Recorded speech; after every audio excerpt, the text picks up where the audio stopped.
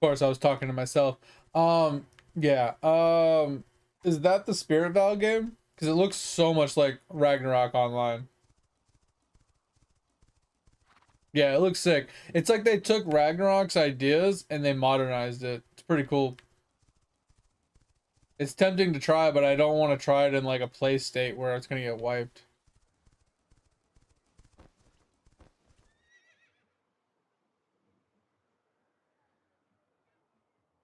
What up, Edge? Yeah, I mean, it doesn't bother me either, but I don't want to like jump into it and be like, oh, that was really cool, and then to get wiped and have to start over and be like, well, I just put like 50 to 100 hours leveling this character up, and now I gotta do it again. Like, that's always my biggest gripe about games. I don't like redoing progress, right? And that's why if I can't get, which reminds me, I want to check my Gmail really quick. If I can't get my, if I can't get my profiles back, I'm never gonna play that game again.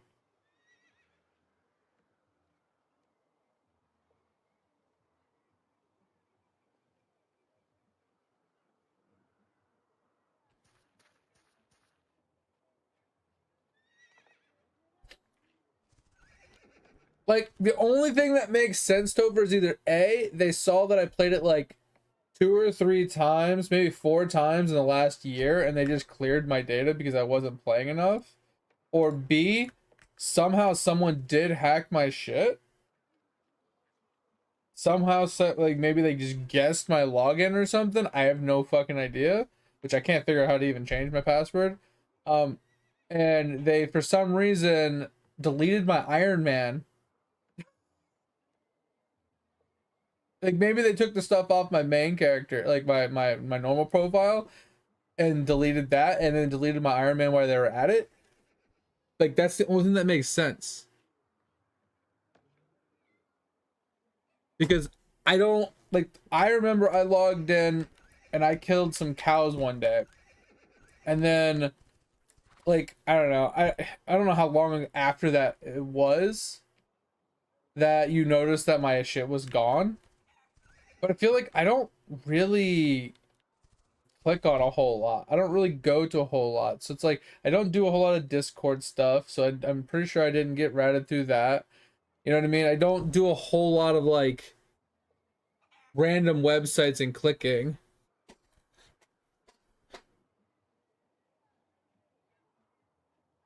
Yeah, and well, that's the thing with the Iron Man, Topher. Even if they were to go on to my Iron Man, they can't do anything with the stuff, right? They can't trade it off. They can't make any money. They can't, you know what I mean? Yeah, they could have cucked us by deleting stuff, but there would have been no reason for them to even do it because they wouldn't have got nothing out of it. So I don't understand where, like, why. I don't know. I don't understand. I can't figure out how it would have happened. Yeah, I'm confused on that. If that's even something that did happen, you know what I mean? Not saying it did, but. And when I was making a ticket, there was no like clear, hey, this is the problem I'm having. Put me in the right category. I just picked a category and I just put in the description and the title of like what my problem was. I sent him the 2 screenshots you sent me of the 2 profiles that I was a part of, and I haven't heard anything back. So I don't know. But yeah, Edge, I just wanted to know if you wanted to do some grinding today since we got the XP, the 50% character weapon XP.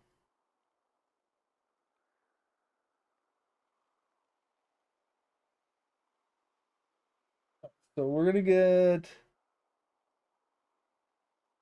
hunting resources done. We're gonna do products from animals.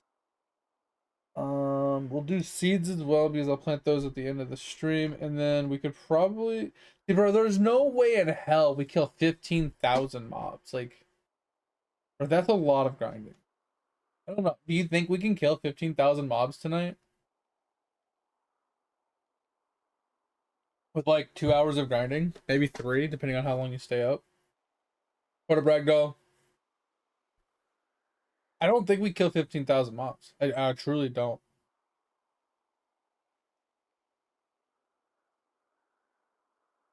Well, that's the thing, Tober's like, when me and Edge would sit down and grind for a few hours, we might get a couple thousand kills, not 15,000. Because every pull is like, I want to say like 30 mobs. And I want to say we get I would say probably on average, probably 50 mobs a minute. And maybe less than that because some of the 3-stars take a while to kill. So I think on average, we probably get somewhere around 50 mobs a minute. Maybe a little less. But even if we overestimate at 50 mobs a minute, 60 minutes.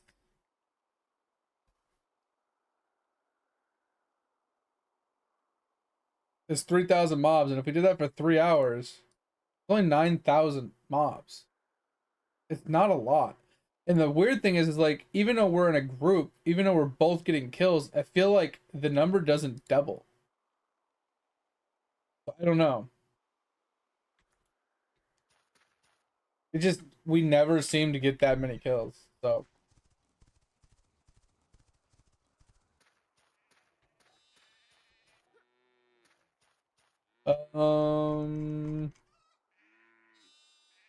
Oh, that's why. Okay.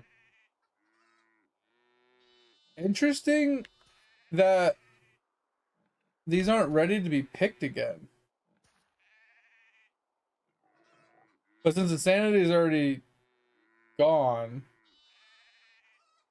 I might as well just kill them all.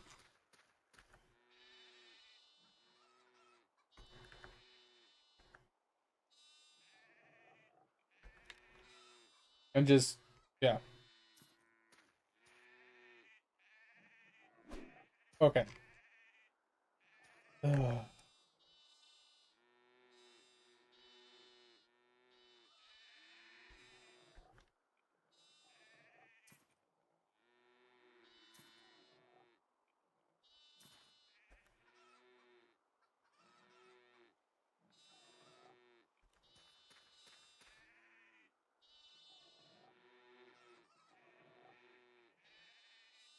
I hate this UI.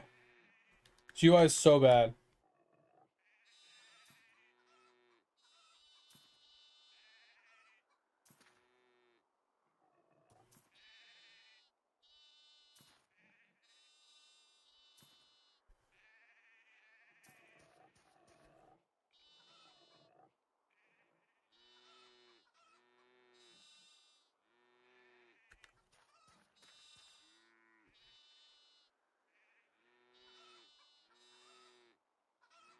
Wait, why did they go off the screen?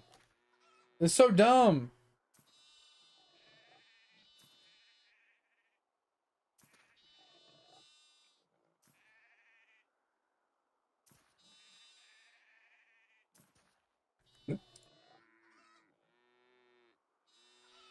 But if in all honesty as well, Topher, if I'm gonna play a game like that, I might play it off stream a lot.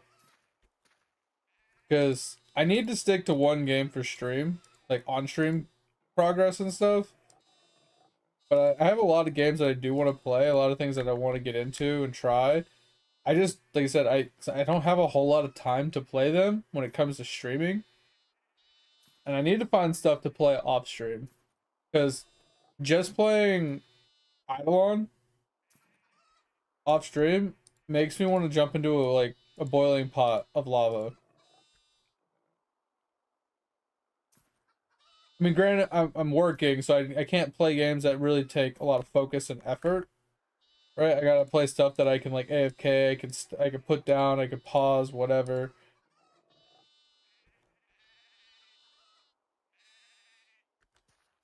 But I don't know.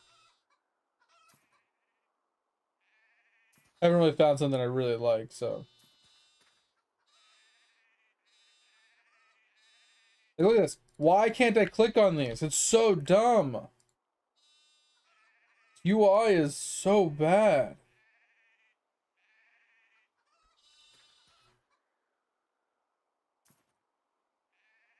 Yeah, the video that I saw that Dig posted, like I said, it gave a lot of like Ragnarok vibes, which obviously I'm not a big Ragnarok person, right? Because I never really got into it when I was younger or whatever. Um, but it's like they took Ragnarok and then they modernized it almost, right? Why? Why in the fucking world can't I click on these fucking dudes? Pissing me off. Like the map that you showed kind of gave me the vibes. The combat kind of gave me the vibes. The graphics were like somewhat on par, but like also somewhat more modernized. So like it just gave a whole lot of like Ragnarok vibes, which was kind of cool. Just without knowing what all the game has to offer, I won't know if it'll like be something I'll be super interested or not. Because I mean, you know me, I like professions. I like to run around and be able to gather and grind and collect things and level up things. You know what I mean? Kind of like participate in that aspect, rather than just be forced to combat grind every day, all day, nonstop. Just level, grind, grind, grind, grind, grind. Like just killing mobs. That shit bores the fuck out of me. Now I don't mind doing it on and off for specific reasons and stuff, gathering certain like rare resources or materials needed for, you know, X, Y, or Z, but not really my cup of tea. And like if there's dungeons to grind as well, like I'm okay with some dungeons as long as it doesn't revolve around like dungeons and Liberty did. Having some raids to do, some world bosses to do, like having like always something to do is like kind of the go-to. And that's one of the reasons why I really love BDO so much, is because there's so much to do. You know, all the different professions are very time consuming, very in depth, have to put effort into. So if you're not feeling going hunting, you can do cooking. If you're not feeling doing cooking, you can do bartering. If you're not feeling doing that, you can go do combat. If you're not feeling doing any of those, you can do some gathering stuff. If you're not feeling doing that, you know, you can get some of your quests and your achievements out of the way. If you're not feeling any of that, you have stuff to always be doing. And I feel like that's where a lot of MMOs fall very short, is they have a big like loop play system where it's like in-game loop grinding of stuff, and that's cool and it's what you need, but there's only a few of them, right? So you have to, you're like, oh, let's go do combat. Oh, I did combat this week. Now I'm bored of combat. What does it do? Oh, let's just go grind a bunch of ore. Oh, that's boring. Oh, I don't want to combat. I don't want to grind ore. What do I do now? Well, I don't know. Let's just go play another game. Right? There's just not enough variations of things to always be doing. In a lot of games, they just struggle with that. In some games, they have too much to do, which gets you very overwhelmed, and it makes you feel like you're not making any progress, or you just don't have enough time to play, or it makes you like have to turn the game into a job instead. And there's just, I don't know. There's a fine line to have to toe. And that's like the problem with BDO, since there's always something to do different almost every single day, that you can always do something that you didn't do the day before. It just feels like there's too much to do and it's way too overwhelming. Oh yeah, Edge. Um, did you want to talk PoE2 today? Or like soon, and like try and like theorize some stuff and figure out what like plans or ideas?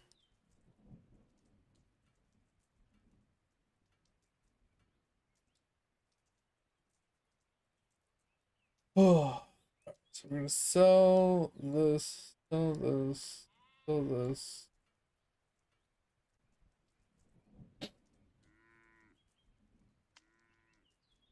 Whack! What up, Philip? You woken up early? No!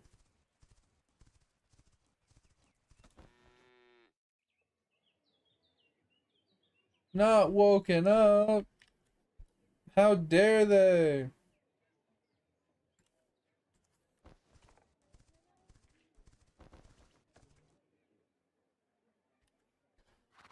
I will say, Edge, I'm also getting a little tired of this game having so many disconnects.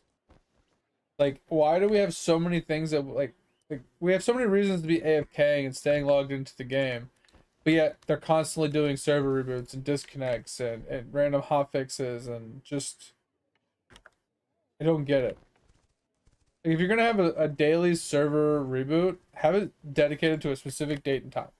You know what I mean? Not date, but you know what I mean? Like every day at 5 a.m. we do a server reboot. Okay, cool. Sure, we can plan around that. But it's getting kind of ridiculous that I log in. almost like 5 times out of 7 days in a week, I'm disconnected when I get back online. It's kind of driving me nuts.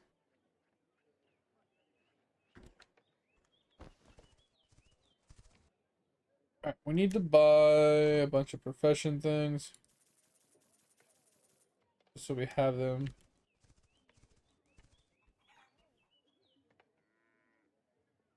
And then if you do want to grind tonight, I'm going to pick up some stuff. So we'll get the PvE points. We'll get kill 10 dudes. Dude, this arena one is just annoying. I kind of despise doing it, so I don't think I'm going to do this one. And I can't get the 300 PvP points because I'm just not doing it. Alright, we'll just do that. We'll just grab those. We can kill some mobs.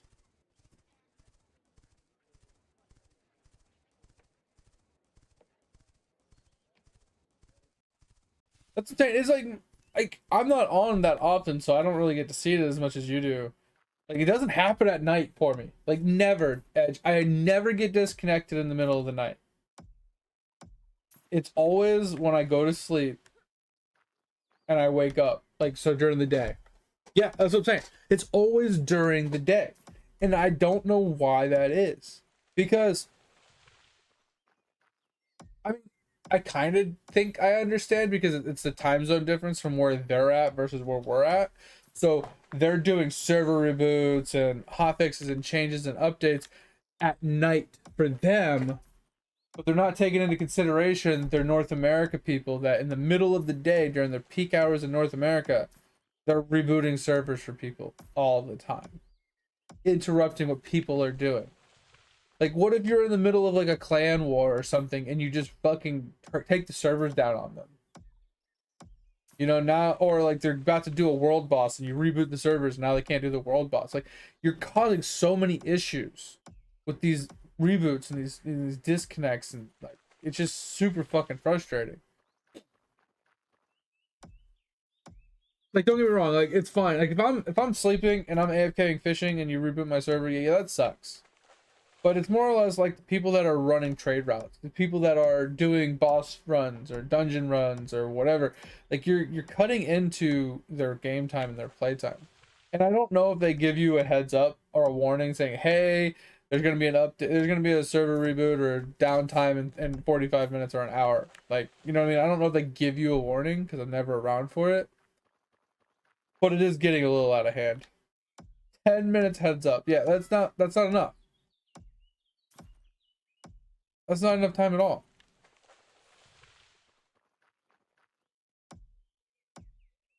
Super frustrating. And like, I feel like at that point, like, we're in New World territory at this point. It's like, if you want to be taken serious, I mean, don't get me wrong, 10 minutes is fine, right, Pip? But if you're trying to clear a dungeon and you're struggling, and you only have 10 minutes to clear it, granted, you can clear a dungeon in less than 5, right? But if you get in and you're like, oh, I got 10, and then you get the prompt saying, oh, 10 minutes till servers redown. It's like, okay, so now you're trying to rush through, and let's say you're struggling, you get killed by the boss a few times, you have to like keep redoing. Now you just wasted your dungeon because you died because you didn't get it done in the 10 minutes. Or you get into like a PvP arena, and PvP arenas take more than 10 minutes. They literally have a 10-minute timer on them, and they have like a 3-minute like wait time when you first get in. So if you get into this thing and then while it's running there's like, oh, 10 minutes and there's downtime, you can't even finish. You know, you won't even be able to run the arena because the arenas have a pretty hefty like timer on them. Where are they at? Like 14 minutes until this one starts. So if in between these 14 minutes, if there's an announcement that is going on 10 minutes, you won't be able to complete this, right?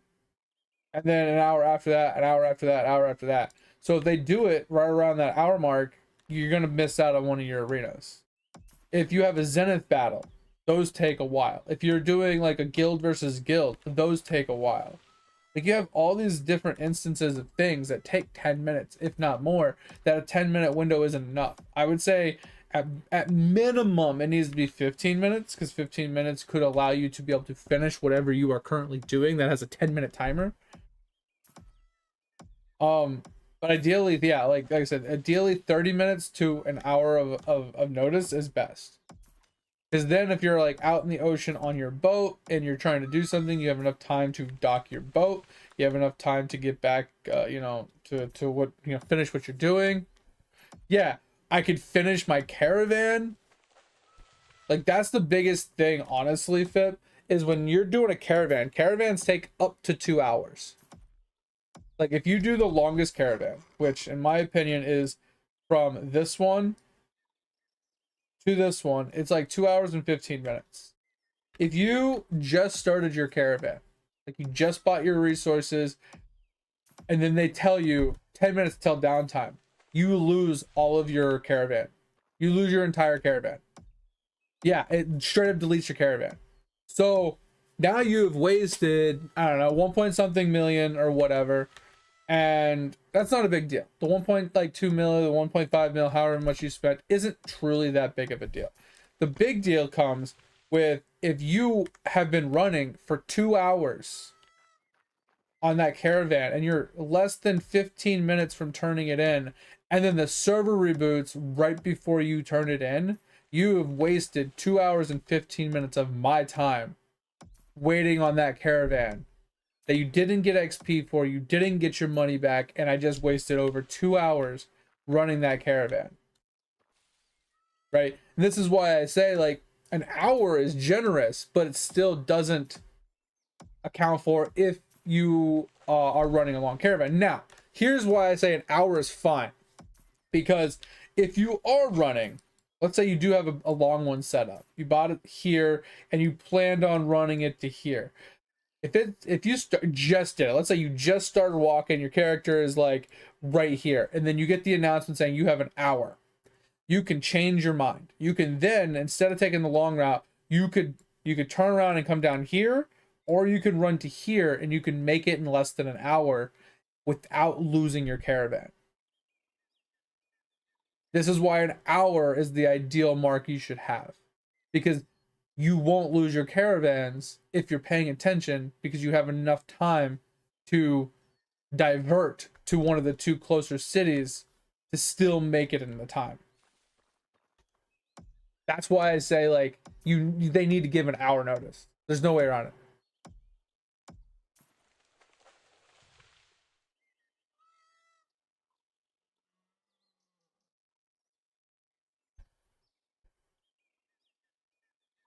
Yeah, Edge keeps losing his because he plays during the day when they're doing these reboots, and he loses so many caravans every single day. I never lose mine at night because they don't do anything during the nighttime and North America nighttime, right? I feel like that's when they're awake and they're doing their coding and they're doing all this stuff, and then at the end of the day they're like, all right, let's push all this out, and then they start rebooting servers and shit and start cucking people. All right, let's go turn this in. That should fix our shopping. Shopping should be done now, and we'll have excess.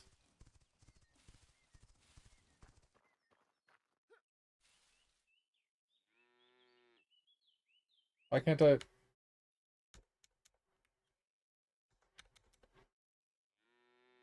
Hey guys, is it just me or is that cow like dancing his ass off?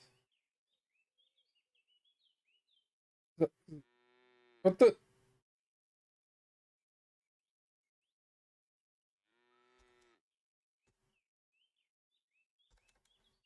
What the? Okay, I think that cow's bugged out.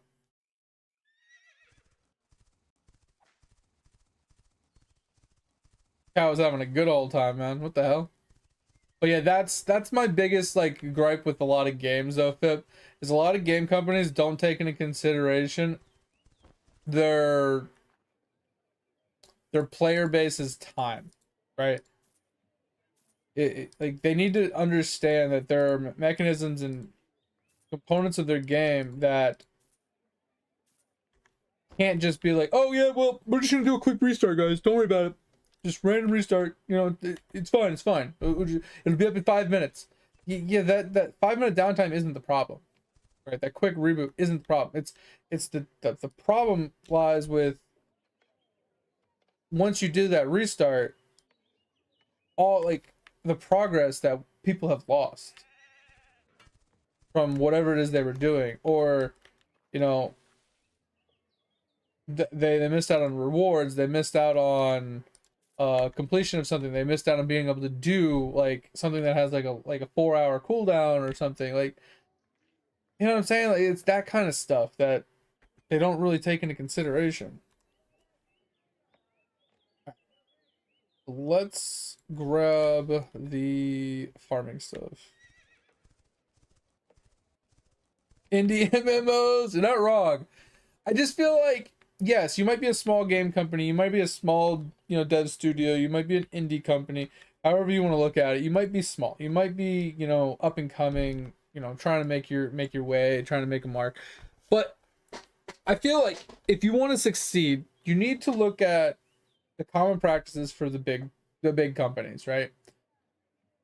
They don't do random reboots. They don't randomly, do random updates. They have a structured, consistent date and time for everything. So everybody can plan around what the plans are. They can say, okay, we know there's going to be every Monday at this time there's an update, right? We know that we're not going to get interrupted throughout the week. We know we're not going to get random reboots or blah, blah, blah, unless there's like a technical issue that truly arises. But it's very far and few between the random reboots, the random hotfixes, the random updates in the middle of the week and stuff like that. And like, there are games that do have daily reboots, which are perfectly acceptable depending on your game. Have it at a specific time every single day. And if it's always at noon my time, that sucks for me because I'll be sleeping. That's fine, but at least I can plan around it, right? That's the key thing. It's consistency. Consistency in anything you do is gonna be far greater rewarding for anything you do. Whether you're running a company, whether you're streaming, whether you're doing workouts, like it doesn't matter. Like, it doesn't matter what you're doing. If you're consistent and you stay very, very, very consistent, start to finish, every single day, every single week, every single month, you'll see a much better results, no matter what it is, if you're consistent, than if you're not consistent. And that's just life 101. And it's like these companies just can't grasp that simple concept of consistency.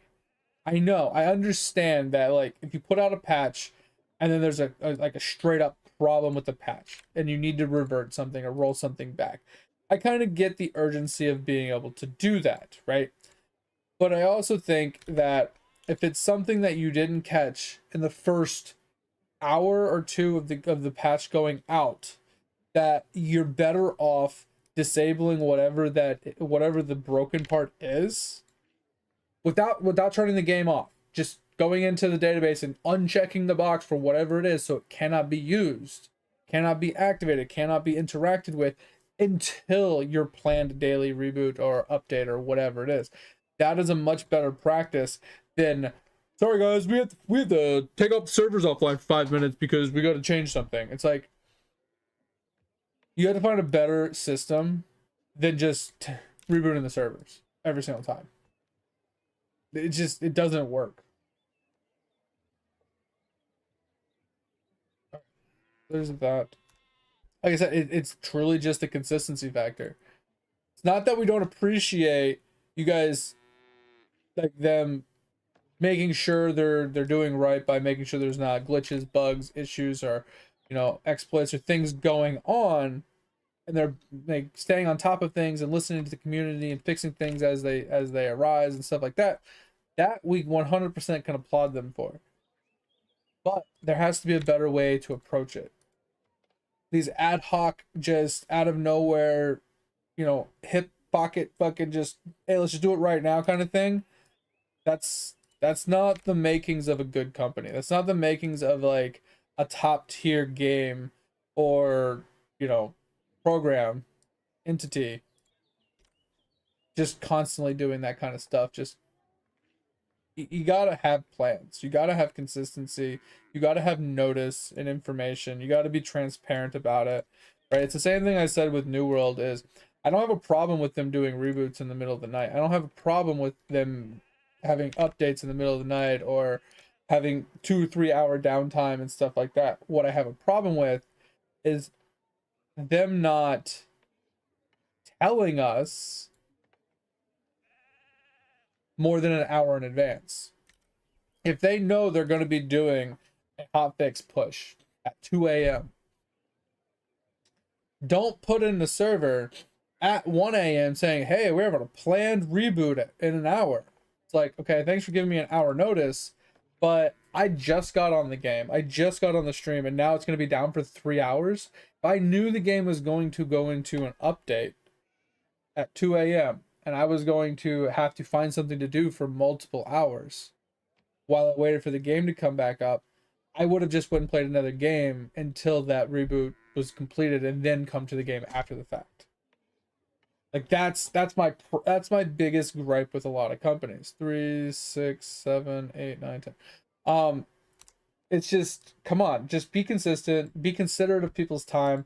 If you know you're working on a hot fix for something, if you know there's a problem with something and you're like, okay, we got an update, we got a hot fix that we put into place, you need to give us 12 hours, maybe 24 hours notice. Be like, hey, tomorrow at this time we're going to be having an update with an estimated downtime of 2 hours.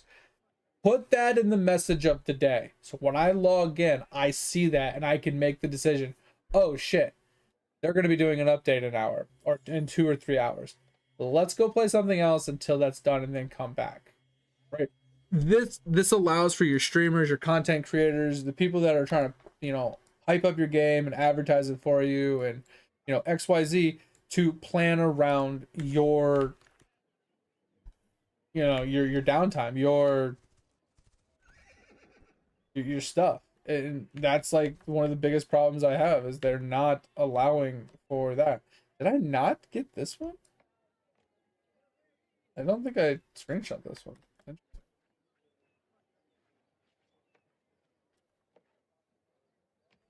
Because I don't think I picked those up. No, I didn't. Interesting. Huh. Let's go grab those really quick. Did I miss these altogether, or did I just accidentally delete it before I grabbed them? I don't know. That's just one of my biggest pet peeves that I've been running into with a lot of game companies. And I'm not trying to say that like they're all indies. I'm not trying to say that they're like big companies or anything like that. They're 264. Because like obviously, New World wasn't an indie company, but at the same time they weren't like an established high tier uh company either. Like they had like what, 2 games to their name, 1 game to their name. They hadn't really like gotten super, you know, into it or whatever. I get it. It's fine. Like we'll take it with a grain of salt. But there's most of the games you see that are like established, that have high like player counts, that um are very popular and so on and so forth. They have one special thing in common. And that is they're consistent. They have like transparency. They have, upfront information letting you know pre in advance so you can plan things. You know when things are going to be down, when things are going to be rebooted, how long it's going to be down, when you're going to have to find something else to do. Like, it's just consistency, bro. That's one thing these indie companies are struggling, is they don't take that shit into consideration. They think what matters the most is updates, updates, updates, content, content, content. Just when we get it done, push it out. When we get it done, push it out. It doesn't matter how many. Like, oh, we got 17 updates today. 17 reboots. Let's go. They don't care if they keep getting kicked out of the game because we gave them content. That's like the only thing on their mind. It has nothing. They don't think, oh well, we just gave them in a new dungeon. They'll be happy that we just kicked them out of the game for 4 hours after we kicked him out of the game 15 times before that. And then, oh, we have hot fixes, so we kick him out another 10 times. So in a 24-hour period, I've gotten to play the game for like 30 fucking minutes. Oh, it's fine. 30 minutes is more than enough. They'll be happy because they got a new dungeon. It's like, do you not understand that in order for people to enjoy your game, they have to be able to play your game? Like, do you not like grasp that simple concept? It's just fucking mind-blowing. let's grab some squirrels.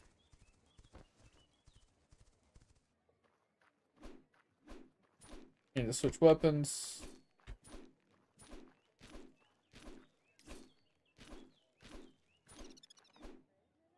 Okay, because we need the reflex tendons, which we can get from rabbits, I guess, because we're already here. Then we got to do turtles, wolves, hyenas, bears. I think those are rabbits, and then boars. Some of this we can do in the desert. But I just kind of hate doing it in the desert, honestly. It's much easier taking care of a lot of these things in the meadows.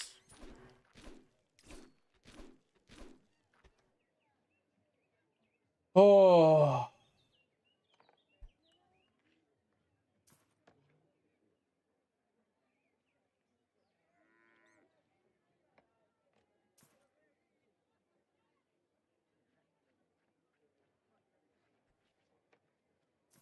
but yeah, it's over. I wouldn't be opposed to like tinkering with that game for like a short, like maybe hour, just to like kind of get a grasp of it and see if I like it or not.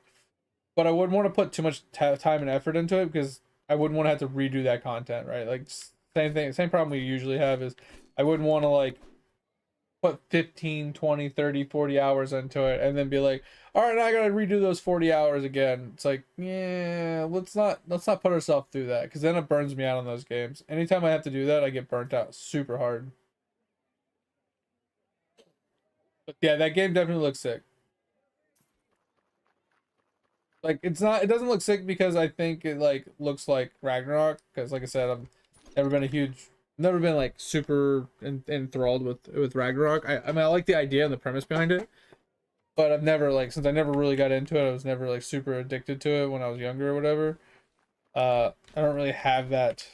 Man, I really want to play. I gotta play. I gotta play. It's super good. It's the best game ever made. But it does look interesting. It definitely looks fun. It looks like you said, it's like kind of like a WoW style combat where I can move and do abilities. So it's like being able to move in Ragnarok while doing your attacks and abilities. That's what it kind of like looked like, and it looked appealing for sure. Totally down for it. But once again, like yes, I would like to stream doing the game, but I feel like it's not super necessary to like, that's my big problem is like trying to stream, like keep the stream consistent, keep the stream alive, keep the the viewer base we have, and you know blah blah blah. It's I feel like I can't keep just switching games every month. I gotta stay more consistent with a game for a longer period of time, get some completions in before I decide to finally make the swaps to another game. Because like my big thing is like I never finished New World, and I really do. I really want to finish it. I never finish the bad thing is like I get into a game, I start doing completion, I start getting 70-80% of it completed, and then I quit and I move on to another game because I get bored. And I never get completions like Lord of the Rings, right? I was making really good progress in Lord of the Rings, and then I quit. And then I was making really good progress in, New World Ironman playthrough, and then I quit. I was making pretty good progress in the Hypixel stuff, and then I quit. Right? Like, I play for a while, and then I get bored, and then I move on.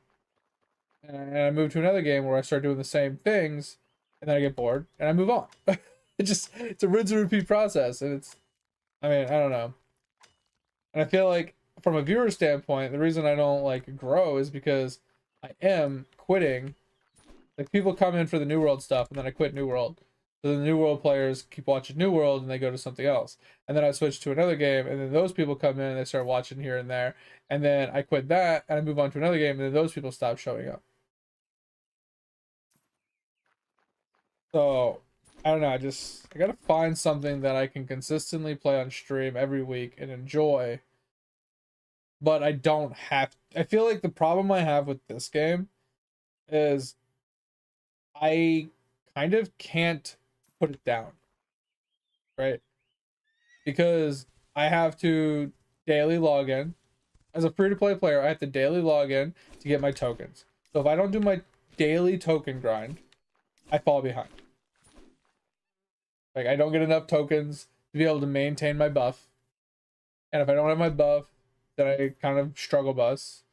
So I feel like this game, I have not been able to turn it off, and I have not been able to play anything but this since I started playing it in February, or in March, or whatever. Maybe April, I don't remember. I've been playing it for definitely over a month. I have like almost 1,500 hours. And I'm not opposed to this. Like, I've been enjoying my gameplay. I've been enjoying playing the game. But it's getting to the point where, not that I'm bored, but it's like, the game is always open. The game is always running. I'm always, like, grinding something in this game. Either I'm fishing, or I'm running caravans, or I'm actually doing my token grinds. And I haven't, like, there's nothing to do. Like, the game is fun, but it's stagnant. I just feel like the profession grind is stagnant. It's very, very, very stagnant. Like, I haven't, like, leveled anything up super high level.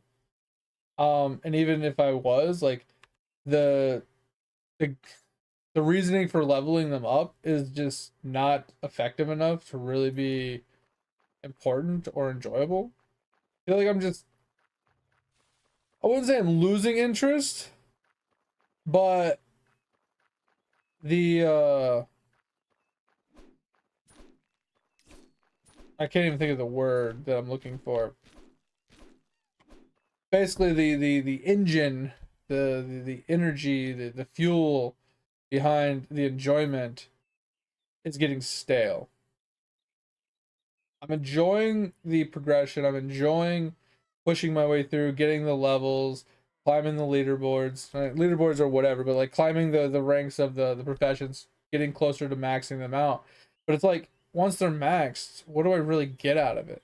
It's not like I've unlocked something special. It's not like it gets me into a new bracket or tier of something once I've hit that threshold. It's like, okay, once I finally max this profession out, I can now do this, right? I don't feel like there is anything like that in this game. So it's just like, I don't have that drive, that dopamine of, okay, I'm getting close to my goal. Like, yeah, my goal is 100 level 100. Cool, okay. But what does that level 100 get me? Nothing. It's like I hit that milestone and I don't get anything beneficial out of it. It just feels very unimportant.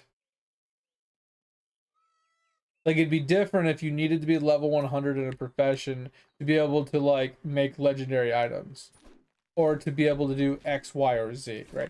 If you had to be at level 100 to get a certain buff or benefit to actually get best in slot something, then at least it's like, okay, now there's actually a reason to hit level 100. But they currently don't have that. And I think that's kind of the loss of, like, enjoyment for it. Now, they did say in their last post that they're going to be working on improving the profession system, making it more rewarding, more engaging, more enjoyable, and stuff like that. So I'm hoping they take that into consideration and give us a little bit more reason to shoot for level 100. Because right now, I feel like there's no true reason to get level 100 in any profession. Yes, there's the milestone bonuses and stuff. So, like, in hunting, level 100 gives 9% chance for double gather and 30 hide bonus. Yeah, you do get that. But other than that, like, that's it. There's nothing else. There's no other true reason to hit it. So I don't know.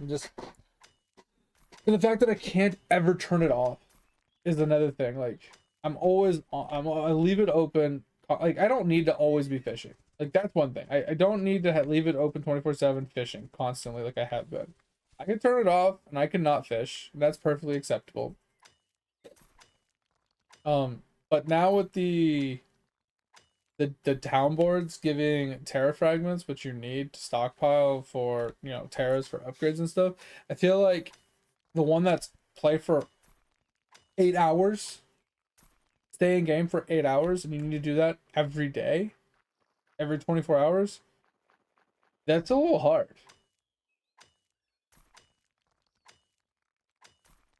Like without just leaving the game running. I don't know. I'm just, like I said, I'm not quite at the burnt out stage, which is why I'm saying I need to find something to do off stream. That's not just running caravans and fishing on this guy. But I kind of need to take breaks, I think, while still logging in every single day to get my token turn-ins. And I feel like that's the big problem, is having a daily login like that is kind of frustrating because it forces you to have to log in every single day to turn the resources in every single day. I mean, logging in and just turning them in isn't that big of a deal. It gets tedious, and you do it if you want to do it, but at the same time, I'm more along the lines of, why don't we have things set up for weeklies? Weeklies are so much better. So you can get it all done in one day and not have to deal with it for the next 6 or 7 days. Like, you just don't have to think about it. I feel like that's such a much better system for majority of player bases, especially casuals, that if you can just set it up to, hey, you log in on Mondays, you turn in all your stuff for the week, you grind all your dungeons for the week, and then if you want to play throughout the week doing other things, you can. You don't have to worry about doing your token grind every day. You don't have to worry about doing your dungeon grind every day. You can just leisurely do whatever you want for the next 6 days. And I think that would go a long way for a lot of people. I think that would be a lot more enjoyable for a lot of people, because they can take one day out of the week to just get their grinds out of the way and then have fun the rest of the week doing whatever else they want. Instead of, oh, hey guys, gotta log in and do an hour worth of tokens and like another hour worth of dungeons. Oh, once I've done my hour worth of dungeons and tokens, now I can go and actually do some stuff around the game and have some fun. And oh, I gotta do that every single day. That's rough.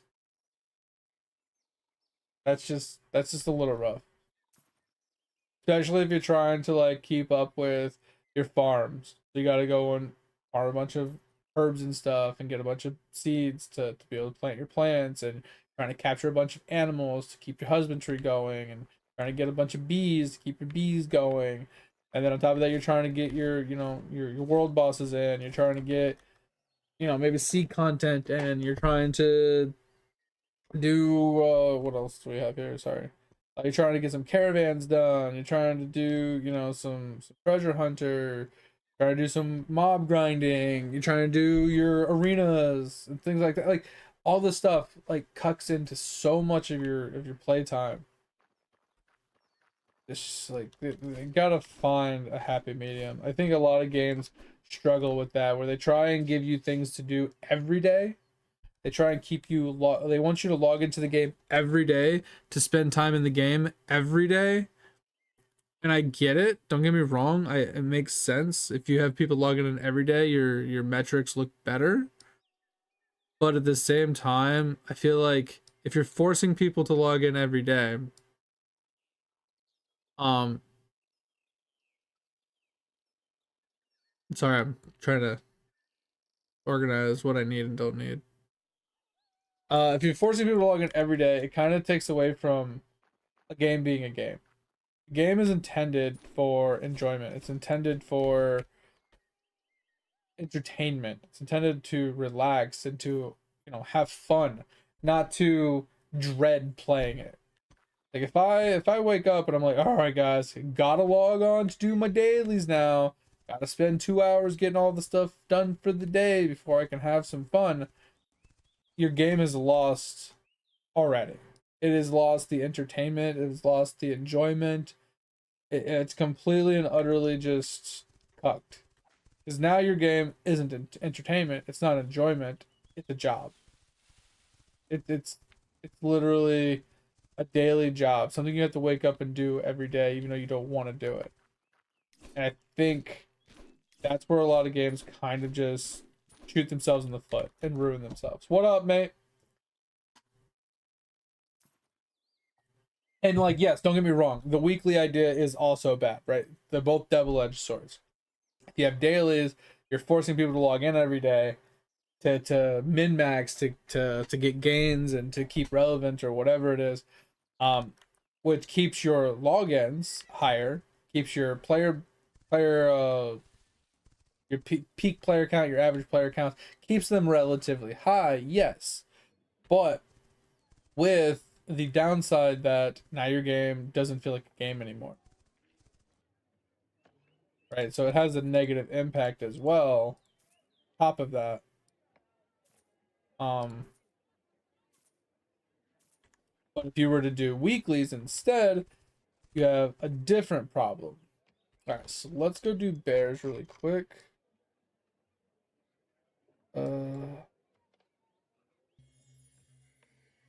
So we need bears, boars, and a hyena. I'm doing pretty good, mate. I only got like 5 hours of sleep today, so I'm a little tired, but I'm not doing too terrible. Um, but at least with the weekly system, right? So hear me out on this. The daily system has added benefits of keeping your player bases like consistent, right? Where every day you have like people that are constantly logging in, unique IDs, blah blah blah, peak player count, average player count. Like it helps with that quite a lot. But it also has a downside of you burn your players out. You kind of make people dread playing your game. You make your game more of a job than an actual entertainment factor, which is what it should be. And you kind of hurt your overall player base slash growth of the game in general and keeping people entertained for long periods of time rather than short periods of time. Like a short-sighted kind of idea, in my opinion. Now, with the weekly idea, it caters more towards casuals and people that don't have 8 to 12 hours a day to play your game 7 days a week, which allows for you to have an overall maybe less average player base per day, but your weekly player base would probably be pretty decent, right? You'd still have an overall decent weekly player base because people can log in at their leisure at that point and play as they need or want or whenever, you know what I mean? They don't want forced in every day, but when they have free time, they play.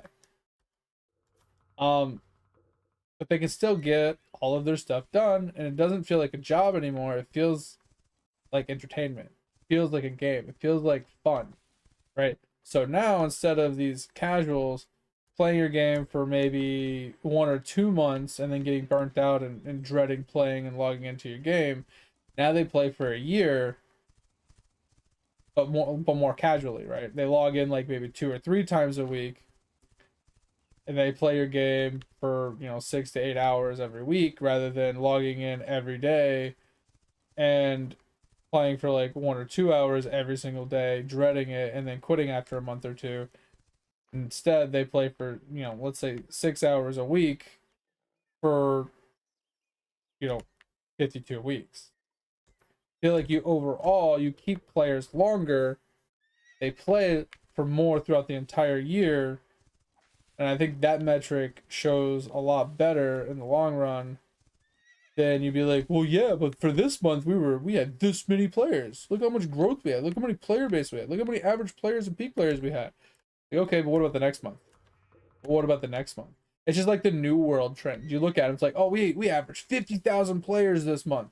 Okay, what about the next month? Well, it was only 20,000. Okay, what about the month after? Oh, it was only 5,000. It was like, oh, so it didn't work. And then if you look at like another model where it's like, okay, now it's more of a leisure play, it's more of like an entertainment game rather than a feeling like a job. Where is the head? You look at like a model like that, you're probably looking more along the lines of, ugh, I can't get this freaking pig because he's like right inside this bush. Um, like you'd look at the average for the whole year, and I feel like it would be okay. That's just fucking stupid. Just leave that thing there. Limpy, yeah, that's kind of what we were like complaining about just now. Is the game? So hear me out from start to finish before you just leave. Okay, it's a good game. depending on what you're looking for, depending on what you're trying to get out of the game, depending on what keeps you motivated and enjoyed into the game, it's a good game. Now, with that said, it caters towards PvPers. If you are a PvEer, like me, and your main focus is PvEing, which is like doing professions, grinding some dungeons for materials, for crafting, or stuff like that. You want to run some raids every once in a while, so on and so forth. This game is not particularly for you. Now, we take that with a grain of salt because there is 30 something professions that you can grind. Right? There is. So a lot of PvE you can do. You can do all of these professions. They all take a lot of time, a lot of effort to grind and to grow and to work on. They all have pros and cons to each. They all have their own positive spins and things that you can get out of them. Which at the end of the day, if I'm being completely honest, you don't even have to do a single profession to get like best in slot gear or anything like that. You don't need to do professions in any way, shape, or form to actually be end game viable. Which end game viable in this game is PvP purposes. But they are still growing. They are still adding content. They are still going to be adding more PvE stuff. They're revamping things. They're tweaking things. Their quality of life thing. They're doing a ton. Like it's still early stages of the game. I think it's been full release for 3 months now. And they just did a huge overhaul to the combat, and now they're in a quality of life phase of the game where they're going to try and polish a lot of the mechanics and content in the game. But at the end of the day, currently they before they start actually doing the quality of life and the updates and the revamps of stuff, the PvE is very lacking. As in, you have dungeons, which are very bad. The rewards from the dungeons are required, but they are also very terrible. The dungeons are very mind-numbing and super, super basic. You can literally run into a dungeon and clear it in 3 to 5 minutes solo without very little effort to get your rewards, but you're capped on how many dungeons you can run a day, which is really annoying. And you get when you I don't know if you have to log in to get your daily points. I haven't tested that, or if you just get them when you do log in for how many days you missed or whatever. I think it's daily. Every day you log in, you get X amount of points. I think it's like 400 points, and you can hold up to 1,000. It's a really stupid system. They do it in a lot of games now to like limit people, to prevent people from like free farming endlessly 24/7 with bots and stuff. I get it. I understand it. I dislike it. There's other ways to go about like preventing that kind of stuff or whatever. But the dungeons are really terrible. Then they have world bosses with timers, which is actually fine in my opinion. And then everything else is PvP, PvP, PvP, PvP, PvP, and then they're gonna add more PvP. They have no raids. The dungeons are worthless, basically. I mean, they're necessary, but freaking terrible. What's the point of having tanks? What's the point of having DPS? What's the point of having healers if the dungeons are really worthless? Except for the world bosses kind of come in handy.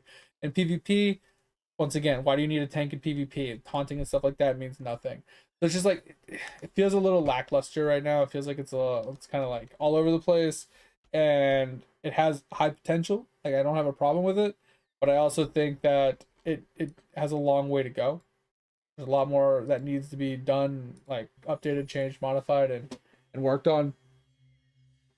But if you want to play the game in its current state, I feel like you'll get your money's worth out of it. It's only $10. If you wait for a sale to go on $1, you'd easily get your dollar's worth out of it.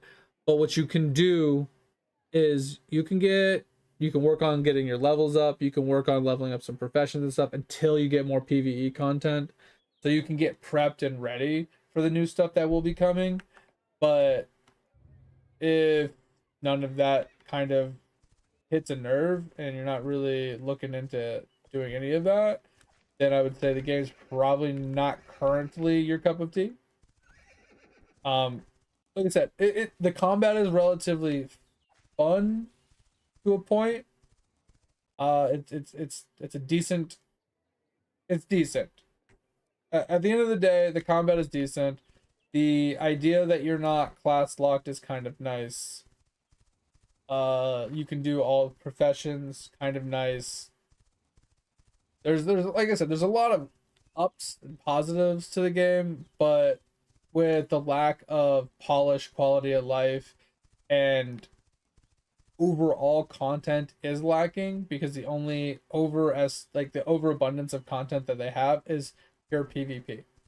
Almost everything in this game that it's focused on right now is PvP this, PvP that, PvP, PvP, PvP. And if you're not into PvP, you're kind of AFK fishing, AFK running caravans, you're constantly just you're chopping trees for 150 hours, you're mining ores for 1,000 hours. You know what I mean? Like you're just doing like all of this stuff that just feels like you're not really making any progress overall in the game. Because like I was saying before, the professions are cool and all. I like the idea of like leveling them up and getting to max level and stuff. But there's no like I finally got to 100. I can now do X, right? There is no there's no like milestone when you hit level 100 that it's like something is finally obtainable. Something is finally unlocked. Because hitting level 100, all it does is give you a milestone, like an unlock of chance for Devil Gather, or if you were to do it on like mining, right? Mining is chance for Devil Gather, right? Wood cutting, chance for Devil Gather. Fishing, chance for Devil Fish and auto fishing reduction. If you were to do it on smelting, right? Processing speed, chance for double process. Like none of those milestones really are like, damn, that was worth getting to 100. It just feels very meh. Like that dopamine of I finally got this to max level is like, damn, that took a long time to get to max level because of how much XP it takes. But like at the end of the day, it's like I got it to level 100, but what do I really get for being level 100? Just feels very meh. So like I said, take that with a grain of salt. If you have specific questions or you want me to show you something specific, or if you want to ask me like another direct question, I can explain it a little bit more or more detail or show it to you or whatever, and try and give you kind of the best information that you could need or want to try and make your sound decision. But I don't know. Me not being a PvP person, I am a little jaded. I am a little biased that the game is kind of meh. I am enjoying the crap out of leveling up my professions because that's what I always enjoy doing. But I definitely am, like I said, just kind of meh about the game because I have to log in every single day. I have to do the same grinds every single day. And I just feel very unrewarded for my daily contribution to playing the game.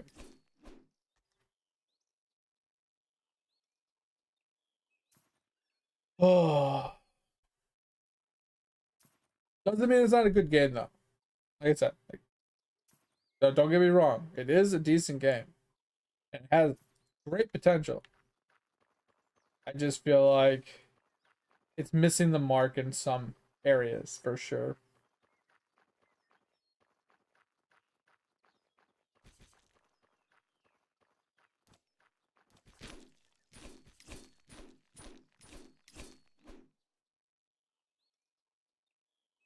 All right, so let's double check what we have here. So we have hyenas, turtle shells. We have the wolves. This, and this. Okay, so we have everything but the boars and the feathers. Okay. Um, let's finish these up.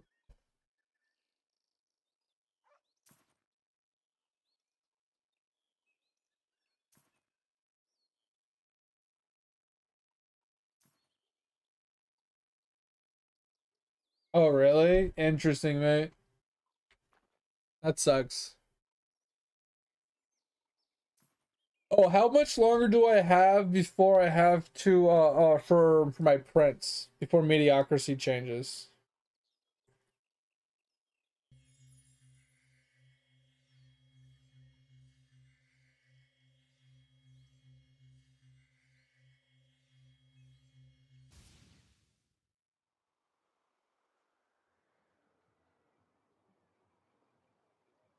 60K and you failed. Damn, that sucks.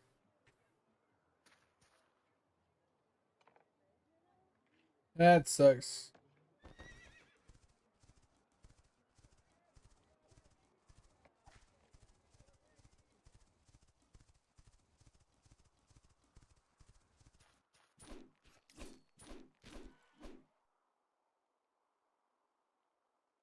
Oh, Edge.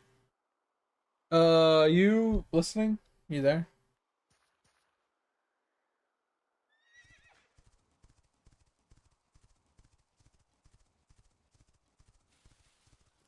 Um, Something I did yesterday, it got me like 30% of a level, if not more, was my town board turn-ins.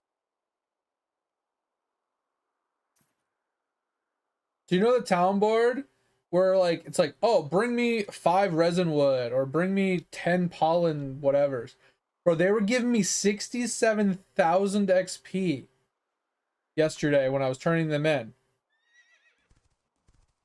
And since you have 2 daily refreshes as well, I literally just grabbed all of them but like the kill ones and like the food ones and the potion ones, and I quickly turned them all in because I had a bunch of mats, you know, in my bank. Turned them all in, hit a refresh, did it again, hit a refresh, did it again, and I literally jumped from like 20% to like 63% or something like that. I don't remember what, I don't remember if I was still at 20% when I started it, but it gave me a shitload of XP. And I mean, I gotta wait till tomorrow to do it again, but that was crazy. The amount of XP, and I can get even more XP if I actually do the combat ones as well. That's crazy. Like if you could just do your daily town board like that and get like, I don't know, I mean right now getting like 30% is pretty good without having to do combat. It's pretty solid. And then obviously as you go up in levels, it won't scale as good, but that's an easy huge chunk of XP without having to actually put grind time in. Like once again, it's just buy a bunch of mats off the marketplace like you're doing for your for your token turn-ins if you're even doing those still, and then just use them for the town boards and just get a chunk of XP, try and level up faster.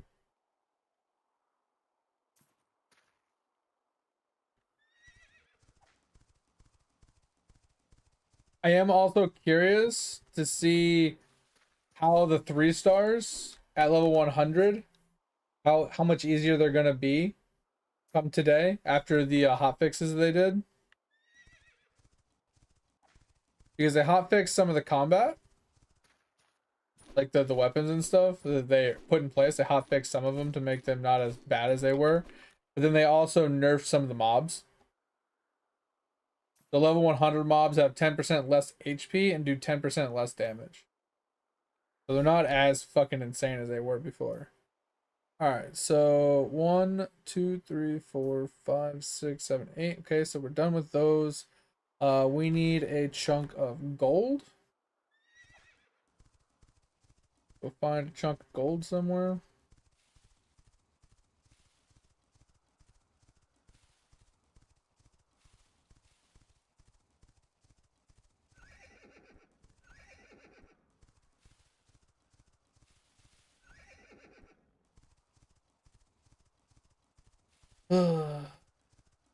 Where's gold when you need it?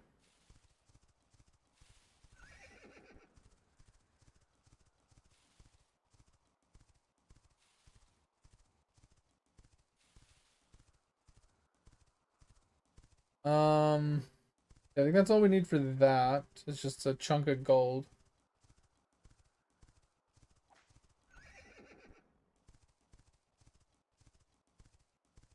That's sulfur, I think. I think that's also sulfur. Oop, this one might be gold. It's sulfur.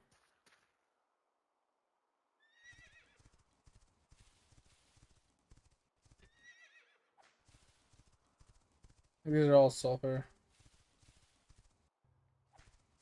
Okay. Ooh, that one looks promising.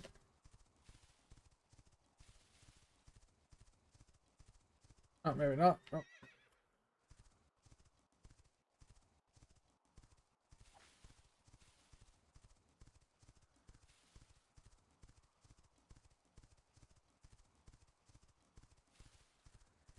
Oh, oh, oh, this one, oh, this one's promising. Yeah, this one's definitely gold. Okay. All right, so we got the gold. All right, so mining is done.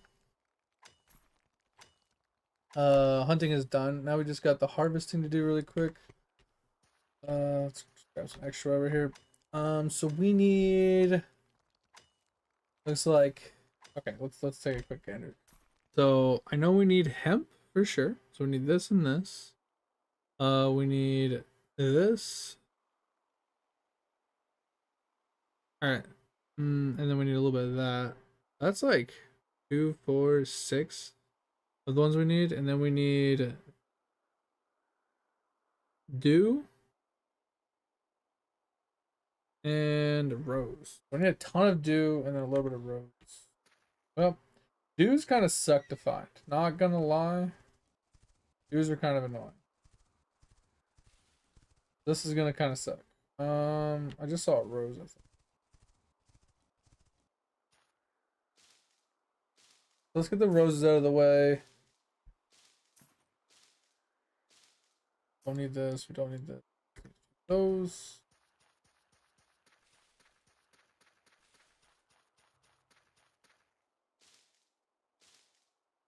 Wait. So I have 12 hours to do my prints. Bro, really? I didn't think a week went by that fast. What the shit?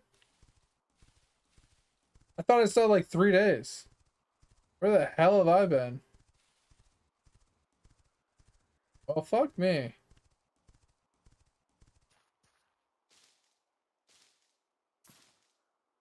That sucks. Alright. Oh, well, I guess we'll have to switch games early tonight.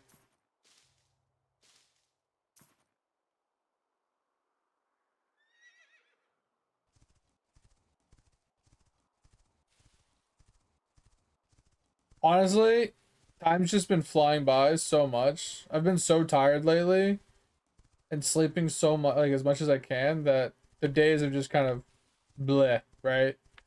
Um,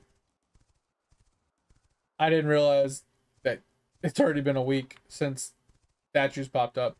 'Cause I was trying to like wait out the week, you know, towards like the last like day or two, and then do all my prints because I should have did them yesterday, but I thought I still had like 3 days, so I was gonna do them on Friday. Didn't realize it resets on Wednesday or whatever. So yeah, I'm kind of fucked at that point. So now I gotta do them tonight, or I don't even know if I want to do all of my reprints. If I'm being completely honest, like I don't really want to do my combat reprints. I don't really want to do my fishing reprints or anything like that. Like I might just do my mining and chopping prints, if I'm being completely honest. Because fishing prints are just fucking annoying. And combat prints are also fucking annoying. Having to do a speed run into my combat prints just sucks. It's just really freaking frustrating.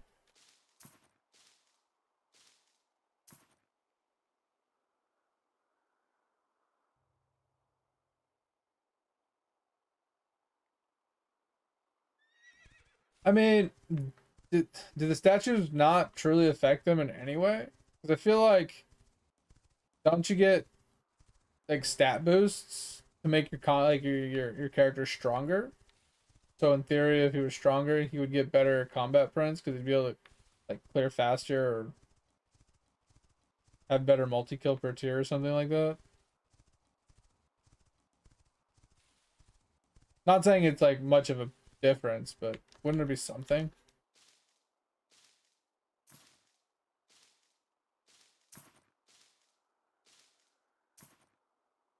Yeah, that's what I was saying. So like if the statue puts you to cap, then you're good. But if you're already there, then it's not really an increase. Yeah, that's what I was getting at. But I mean, also with having more damage, right? Wouldn't you be able to clear more portals? And more portals slash more bosses means more respawn, which means more like bigger prints as well. Like I already struggle at clearing a lot of portals as it is. All right, let's see. So we don't have enough of this. We don't have enough of this. We don't have enough of that. Let's grab this. But anyway, yeah, like just I fucking hate printing. Like with a fucking passion. I know I need to because more atoms is good, right? Like getting huge prints for huge atoms per day. It's definitely worth it. Um God, man, it's just so frustrating. Like without being able to have like a preset set up so you can just click the preset and just do your prints and then go back to what you're doing. It's so tedious. Like, okay, I gotta grab all the gear from all these different characters, gotta put it all into one character, I gotta change this, I gotta change that, I gotta make sure these chips are the right thing, gotta make sure this is this, make sure this is that. You gotta, test, oh, is this card set better than that card set? Do I hit a new threshold, milestone, or whatever? Do I do this? Do I do that? It's so fucking much. Just ugh. And then at that time, I'm just lazy. And if I'm gonna be lazy, then what's the point of even doing a reprint? I'm just gonna be lazy.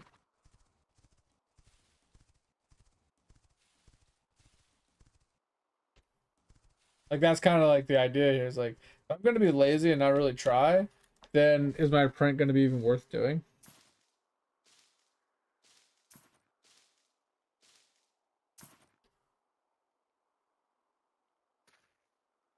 Well, that's what I was saying though, mate. Like, but if you clear more portals, like you get closer to the next bosses, right?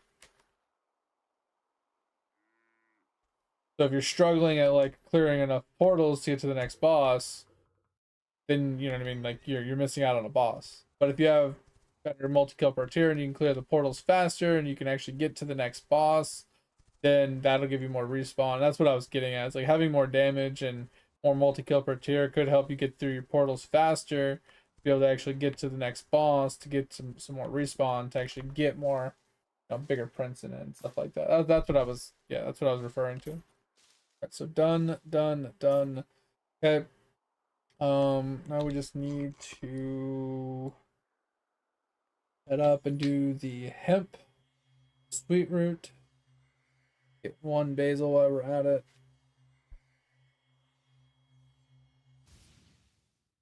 Yeah, yeah, I know. I don't know. My brain's all over. I'm kind of cooked in the brain right now. So my I can't keep my thoughts straight.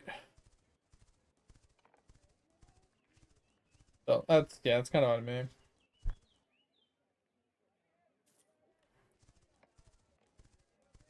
All right, so should be done with this. So the only thing we're missing is 32 of the gemstone things, and then we have everything done all the way up to these last two guys. So we should have this done.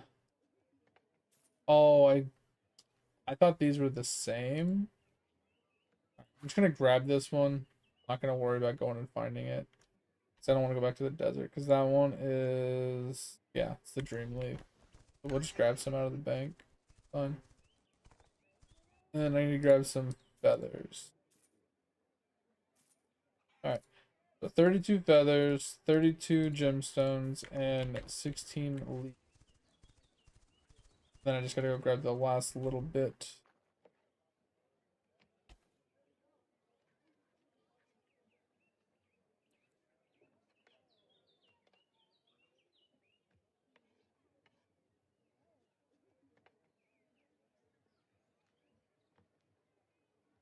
So let's grab 32 feathers. Uh, was it gemstones, 32 for leather, and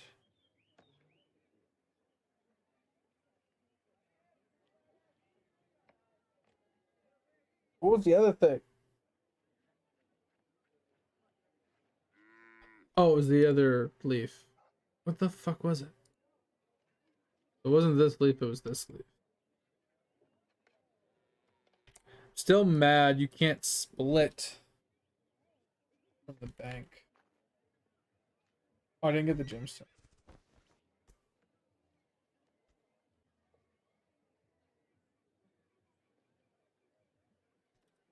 Dude, the gemstones are going to be such a problem for jewel crafting. Such a problem. They're so rare and you need so many of them. There's that. Farming's done. Fishing's done. That's done. Then we'll turn this in. Alright, so hemp, sweetroot, and 1 basil. 88 logbook? Bro, let's go. I think I hit 82. And it was purely because I got 1 increase to... The fuck was it? I got my 9th. I got tier 9 mushroom. And I think I got tier 5 or tier 6 crown. Bro, I cannot get a tier 10 basic bitch plant. I have 18 tier 9 plants. I cannot get tier 10. It just won't fucking proc.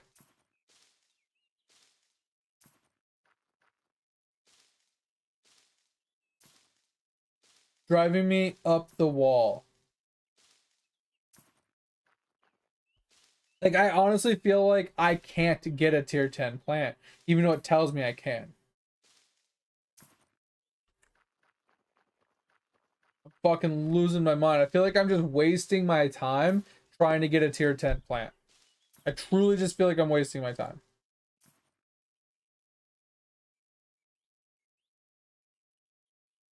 That one go there.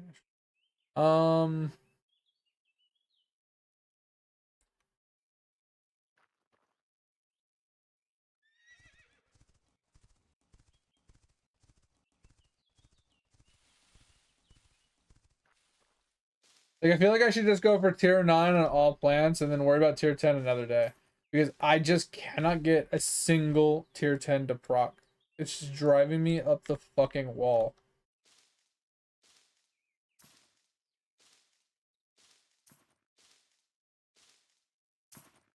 I truly just don't know what more I can do to try and get a tier 10 plant. I have so many days worth of procs. Like months and months worth of fucking procs from all the chemicals that I've hit, all the fucking log flips that I've done. I just cannot get a tier 10 to proc. Just makes me want to fucking cry. It's so obnoxious.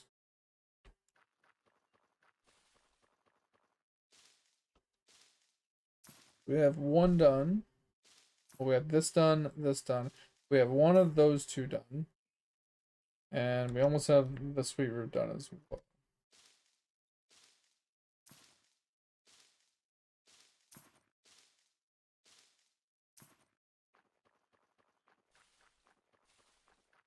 I don't know if there's any recommendations you guys have for trying to get my logbook done, but I just literally want to just alt F4 the game. That's why I closed it. Like, I have it closed right now. It pissed me off.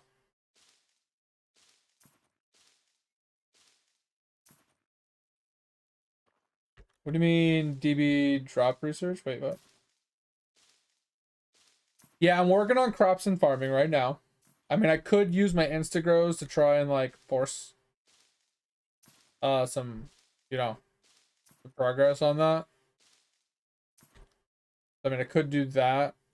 And like I said, I'm slow working on that. I'm not like super efficiently tryharding that, but I am kind of working on that. I don't know what the DB one is. Is that in his grimoire? Or is that like a talent or something? Okay, Grimoire. Okay, gotcha. I could look at that. All right, so we're done here. So let's find Sweet Root. Sweet Root is just so obnoxious.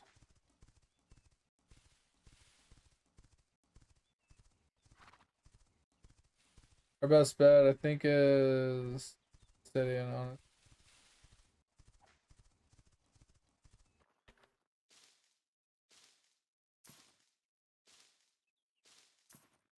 Oh, but yeah, I figured that would be the recommendation is more crops and probably yeah, the Grimoire I wasn't expecting that specifically, but that makes sense.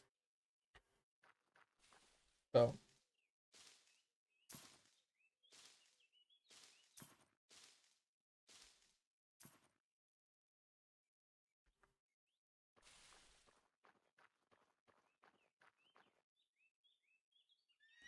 all right, let's go turn this in. All right, Edge, I'm done with my tokens if you're interested in grinding.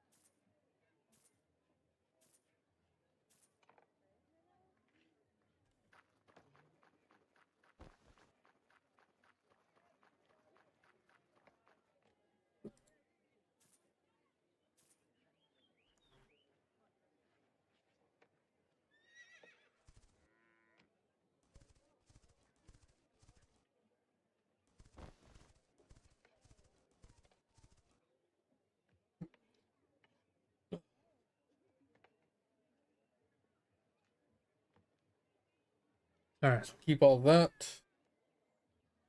This. All right, so what do we do in the meantime while we wait for Edge? Go back to mining. Could do some mining.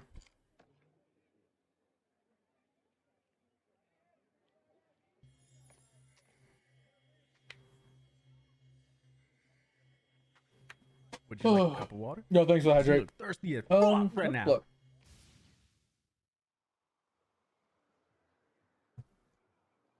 All right, so you said Grimoire, right? All right.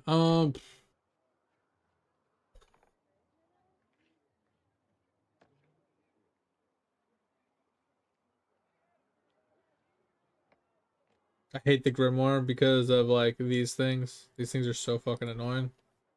The eliminations one and then some of the knockout one and stuff. Those things can suck my dick, dude. Um,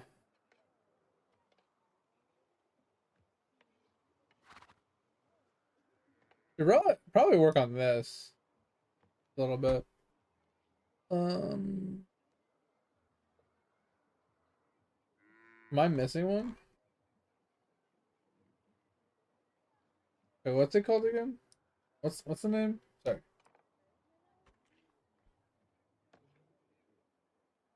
Oh, this one, right?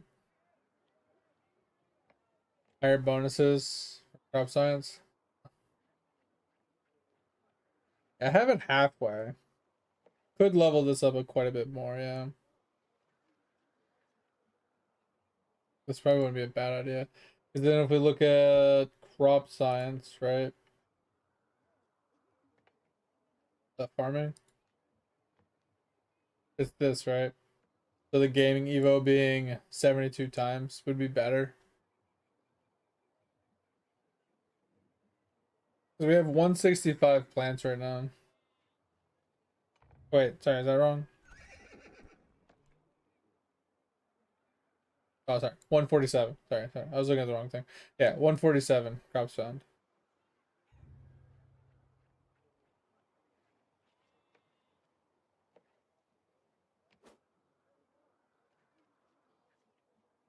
And that's purely because I only have these two specifically. So one is doing glossies and one is doing metal. Crop Evo is at 0%. I think it's because it already went up. Like it already did what it had to do. I think. Either that or I truly just don't have enough chance for it to actually go up. So I need to probably work on my Evo chance.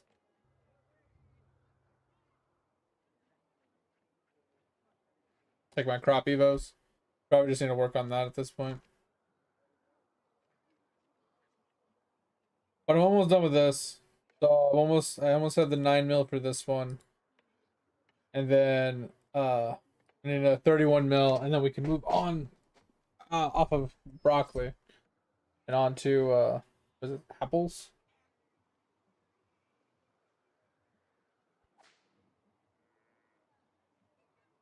That's not apples. Where's my broccoli? Yeah, whatever this is. Yeah, I can move on to this one next. Because we're currently here trying to work towards this glossy. And we're currently here trying to work towards this.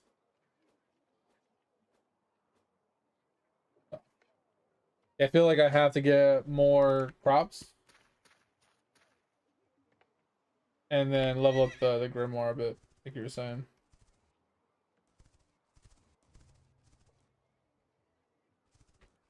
Alright, well, let us... I guess we're just gonna go mining for a little bit. I need to, like I said, I need to level up my mining. I want as well. How is... Oh, I need a new pickaxe. And I need a new hunting knife. We'll do that later.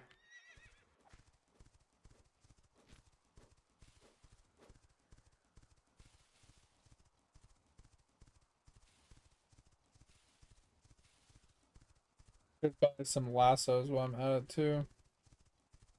Guess the next time I pass by a town, grab some.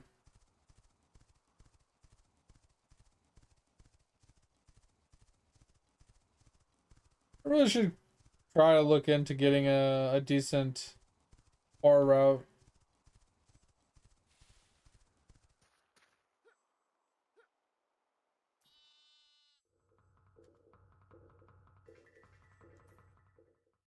It'd be kind of ideal because I'm currently just like winging it, hoping for the best.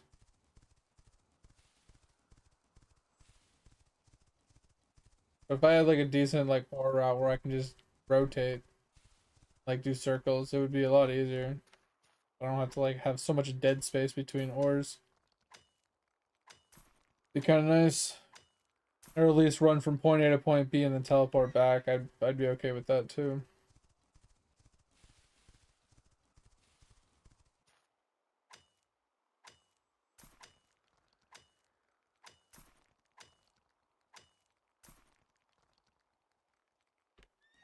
But we're getting close to adamantium. That's kind of a really good milestone for us. That just means there's only one token we can't complete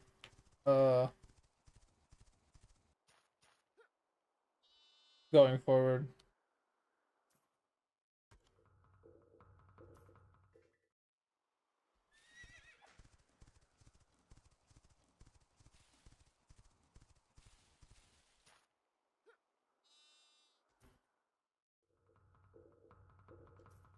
But yeah, Edge, I kind of have an idea. I think I'm gonna play a Blood Mage this league, and I think I'm gonna play uh Ellie Damage Blood Hunt.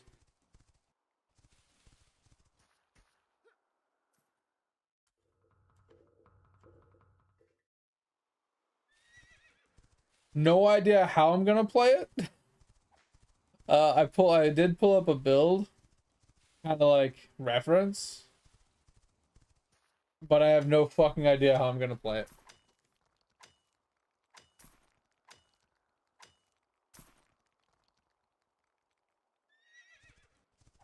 Because if I'm being completely honest, I was honestly contemplating playing it with a bow.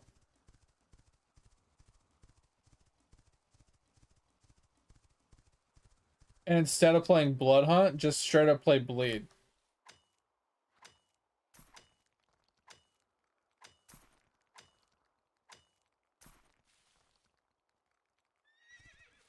So instead of using Blood Hunt to one shot, just use the Bleed and just bleed them to death.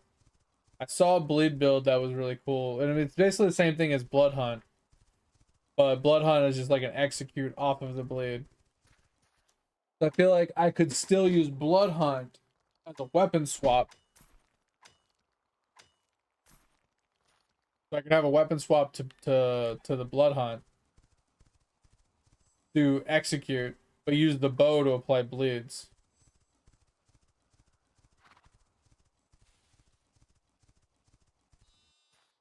I think that looked cool. I don't know how viable that would be.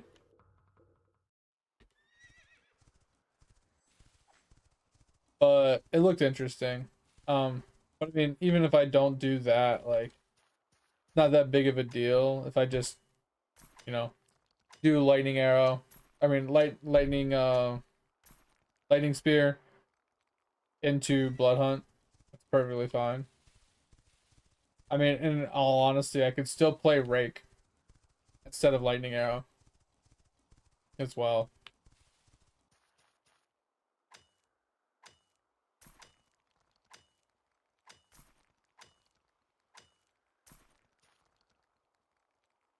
$100% possible. Oh, it just, I don't know. I think a lot of the builds I looked at required a bunch of uniques,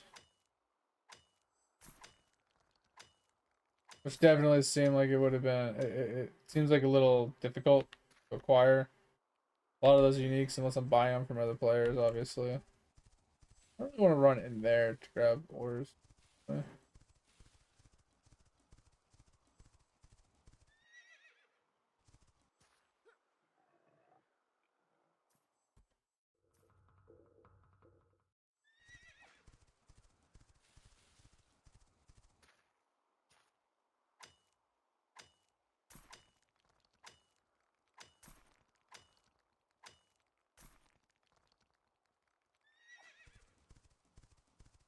So I think we're gonna kill our pickaxe relatively soon.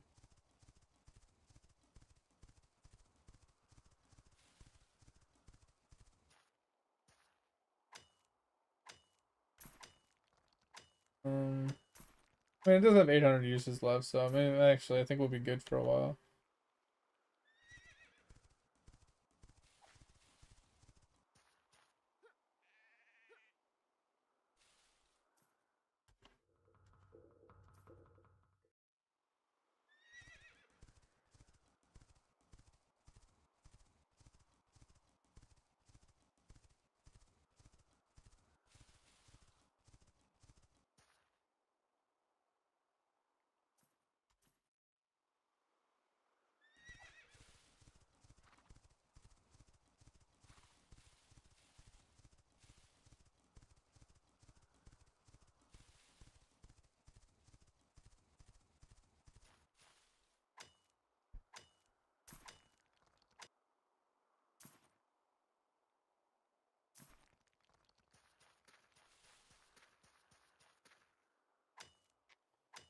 Oh man, oh man.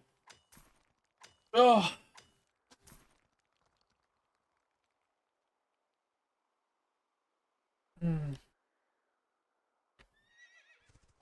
Would you like a cup of water? Cause you look Yo, thirsty as Cole, fuck what's right going now. on, my man? Hey, thanks for the hydrate.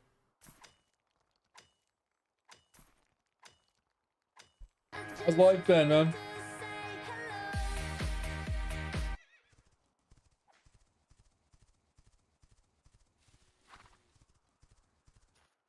Hope things have been going well.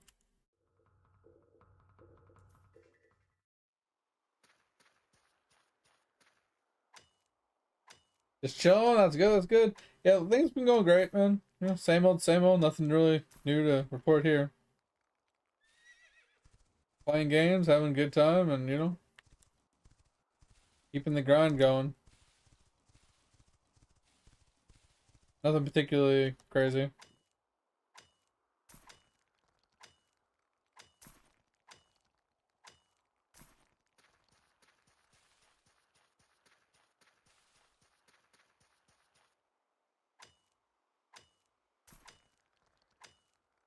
I think it's like 108 or something like that, mate. 104, 108. It was like 10 something. I want to say between 104 and 108.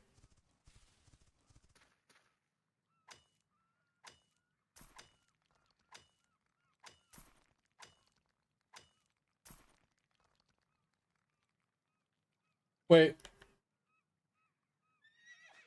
backpedal. I remember vaguely that you had computer issues. I wasn't sure if it was you or your buddy's computer that had computer issues.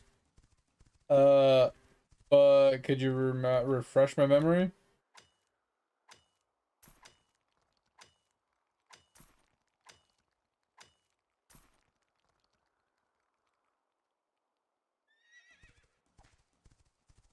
Interesting.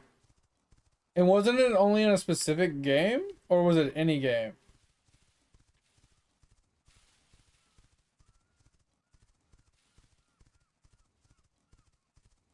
Interesting.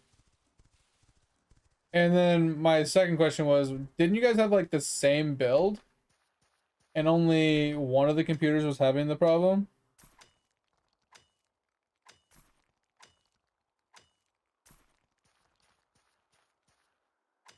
So what did they say was wrong with the RAM? Was it just like a bad RAM? Like one of the RAM sticks was bad or something?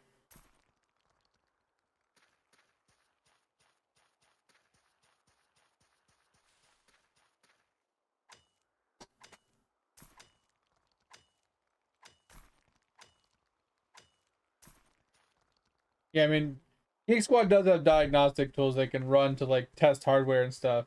Problem is, like, unless you have those diagnostic tools yourself, you have to guinea pig piece by piece yourself, which is what makes it so time consuming and irritating to figure it out on your own.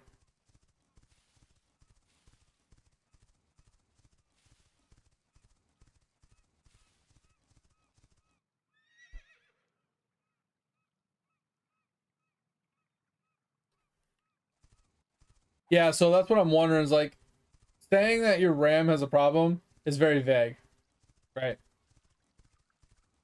Like, is it the RAM because it's like mismatched? Is it incompatible? Is it, seated incorrectly? Is there like a flaw with it? Like, there's like thousands of things that could be wrong with the RAM, and like just saying, "Oh, yeah, your RAM's a problem." Okay, well, what part of my RAM is the problem?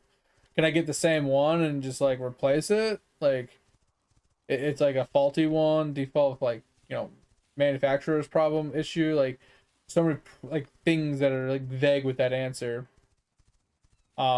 And like I said, like if your buddy has exact same RAM with the exact same shit and his doesn't have a problem, then it leads me to believe that it's actually like an actual hardware problem itself, not like what it is, but the fact that like one of the sticks might be bad, right?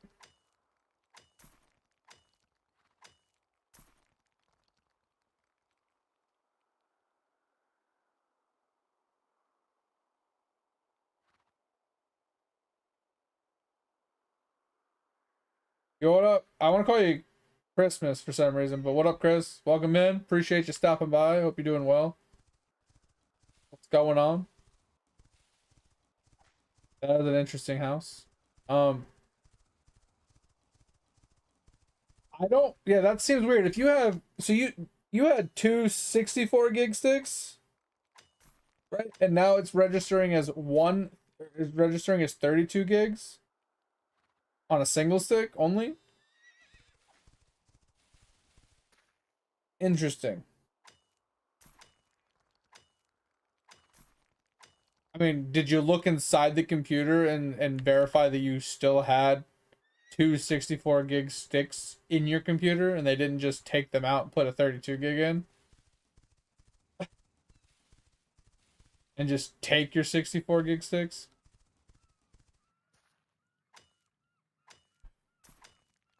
Also, we have an ad. If any of you can still hear me, I'm gonna wait a few minutes for the ad to finish before I continue talking.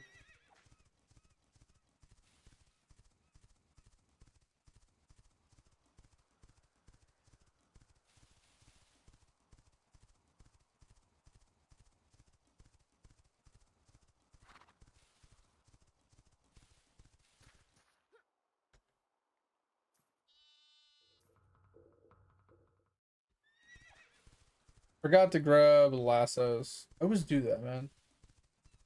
Get like kind of enveloped in what I'm doing. I just kind of lose track of what I was doing.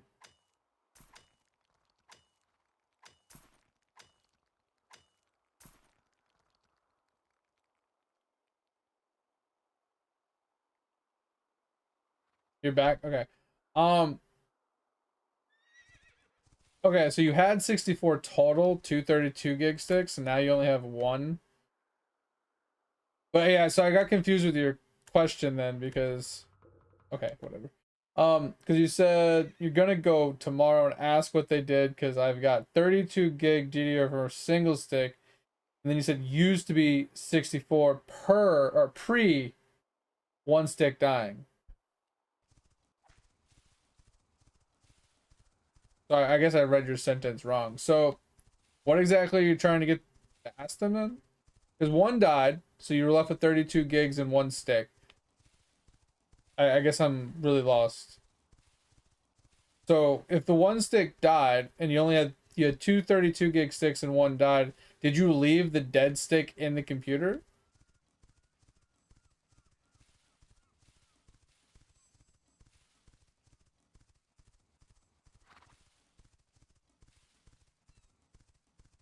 So you only had one working and the other one was just dead, just still sitting in the seed slot?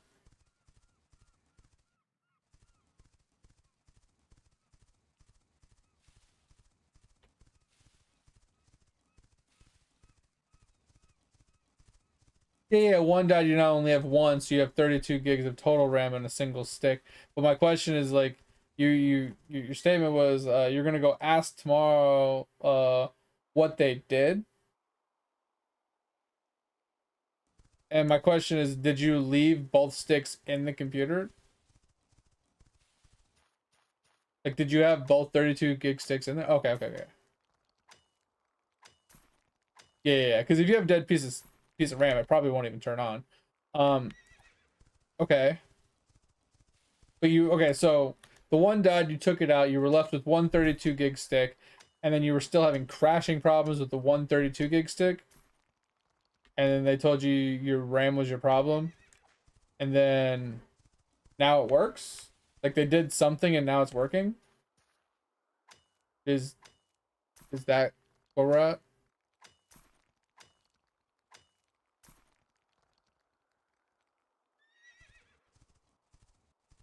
Yeah. So they told you the RAM was the issue. Yeah, I get that. But did they like change something or modify something and now it's like working fine?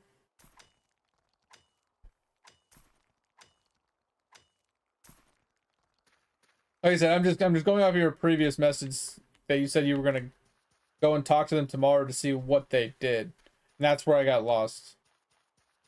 Like what they did to fix it or what they did to verify the problem or like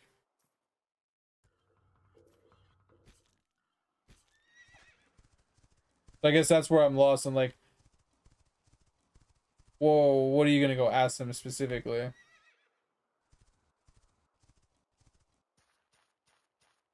I was paying attention. Okay.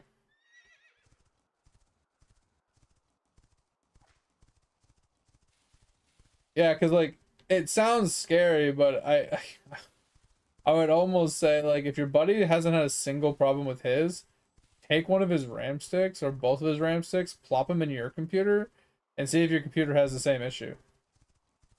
Right? Because you're getting kernel errors, right? You're getting problems where games are crashing, so on and so forth. And they're saying that your RAM's a problem, which not saying that that's not a possibility, but it's also a very vague statement. Oh, he's 900 miles away. Okay. Yeah, especially with RAM prices now is kind of ridiculous. Absolutely ridiculous how much RAM is right now. Um, the only other option I could say is like, do you have like any other RAM that you know for sure works that you could like just plop in and then just like run the computer with the like the shittier RAM or whatever to see if you get kernel errors and like game crashes and stuff? Because then you know, okay, now I know for a fact it is the RAM. I need new RAM versus they said my RAM was bad, but I have no way to verify this, right? And like, is it the fact that I can just buy the same exact RAM, or do I have to buy a brand like a totally different type, you know, brand or size or whatever, like speed? Like, there's so many other variations. So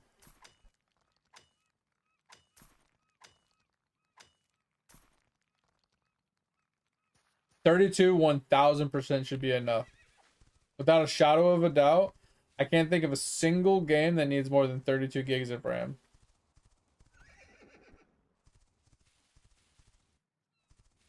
I think the only way or time that you would ever need more than 32 gigs of RAM is if you're hosting a multiplayer server, like a co-op, like land-based Minecraft server that's heavily modded.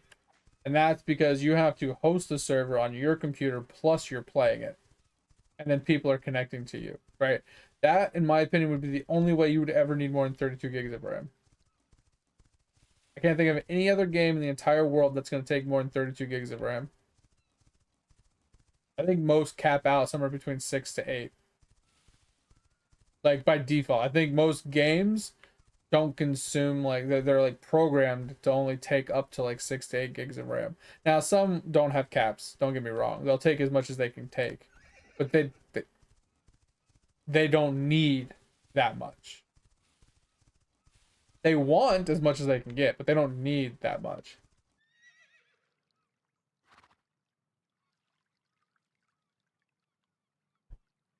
Yeah. I mean, possibly speaking,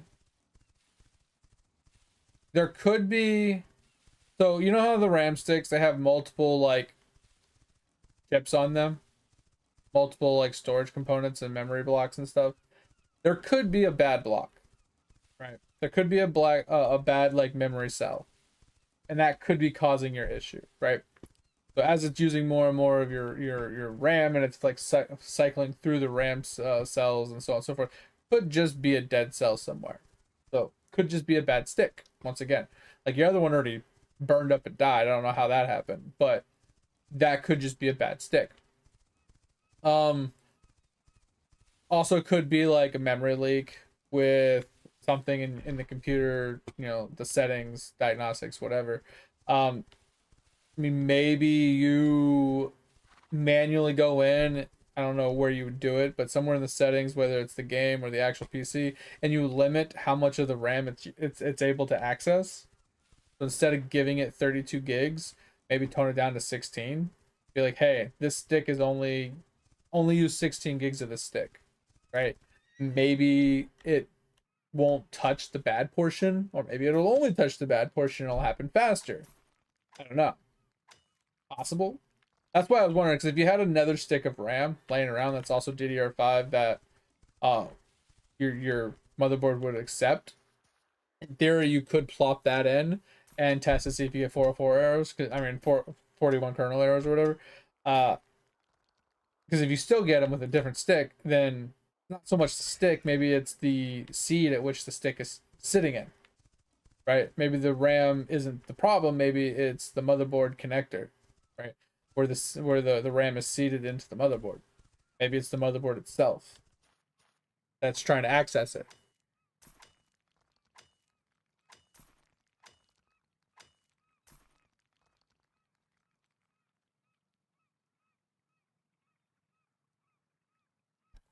Well, as I was saying, some games will use every available resource, right?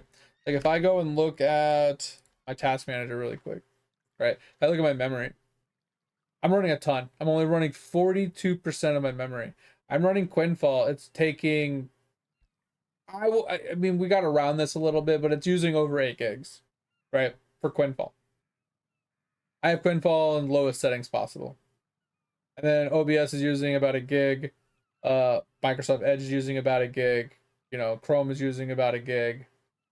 And then Discord's using about a half, along with Spotify and whatever. I mean, I'm only using half of my memory.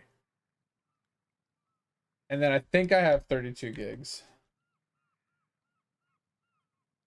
if I remember correctly. 64, sorry.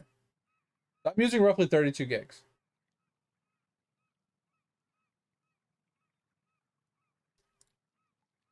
Right. So it's not unheard of because there's a lot of things that run in the background. Like if you're playing War Thunder, right? Thunder of War or whatever it is, um, through Steam, you got your Steam client that's running. You got your, you know, other background processes that are consuming small amounts here and there. But like, how much is the game itself consuming? Is the game itself consuming like 30 gigs? Because if that's the case, you might have to actually go in and limit how much the game is sucking. Because I know like you can do that with Minecraft and other games. Sometimes you got to go into the actual regedit file of the game settings and put a limit on it. Some games actually have it built in. Um, like to this, there's like a limiter on some of these.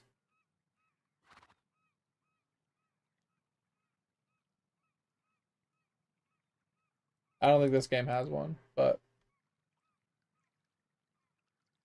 some of them will have some sort of, maybe not a RAM limit per se, but there is limiters that you can put in place. Like I said, I think the RAM usually is indicated in the regedit file in the folder itself. You have to go in and edit it, put a limitation on it. A lot of times you can actually do it via Steam and do it, what is it called? So when you go into like games, right, you can go into the properties and you could do, what is it called?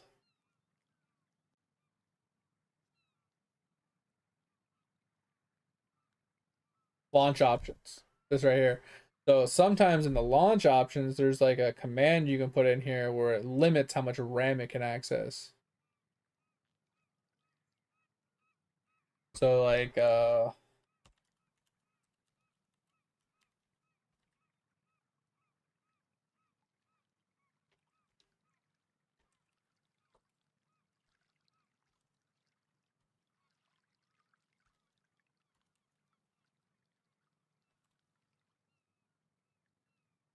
so yeah, we'll just take Google for example.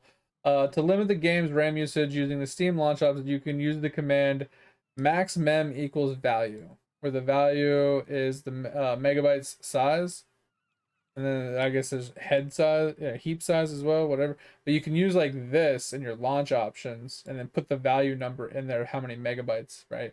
So if you want to use 8 gigs, you do gigs to megabytes, and then you copy and paste the number in. It'd be, I don't know, 9,000 something probably, and then you pop that in, and then it would only use 8 gigs, right? You could do something like that to limit how much the game is sucking, so maybe it wouldn't cuck you as much.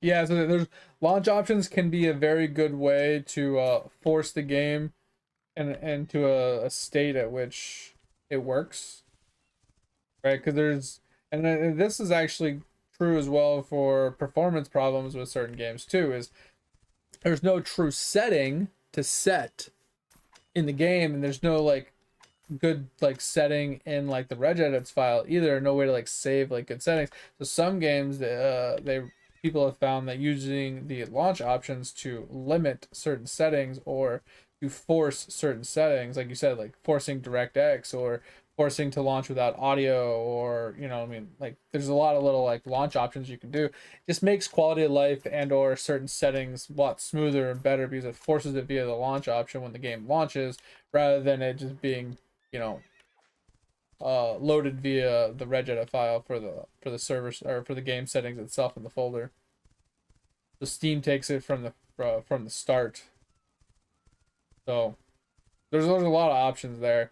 I don't know, man. Computers are so fucking tedious. Like I love computers, but there's so many working parts, so many different like layered problems and questions and things that could be a problem that aren't a problem that could, you know, potentially have to look at and figure out and test, and it just there's a lot to it.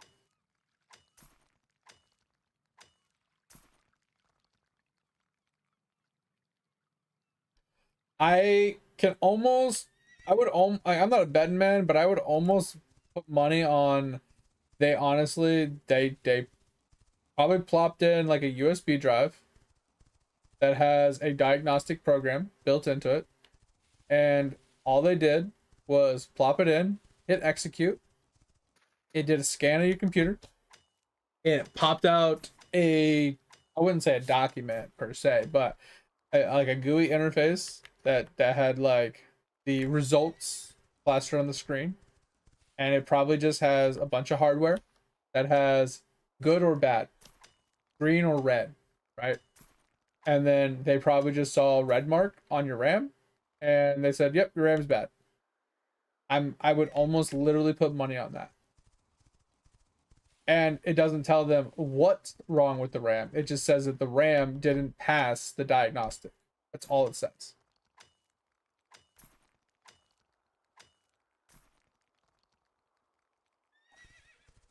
And like I said, I'm not saying that the diagnostic is wrong. All I would say is the diagnostic is saying that there is a problem with the diagnostic getting a good read back from the RAM.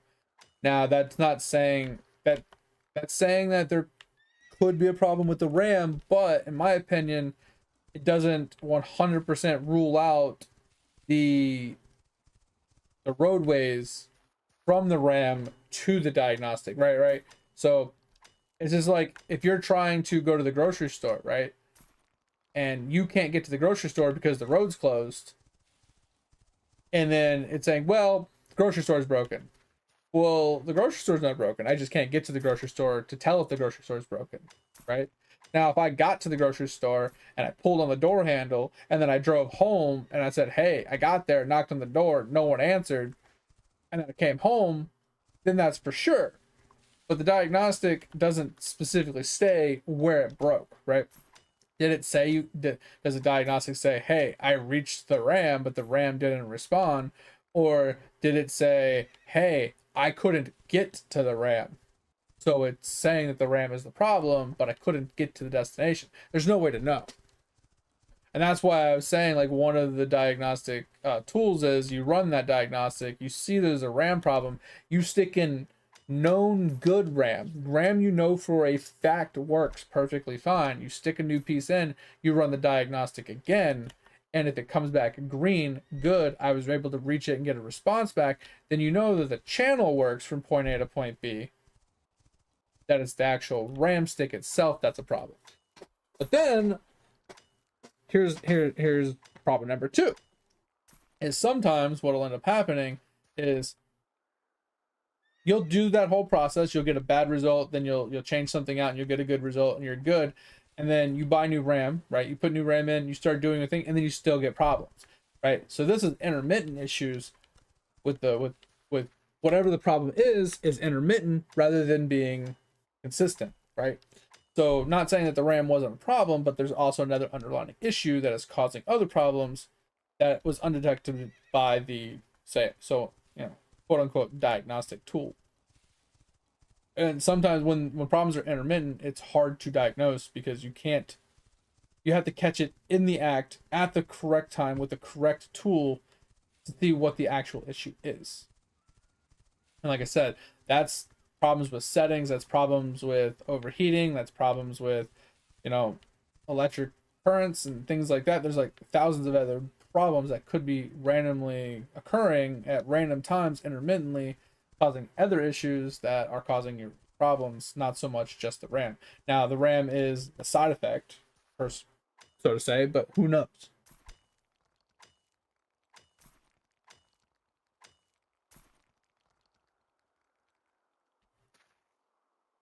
Yeah, so what I would say is they probably won't allow you per se to put your RAM into one of their test PCs to test if the game crashes on their test PC. But what they probably would do would take known good RAM and put it in your computer to see if your computer crashed. That is a test they probably would do. Yeah. I'm saying that's a test they probably would do because they have RAM laying around.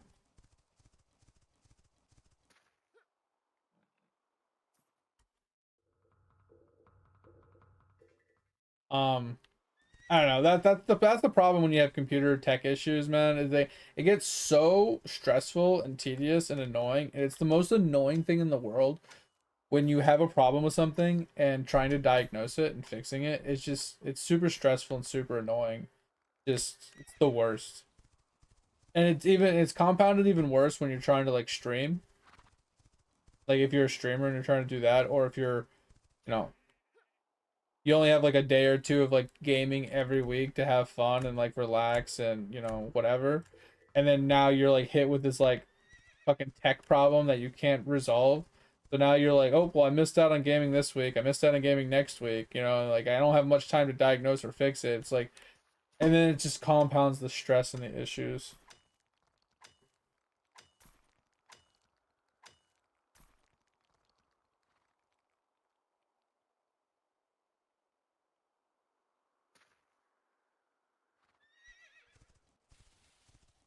Yeah, it's just super frustrating. Like I said, the compounding stress on top of that from not being able to like fix it, not being able to use your product, not being able to get your stress relief from your entertainment, your enjoyment, like all that compounds and it's just really rough. Like I said, and then it compounds even further if you do actually if you are actually a streamer, if this is like somewhat of like your livelihood, it makes things even fucking worse. It's like 10 out of 10 problem. It's actually dreadful.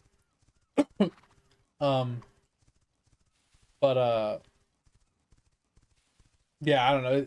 I definitely feel on that. I've had problems where I had computers down for months because I couldn't figure it out. I couldn't diagnose the problem, and every time I tried to fix it, it still persisted, and I had so many problems with so many computers in my days. It's so fucking annoying.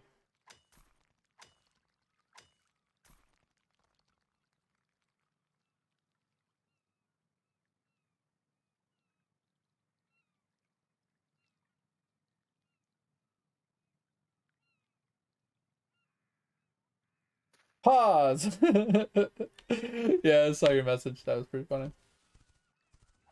Um, but yeah, like, not I'm not gonna, I don't want to talk ill of your buddy, but like, if your buddy knows you're having computer issues and he's trying to guilt trip you to play a game, bro, like that's dick move.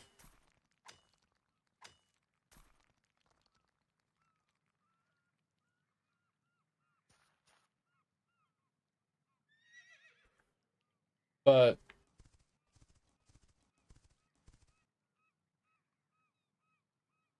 I don't know what that is, but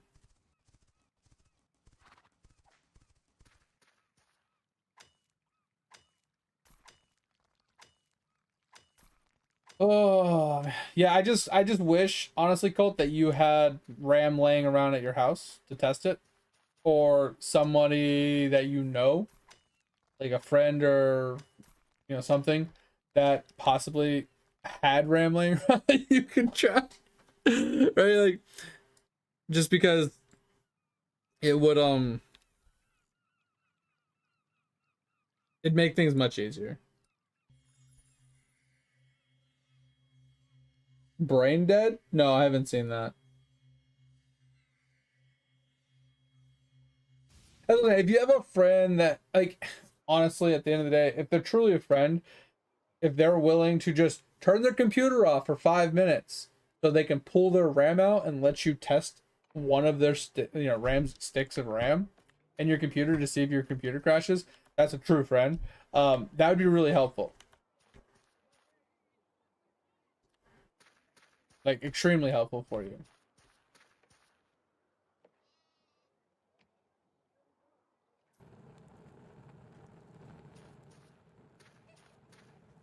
Let's see what we got here. Let's grab this, put this away. Let's that, and then let's put this away. Um, what? Put that there. Then circle away. Alright. Back out to what we were doing. What else? Here.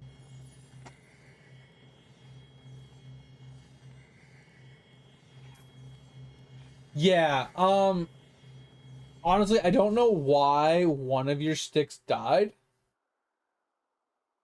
That's kind of wild that it burned up and died.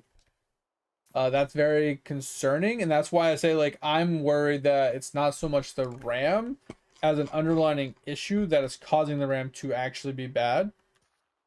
Not that the RAM itself is bad, right? Because the RAM, obviously, they already confirmed that that is a problem, right?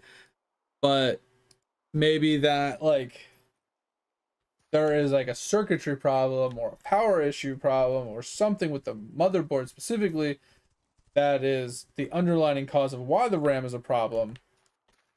And like you said, like now you're worried that you're gonna blow up your buddy's RAM on top of that. And valid, 100% valid to feel that way. Uh, so I can definitely relate to that for sure. All right, so we're gonna head down here. We're gonna buy some lassos and run along the water.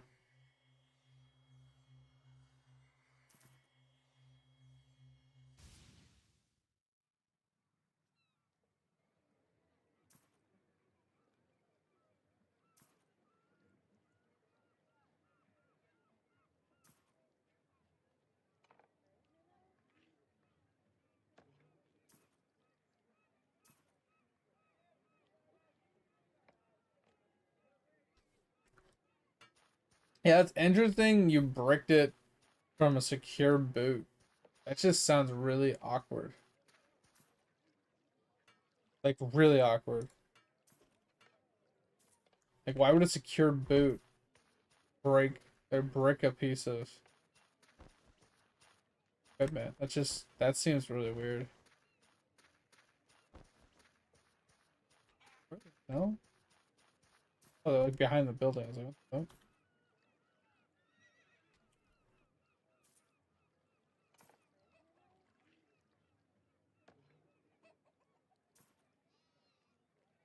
Alright, let's pull out the mining pet.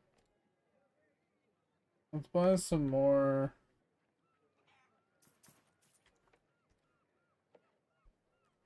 Ooh, God. Alright, back to mining.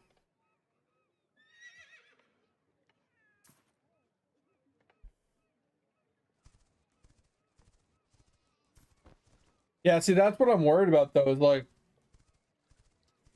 if you secure booted and then burnt a piece of freaking hardware, I'm more worried that there's a power supply like problem. Not a power supply problem, but like a power regulation problem. Because how the hell did it burn up a piece of hardware like that just from secure booting, right?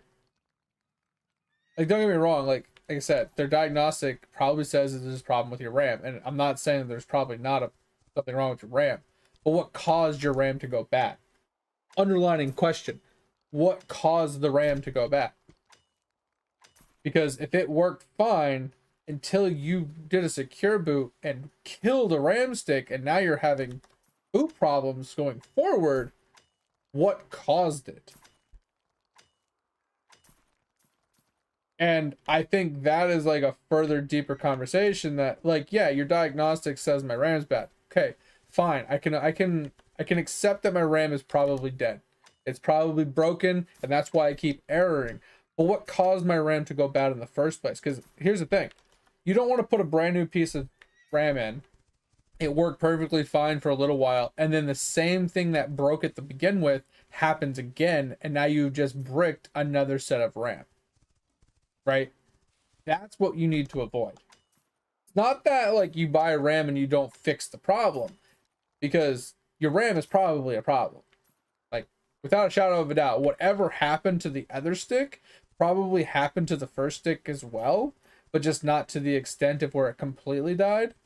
Now it probably just has like a partial, it's working, but only partially, so it can boot and it can still operate, but it's not quite fully functional, right? And that's probably why the thing's coming back as bad, because it probably has bad cells in it, because it probably burnt out some of the cells. Like you probably got some sort of power surge, which is what burnt the second one, and it probably partially fried the first one, but the partially fried one still operates. So it can still boot and it can still work, but it gets errors and it bricks out when it uses too much RAM and so on and so forth. That's probably what happened or what's going on. And that's why I said you need to get to that underlying cause, what caused the initial breakage. Because like I said, you don't want to spend $500 to $1,000 on a new stick of RAM, and then in a week, it burns up as well, right? You get another power surge, you get another, weird spike of whatever that caused the problem to begin with, and then bam, now you got another dead stick. There's another $500 down the drain.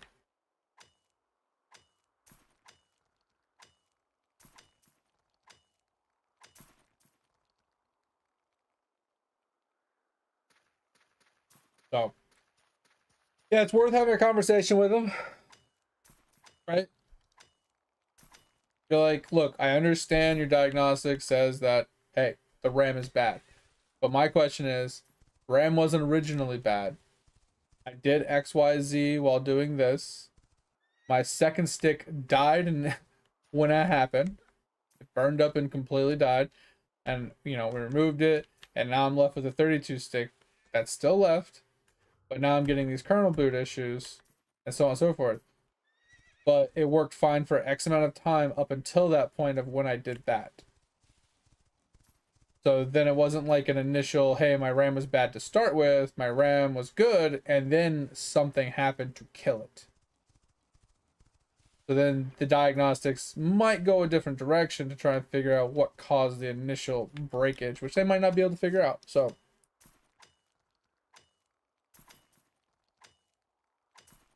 and that's the thing, like, you're on a good power supply and you are on a surge protector, and surge protector probably shouldn't matter because you have a good power supply as well, because it's kind of like a built-in surge protector to a point. But that's why I say maybe the power supply is faulty, right? Maybe when you did the secure boot, something went on the fritz and kind of just shocked, right? Like, I truly couldn't tell you. Like, that's just a weird thing of like, I don't really know what the significance of doing a secure boot would have done to your RAM. That's just odd. And then with that to be said, like, who's to say that maybe it wasn't the power supply, maybe it was one of the capacitors just blew up, right? Maybe one of the capacitors, circuitries like snapped or fried, and now you have one less capacitor, which is causing an issue, like on the motherboard itself. Like, because that could happen even if you have a perfectly fine power supply, perfectly fine RAM or whatever. It could be a capacitor somewhere that could have fried or melted or burned out. Because I have heard of motherboards that have very weak solder joints for some of the capacitors that lead to underlying problems with motherboards. So I mean, that could be a problem.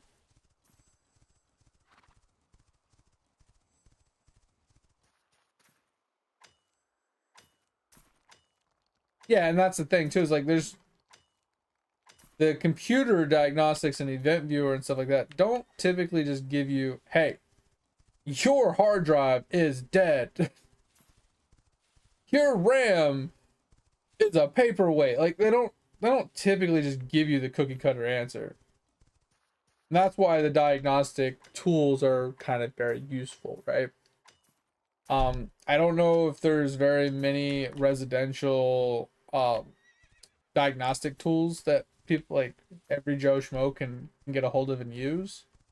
Because most of those diagnostic tools are like commercial grade, kind of, they have to pay for like a license to use and stuff. But I don't know if there's like a way that you can personally do it yourself.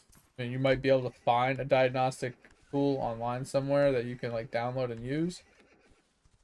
Uh, Because like I said, all it basically does is like it just runs a program that just so it sends information to all the different pieces in your computer, testing for responses, right? Or tests for like overload failures, tests for stress testing and things like it does a ton of different tests inside of these diagnostic tools, and it figures out like which part of the test does it fail, and it says, hey, this failed X test, right? This is a problem. This is a problem, right? It's just I know some of those diagnostic tools can't test for everything, right?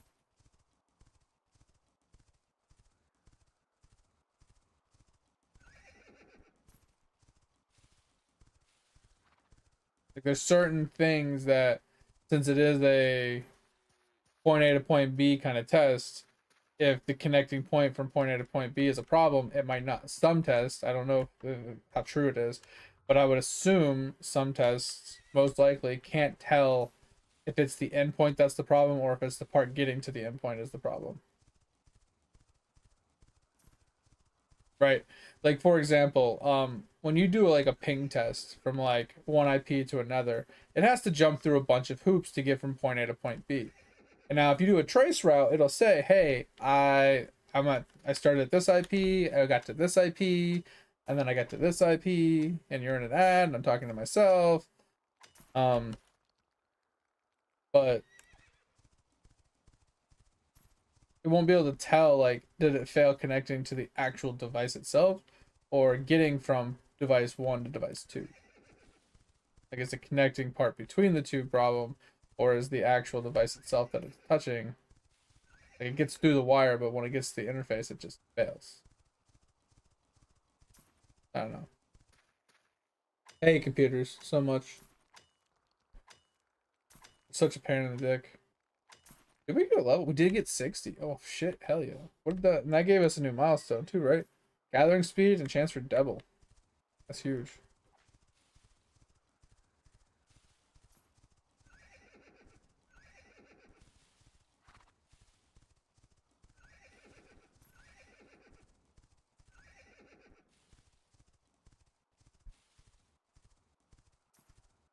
You need to sit down and work on my carpentry level so I can make bigger chests as well.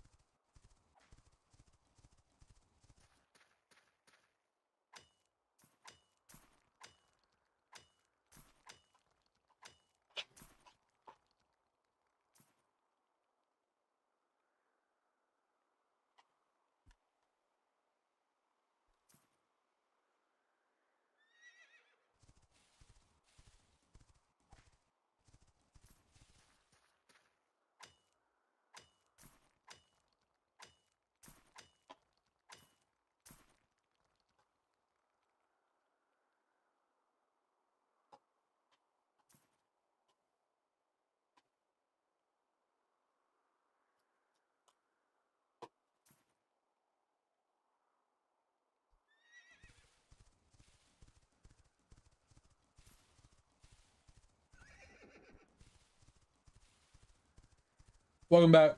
Yeah, I was just talking to myself for a while before I realized that you said you were in an ad. But yeah, long story short, man, Having a conversation with them is the best thing. Because like I said, the only worry I would have is knowing that it worked fine, you did X, you broke Y, and now you're at a position of Z where you're telling me that this is the problem, but it wasn't originally a problem until I did something and then everything broke.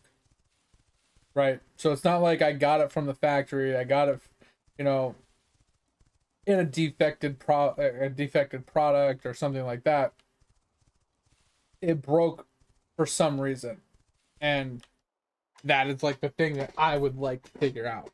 What broke this device? Now, it could have been, once again, it could have been like a defect, right? Could have been a weak solder point. It could have been like 1,000 other things that could have been the actual problem, right? Of why the RAM went bad.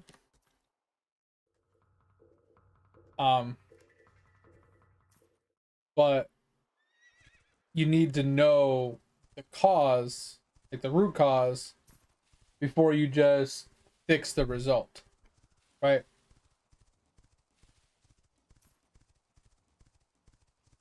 Like if your car has a hole in the oil pan and your check engine light comes on saying you have low oil or whatever, you're like, oh, my oil's low. Okay, cool. Let's just add oil to the car, right? All right, cool. Fix the problem.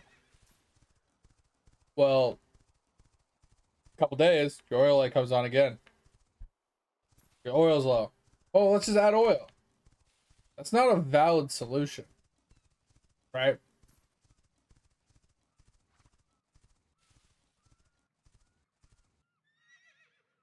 Yeah, exactly, right? And then you look under, you're like, oh shit, there's a hole in my oil pan. Okay, well, let's fix the hole and then add oil. Okay, we're good. Well, why the fuck did the hole get there to begin with? Now, did you run something over? Did you, maybe run over a curb and smack it? Or, what caused the hole? What caused the leak? Whatever to begin with. Let's fix that problem. Then fix the two corresponding things that came from the original problem. Once again, same thing holds true with computers.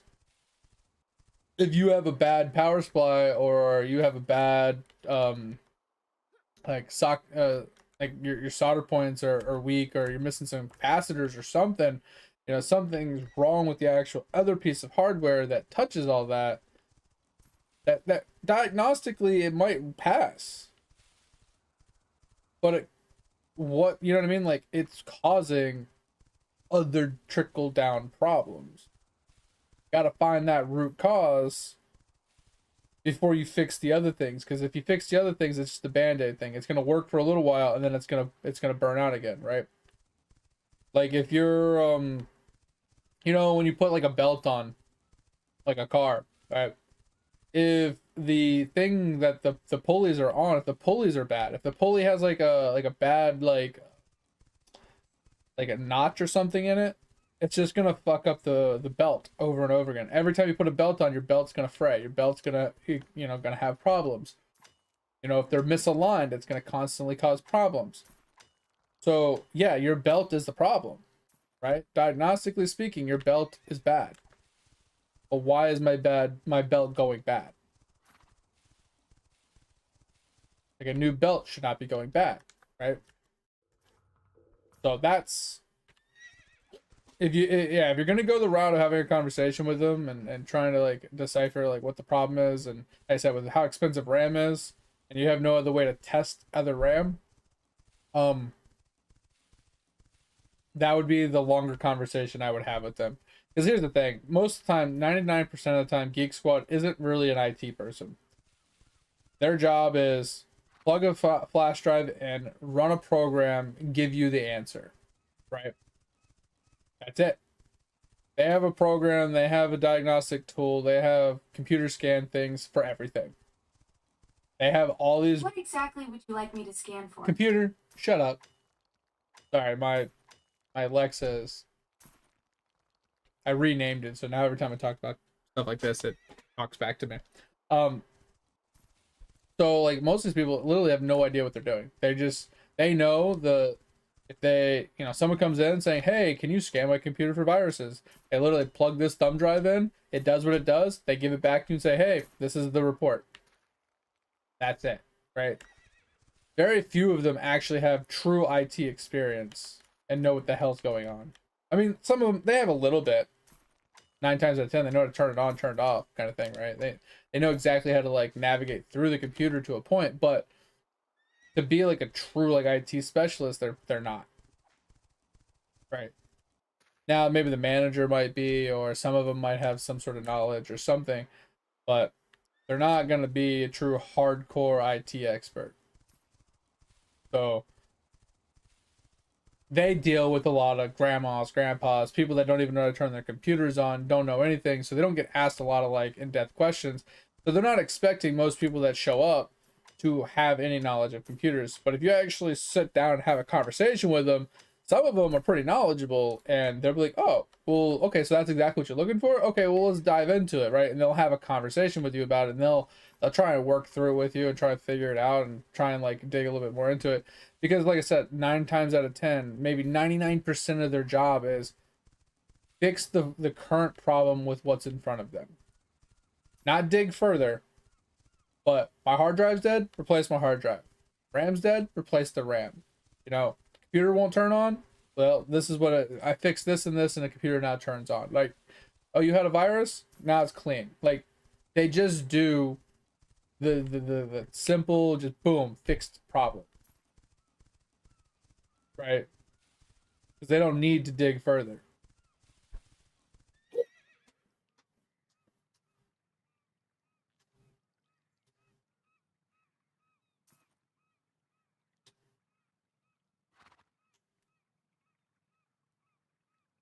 HPO.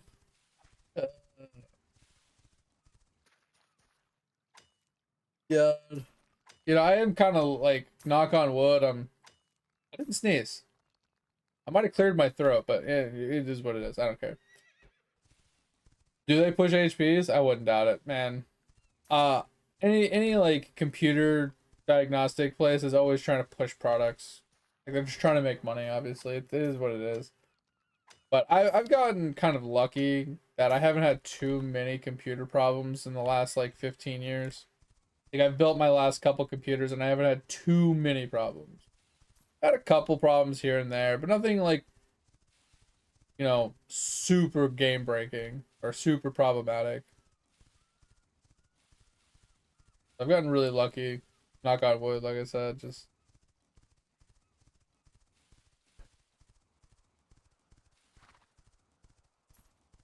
But I am also getting to the point where I'm getting a lot more picky with what I click on, what I touch, what I play, what I download, what I access on my computers, right? Like, I have one device for just Twitch emails. I have one device for just my banking information, right? I have one device for playing video games, right? Like, I typically just use this one device for one aspect and I don't let them cross touch. Because if I click on something wrong on like a game, right? I'm playing a game and I download a game from Steam, but that game has like built-in malware.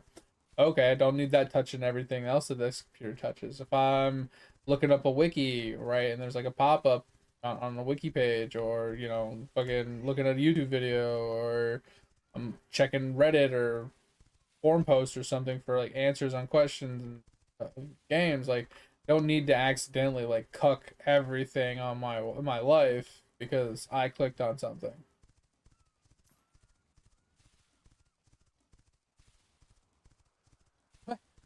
So the game has a base level and a job level. Dude, that sounds so much like Ragnarok.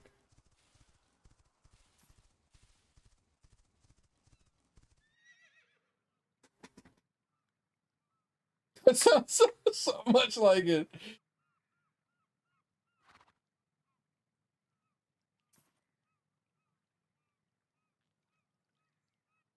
Wait, the whole setup is 1800, but the RAM itself is worth like almost that.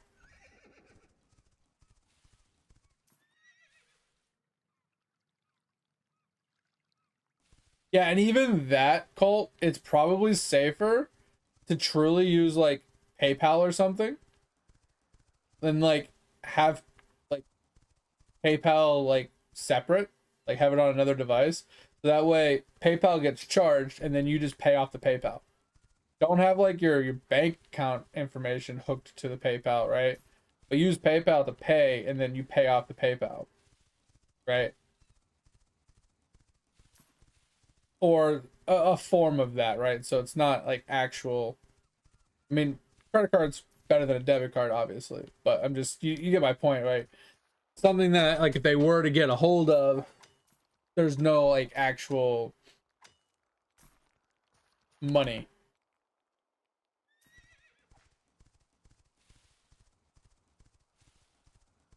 Ideally, you wouldn't want it to save the information at all, because then that's just safest. But yeah, that's the thing though. Is like a lot of people don't, right?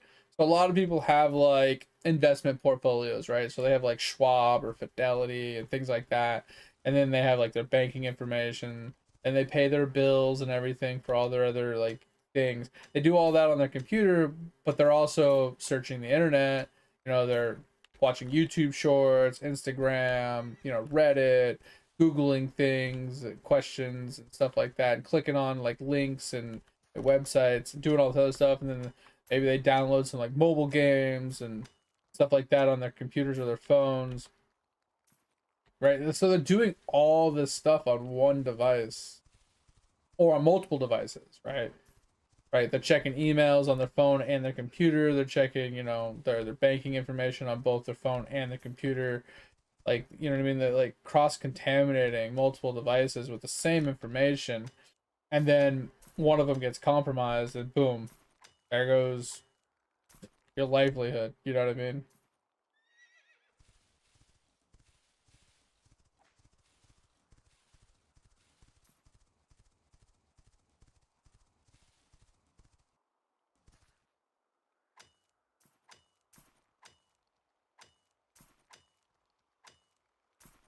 My problem is like I don't really click on all that many links, but I am a sucker for when Topher sends me stuff.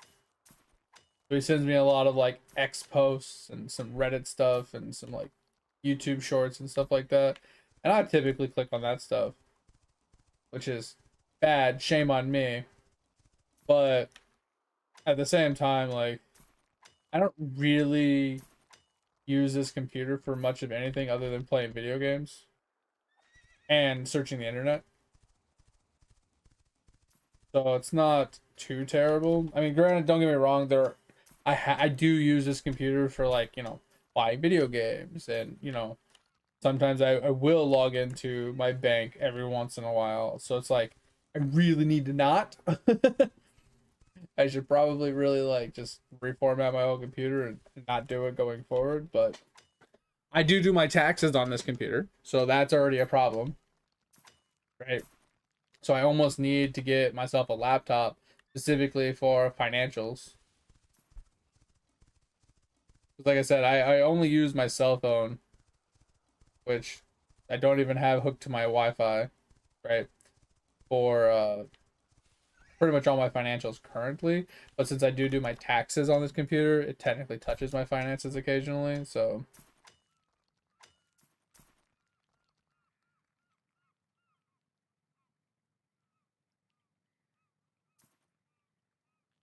oh, it's all good, Fit.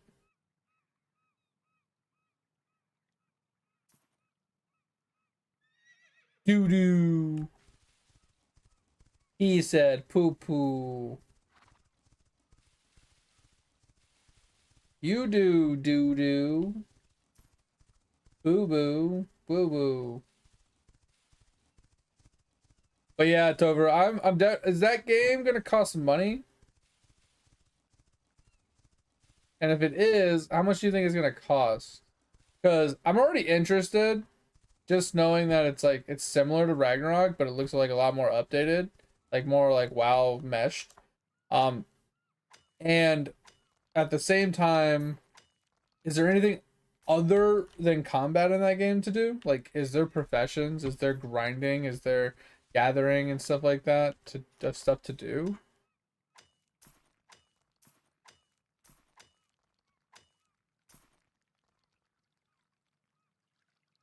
Yeah, that's the only downside I could think of is like, I'm down for a game like that, but I need something other than just grinding mobs 24/7. If I wanted to just grind mobs nonstop, I'd just play Maple Story, right?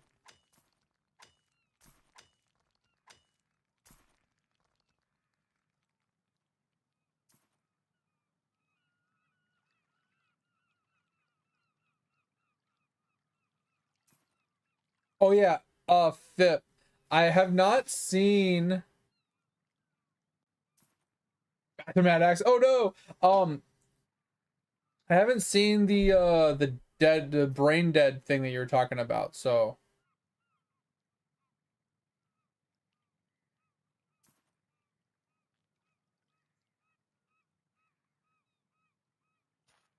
yeah, we were looking at that game earlier because we looked at it a long time ago, and then Dig posted the official trailer they posted like today or something, and it looks really good. It just, once again, if it's just a combat grinder, I'm gonna have to pass for it, at least for streaming purposes.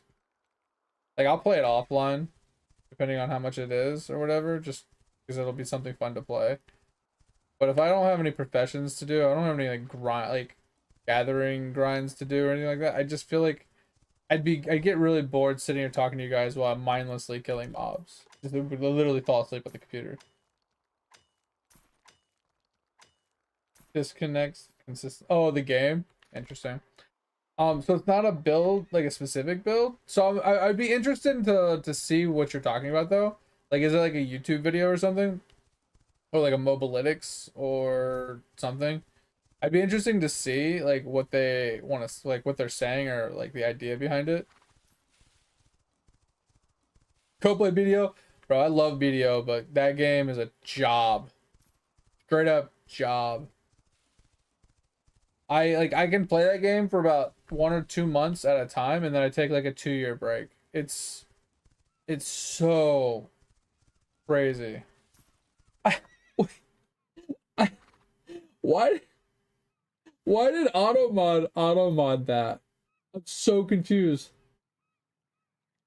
It says held in message for reason smart detection. Huh?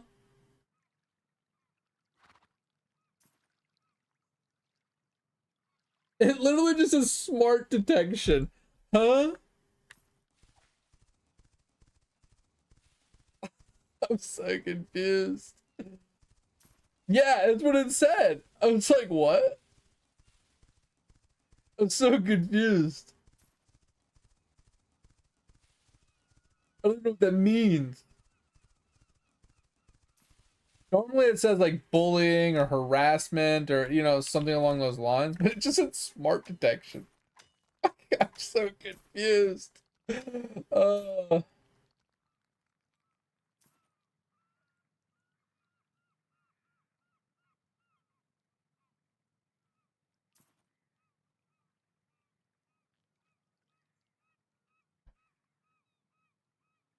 yeah. Colt's too smart for Twitch. Jesus. He tells you to go play BDO and like that's too smart. You're way too intelligent to be recommending that shit. Come on, man. Like that is such a smart idea. It's just like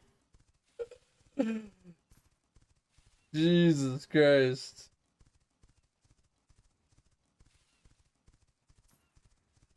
Yeah, 100% fit. I just don't understand why the sentence "go play BDO" got auto modded saying smart detection. I don't understand.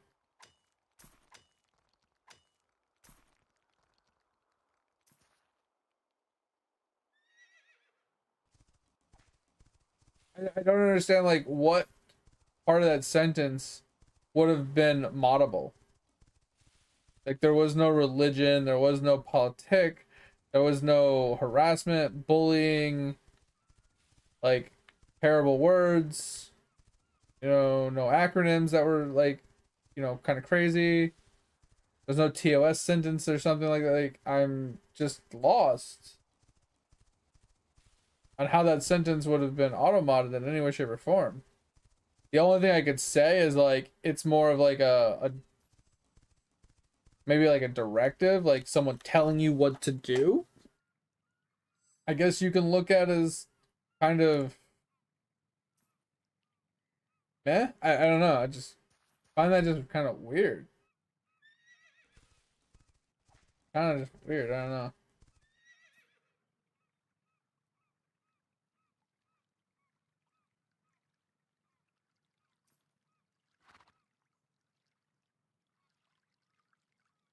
Yeah, I get that fit. Like that's what I'm saying. Like telling someone to go and play like a video game, but using the acronym for the video game, just seems like a weird thing to auto mod.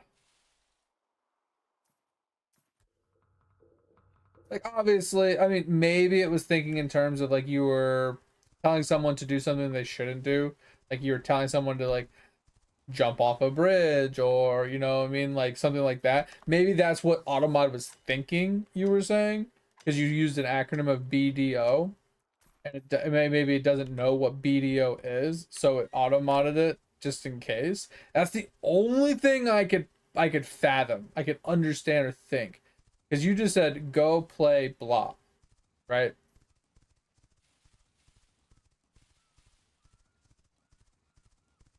I don't know. That's interesting. Plant druid, interesting. Okay, looks actually brain dead. Really? I don't know. I 100% fit am playing Blood Mage Blood Hunt. 100%. But I'm torn. Can go play PDO. Yeah, exactly. I already allowed it, Topher, so it should still work. It should work now.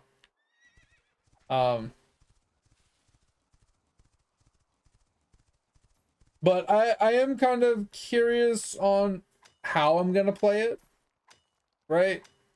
Because, you know, Blood Mage, Blood Hunt is basically built around getting as much elemental damage as possible for the bleed magnitude and stuff. And then applying bleed with whatever you want to apply it with. You can apply it with like lightning spear, you can apply it with rake, you can apply it with any skill you want or many different skills as you want. And then using blood hunt to execute, right? It's the same method to the madness, right? I just don't know how I want to go about doing it, right? Like, do I want to use lightning spear to like cut the whole screen and then use rake for single target, right? Because I don't want to have to use a lightning spear on a single target unless it's really strong.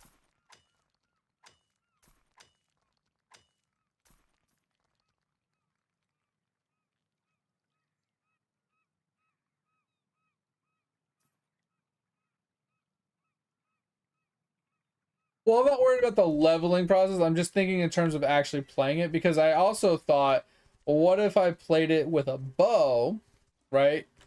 And just did big dick bleeds, like did like lightning arrow or like some sort of like snipe shot, some like power shot with the bow. So it's like a single target, really hard hitting, like not a channeling skill, but something that like takes like 1 or 2 seconds to cast, but it hits like ridiculously hard, and just use like a bleed based version of that to just get mega big dick bleed.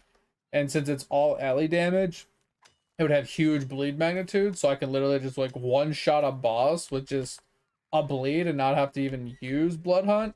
Or maybe I use like a weapon swap, so I use like the bow to apply the bleed, and then once they're bleeding I blood hunt with a weapon swap.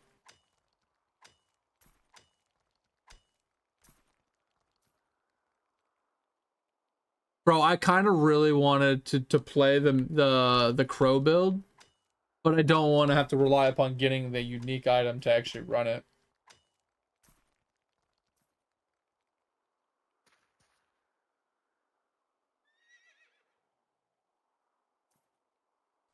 Yeah, Colt, they added a scuffed version of RF. It is minion based. It is item required to obtain it. So you need a unique item that gives you the skill.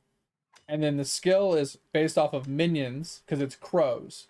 So these crows, like a murder of crows, circle around you. And when you kill mobs, the crows get bigger and stronger. And every time you hit a unique mob, it also grows and gets bigger and stronger.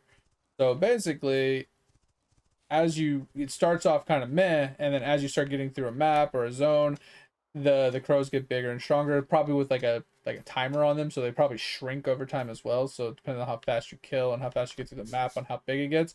But when you get onto a boss, the more times you hit the boss, the bigger the crows get, so it grows and gets stronger and more AoE and stuff like that. So it's kind of a cool idea, but it scales with minions, which is interesting. So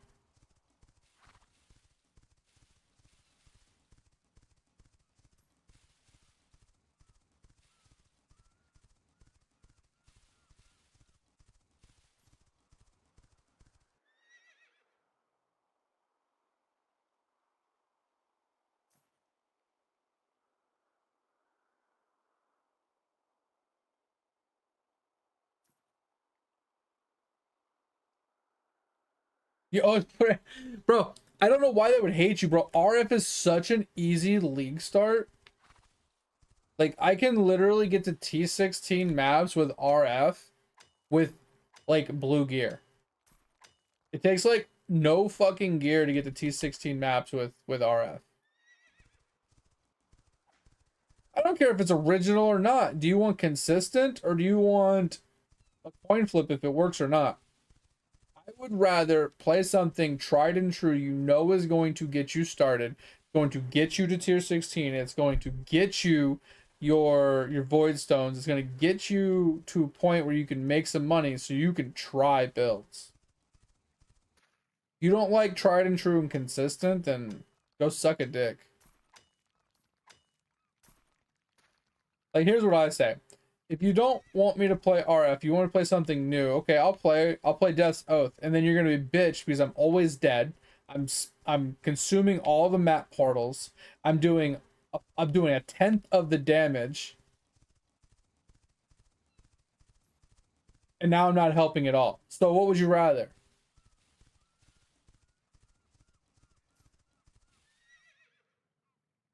What Death's Oath, bro? That's such a fucking troll. I'm not gonna lie, like if don't play RF, play something else. It's like okay, I'll play Death's Oath. And I'm not even fucking lying, bro. Death's Oath is legit a tenth of RF.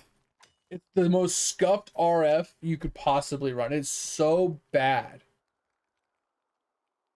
Not only is it squishy, the damage is literally a tenth of what RF can do. Its clear speed is like a tenth of what RF can do. It is just such a bad version of RF. Chaos RF. Yeah. Now, you could do something like the Avians build. You can do the Avians build. It's similar to RF. Different, but similar. It's literally a walking simulator. It's kind of dope.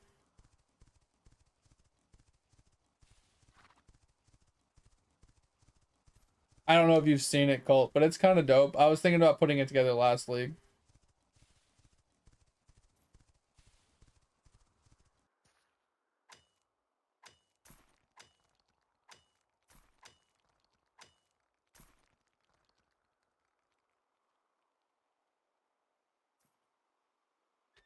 Yeah, and so in order to play Death's Oath, you have to go Sylvan's block-based version to be tanky enough to not just die. It's the only way to play Death's Oath, but you can't scale the damage very easily with Death's Oath because In order to actually get any like progress on damage, you have to run Spiritual Aid, so you can take advantage of minion damage increasements, and then you got to run minion damage cluster jewels. The only way to truly get any type of damage on our on Death's Oath. Like, yeah, Death's Oath scales with chaos. Yes, it scales with chaos damage over time. It scales with damage over time multipliers. It scales with AoE damage. It scales with aura effectiveness and stuff like that. But you truly don't get all that much damage from that skill, because the buckets, there's not that many buckets, and buckets is what gives you damage. It's not putting all of your eggs into one bucket. It's having 15 buckets and putting eggs in each bucket. So the multiplier goes from one bucket to the next bucket to the next bucket to the next bucket. So you multiply 15 different buckets rather than 2 buckets, right? So you need as many buckets with damage in as you can. Yeah, RF, I mean, so I will say, if you can get up to about 500k Death's Oath damage, it will feel good map clearing. Because you'll kill the white tier mobs really easily. You'll get the consistent pops, the good clears. It'll feel smooth. It'll feel relatively fast, right? Because you don't have to worry about like the random mobs with ES that you can't kill and things like that. Like it's pretty smooth and pretty consistent. But getting to 500k RF damage or Oath damage can be hard, can be difficult, because like I said, it's hard to scale its damage very well. But in order to have single target damage, you either A, need to run a bow with Caustic Arrow like everybody else does, or B, you have to heavily invest into some sort of chaos skill or multiple chaos skills to add layered versions of damage to a boss. So its single target is even more scuffed than RF.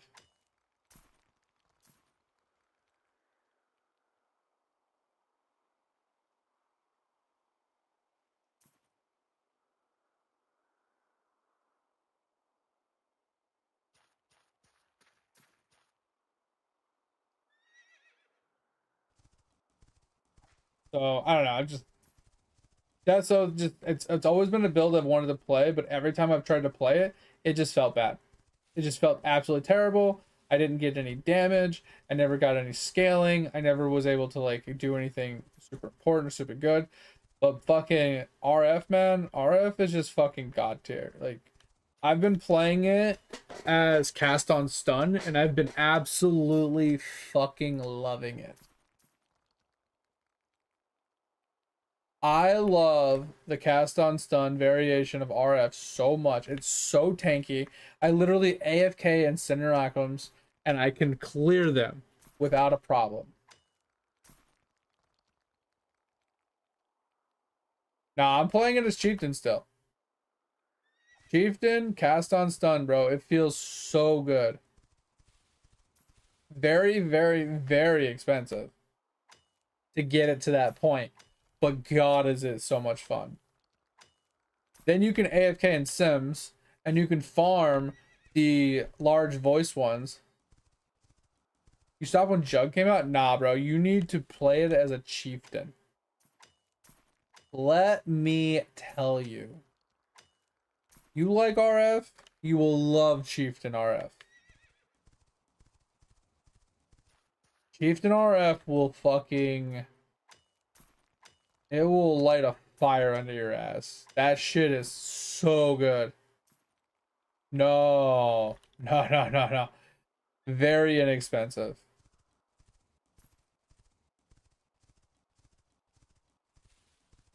Because the Chieftain has built-in explosions, like the Occultist.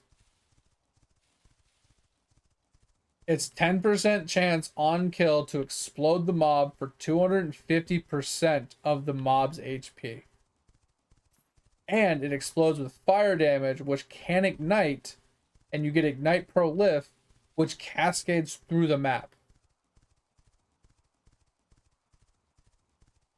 Absolutely busted. On top of this, 50% of your fire res counts as cold and lightning res. No, Jug never had that. Jug never had that. I'll show it to you really quick. Chieftain is busted. Absolutely busted. It's probably one of the best ascendancies in the game right now. It's absolutely fucking busted.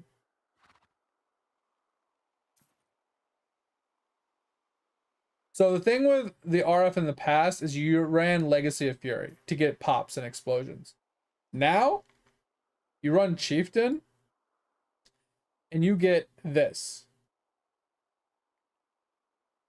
Enemies you or your totems kill, 10% chance to explode, dealing 250% of their maximum life as fire damage. You kill a white mob, it instantly kills a yellow. You kill a yellow, it instantly kills a boss.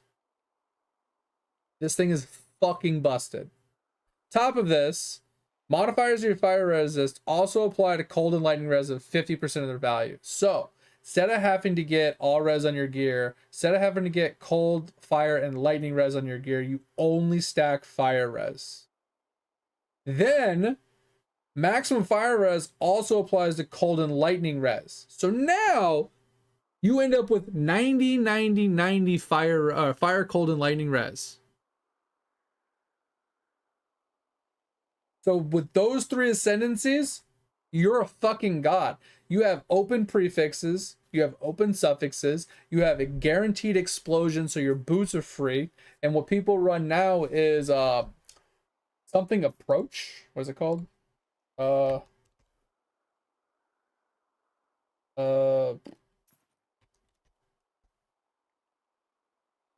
Annihilation's approach.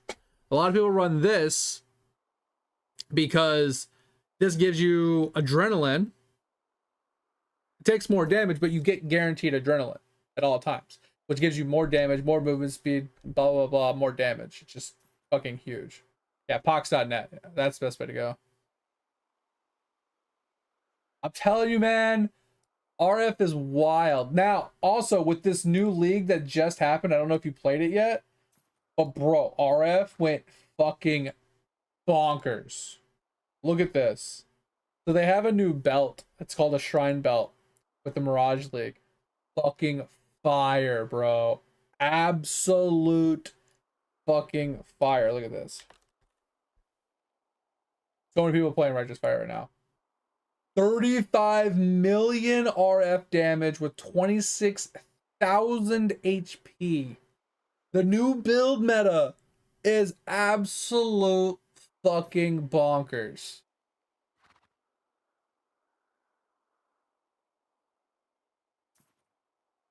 Like, yeah, and then you could do there was another guy that was in here. He did a meme version where he ran the Shrine Belt for Gloom Shrine and he got chaos pops. So he had the chieftain pops, but he also had he basically had occultist pops as well using the belt. So he would walk through the map and he would get chaos pops while regularly, but then his ascendancy would pop as well, and he'd get really big pops occasionally too. It was fucking crazy. Yeah. But like if you look at this, so they added, when they redid the Breach League, they added Foulborn items. And if you read this item here, so you deal 5% increased damage over time per 100 max life. So you just stack big dick life. So you get like a huge 400 life here, you double the ring, you get another 500 life here, you get a 1200 life chest piece, you get another 100 life here, 100 life here, 100 life here, you get a mage blood, you take care of all your reses and everything you need here, you run this, and so here's why it works, is this gives you 450% elemental damage wearing this. This gives you, depending on, you know, your HP, gives you 5% more damage over time, and these get multiplied together. So 400 something percent times whatever this gives you. It's they multiply together. They don't add together and then multiply. They multiply separately. So this is why this build gets nuts. But then you have to take advantage of these, and this is what I was saying before. I can farm these with my build. And you get these because basically what it boils down to is you run in the Dorns and you get life percent with fire multi, as many of them as you possibly can. Then you take advantage of the Rational's Descent, so you have guaranteed conk effect 24/7. And then you take this because you need to get the thingy for this, and then you can take advantage of this for endurance charges and stuff. The build is fucking wild, bro. It's wild. Absolutely wild. Like I said, you like RF? Play it. Play Chieftain. You will fucking fall in love with RF all over again. And I promise you, your friends, they'll be, oh my god, you're playing RF again? But when you walk into a boss room and the boss deletes in 1.5 seconds because you got a pop, and you literally insta-get the boss before they even zone in, they're gonna be, what the fuck just happened? Now, that doesn't happen all the time. Don't get me wrong. But when you get a pop, everybody knows it. Because you know, like a lot of bosses, they'll have like a couple minions around them. If one of those minions pops, it's a guaranteed boss kill.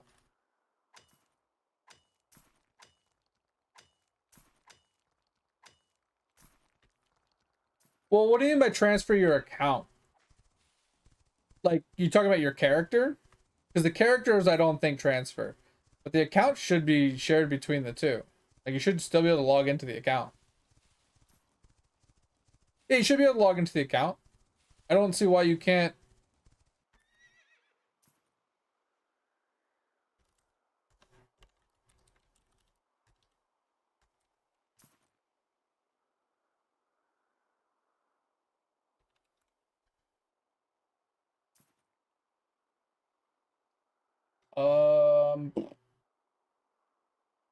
Okay. So according to this, like they're completely separate entities. So yeah, the microtransactions do not transfer. Kinda sucks. Not gonna lie. In all reality, though, you don't need that many stash tabs. Like with the addition to the trade NPC, you don't need that many. You don't need that many stash tabs. You only need a couple. You need like a currency stash tab. You need a map stash tab. You need like the fragments, the divination cards, and a couple of those other ones. But you don't really need actual stash tabs because you don't use stash tabs to sell anymore. Right? You need the specialty ones because the specialty ones are worth it. But like quad tabs and premium tabs, you don't need them anymore. They have the async trading now. If you haven't experienced that. So now you can trade while offline.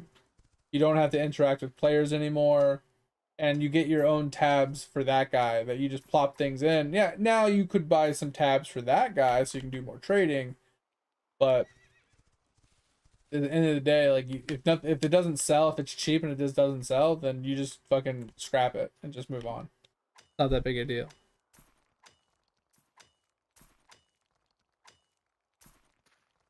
So I don't know. That's just where I'm at with it, man. I'm just telling you right now, if you like RF and you haven't tried Chieftain, you're doing yourself a disservice. It's so good. Because here's the thing. Back in the day, Inquisitor used to be the go-to because Inquisitor would rock Immortal Flesh. Sorry, not Immortal Flesh. It would rock Melding of the Flesh with Aegis Aurora. Right?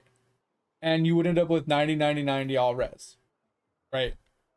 And it was really tanky. It was really strong. Basically, it was unkillable.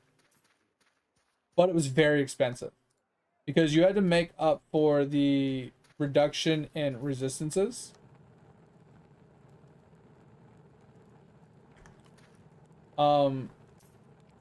Because Melding of the Flesh reduced reses by, what was it? Like 70 or something like that. And then on top of that, you had to deal with so you had to get a lot of all res. So you had to get fire, cold, and lightning res on all your pieces plus chaos res. Obviously running a what's it called? Not a headhunter, but a mage blade helped, right? Because it gave you a ton of extra resist and stuff. But you had to make up the resist problem, and you had to make up the resist on all 4 reses. Well, all 3 reses that you were getting negatived on, plus you still had to get your chaos res. So gearing was very expensive because you needed triple res gear, very high triple res gear. On top of getting your regular stats, right? So you had to still get HP, you had to still get life regeneration rate, you still had to get movement speed, you still had to get all the other specific stats you needed. But once you started getting those pieces, the character became unkillable. And then you stacked armor, and you would get ES, and you'd obviously block cap, right? Because you'd run like glancing blows or something. This is back when glancing blows was actually much better. But if you don't run glancing blows, then you have to like stack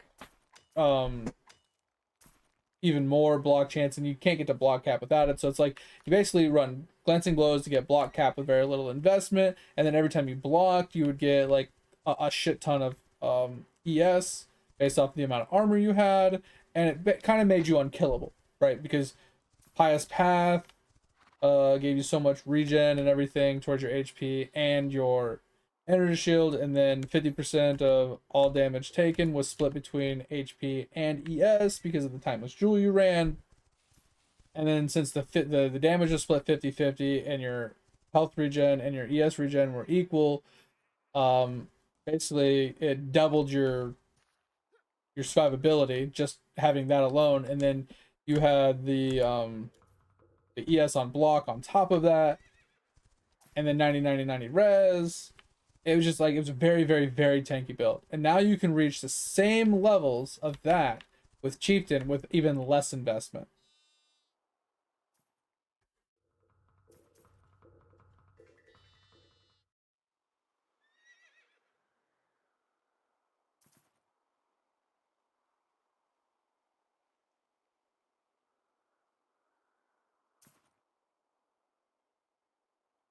Well, I mean, like, so the problem is like 85% chaos res is good and dandy, but depends on like what your other reses are. It depends on your other defensive layers. Like if you have 3000 HP, you don't have enough HP. If you don't have enough block chance, you don't have enough armor, you don't have evasion, you don't have other layers of defense to prevent HP like Defiance of Destiny or Petrified Blood or anything else that's going to like stagger damage from like one hits. You're just gonna die a lot, right?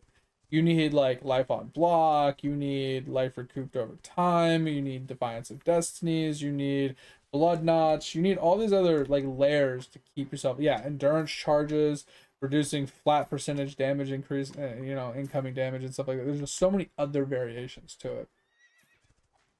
Yeah. And then the chieftain getting fire mastery. For every 1 point of uncapped fire res, you get life regen equal to that, and then that can get increased by life regeneration rate. So if you have like 400 fire res, that's 400 life regen, and then if you have like 20% life regen rate, that 400 is times by 20%, so it's even stronger. So now it's like more like almost 500% or 500 life regen plus your percentage regens, stuff like that. It gets kind of wild.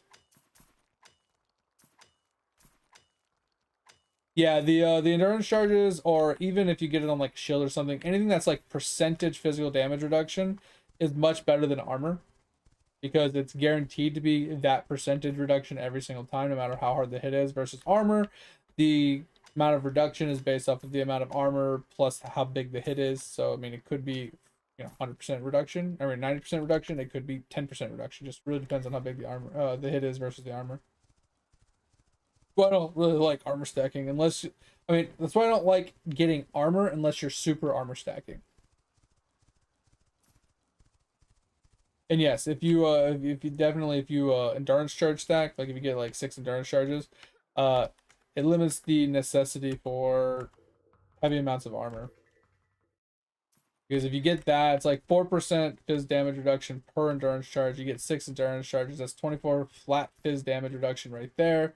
And then you add in a little bit of like maybe you get like a little bit more on like the chest, or on, no, sorry, not the chest, but you get a little bit more on, say, your shield. You can get a like close to 30% physical damage reduction just on that stuff alone, let alone your armor value on top of that, giving you maybe another 30%, maybe 20% on like really massive big hits. But then if you take advantage of, say, if you don't go the HP stacking route and you just go the Cloak of Flame route, 50% of Fizz damage is taken as fire. That's huge for you as well. Helps Fizz hits significantly. Like there's so many variations to RF now. It's actually kind of insane.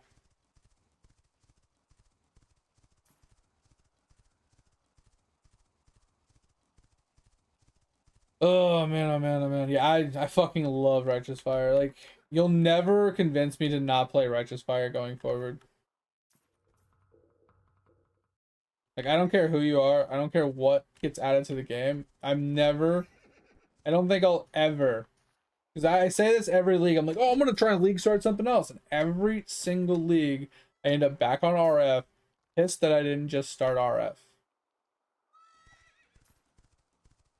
So I'm just gonna forever be an RF enjoyer, and then once I grind some money, then try a different build every league. That's what I'm gonna do. And if people don't like it, they can suck a dick. There's only one other build, Colt, that I would say is probably just as strong, if not stronger, or has better scaling, late game scaling with currency. That is basically a walking simulator as well. And it is the Chains of Command minion build. That build? Fucking nuts. So fucking easy. The only problem with the Chains of Command build is you have to actually acquire the chess piece to get the build up and running. But before you switch to Chains of Command, you can run it as like a Zoo Necro.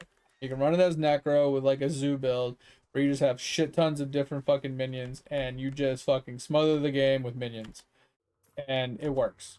The minions do a shit ton of damage, you clear the game pretty easily, and you could farm up the chess piece eventually and then make the swap to Chains of Command, and then you're just fucking off to the races. I would say RF is more consistent because it literally requires nothing but blue gear, and you can literally get a T16 without any fucking trouble. Chains of Command, I think you will struggle getting the T16 without getting the Chains of Command beforehand. Running it as just a Zoo build, I think getting the T16 would be hard.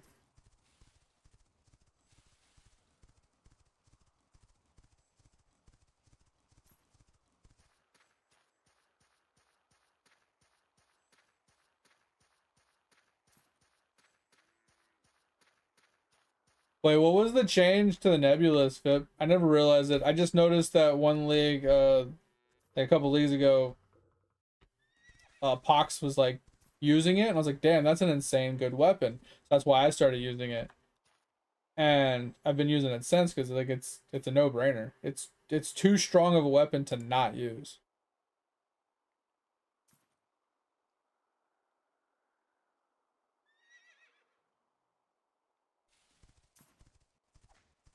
Oh, was it bad? Like I said, I never really knew about it until I saw Pox using it. And then once I saw Pox using it, I was like, oh damn, that's an insane weapon. I thought it was way stronger than it truly is. Because the way I read it was for every 1 point of res over max or whatever, you know, over 75, you got that 10% ES or LE damage. So I didn't know it capped at your maximum, right? So if you had 90 90 90, it would only give you from 75 to 90. I didn't know that it did that. I thought it said if you had 500 fucking fire res, then anything past 75 was being added as, you know what I mean, that percentage. I was like, damn, that's fucking insane. That's way too strong. But once I figured out that it was from 75 to whatever your max is, then it made a lot more sense.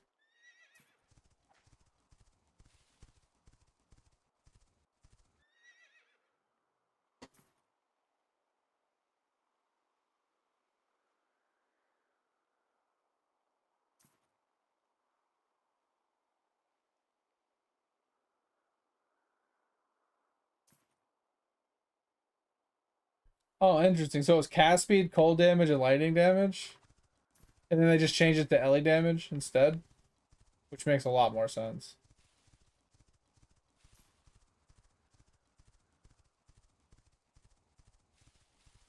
Yeah, because now it just says for every 1 point of max res above 75, get flat percentage increase to ele damage, right? So it works for any elemental based damage, uh, like any type, like cold, fire, or lightning.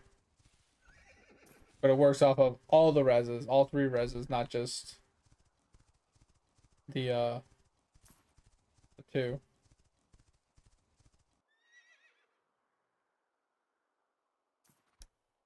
Yeah, see how it reads like above 75? This is why I thought that if you had like 400 or 500, fire res, it was counting like, let's say you had 475. I thought that was like 5% ele damage times 400 because you had 400 above 75 on just fire res, let alone the other ones. And I was like, damn, that is actually insane. Like thousands upon thousands of freaking ele damage is just insane.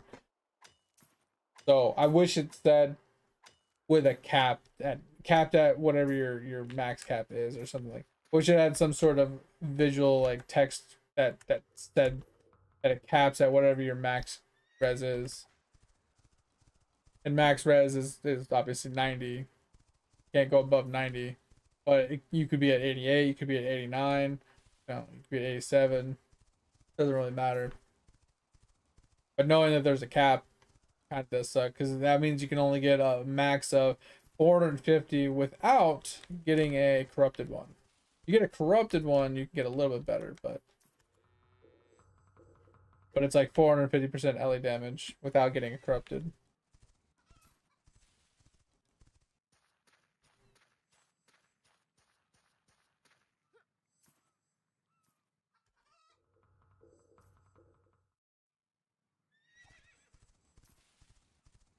Yeah, the new one's just wild, man.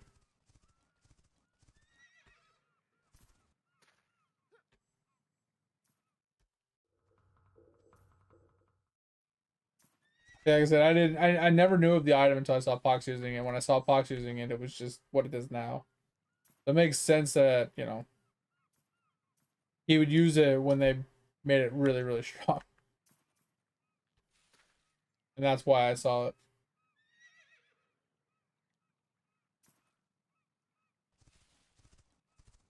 No, it doesn't count overcap. It only counts to cap.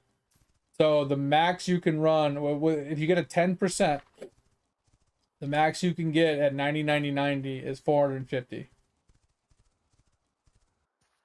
If you get a corrupted one and get like 12% or something like that, then you can get higher, obviously. But yes, the most you can cap out is 45% or 45 times whatever your percentage is. Yeah, so like I said, it's not as insane as I thought it was because I thought it was overcap because it doesn't state overcap or not overcap, but it only goes to your cap. Like it only counts towards your cap. And I kind of tested this indirectly with my mage blood or with flasks in general. Well, it's still stupid good. Because I got bismuth flask, right? And I had a bismuth flask with increased elemental res during flask effect, right? So my res went from like 300 fire res to like 600 fire res or something stupid. I mean, between like all my mage blood and everything else, right? And my damage on my sheet damage didn't change because my max res didn't change. My max res was 90 the whole time, even though my resistances went up, my overcap went up, my damage did not change. So that's how I kind of confirmed it after someone told me, and I verified it via that.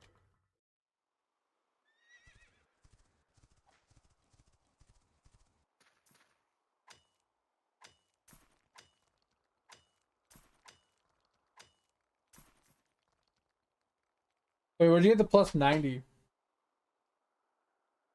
Wait, 12 times 45 is not 450.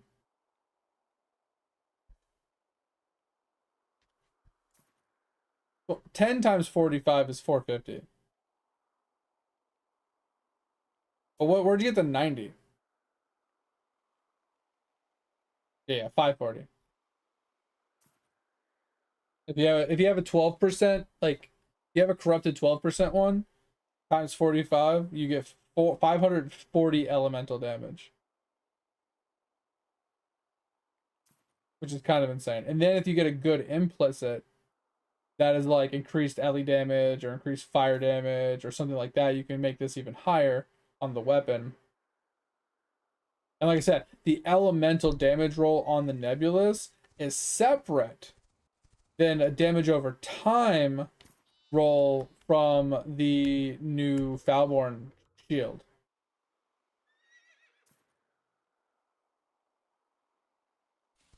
Five forward instead of okay, yeah, it's all good. Um,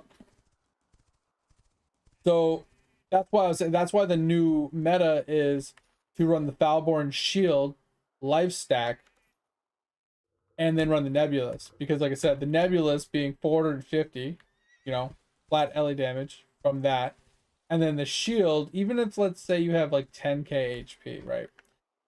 10k it's 5% damage over time, right? Per 100. So let's start with 10k HP divided by 100, right? Times by 5. That's 500 damage over time. It's not a damage over time multi, but this gets multiplied by the Nebulous.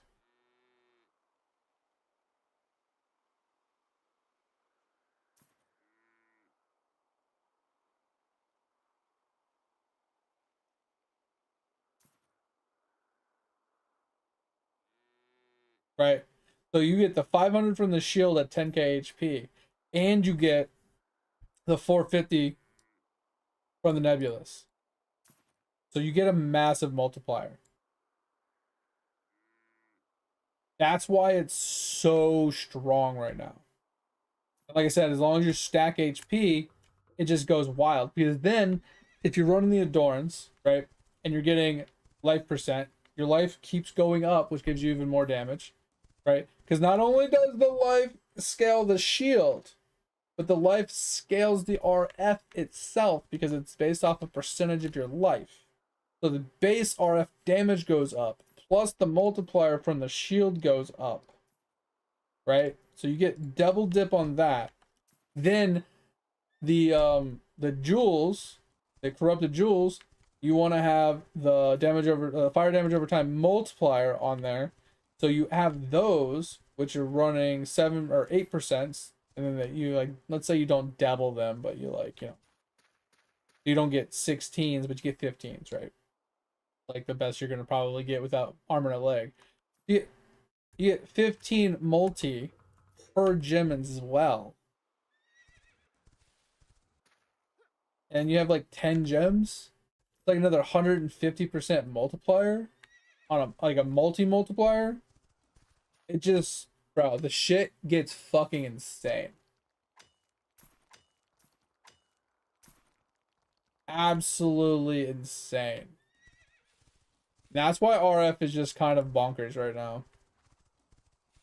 Like 35 mil is obviously not insane, but for an RF, for a walking simulator, grand explosion, 0 button build, heaven ass, that is insane. For a 0 brain dead type of build where you just walk in and don't push any buttons. Wait, what? Why can't I? Huh? Says I can't collect this in a safe zone?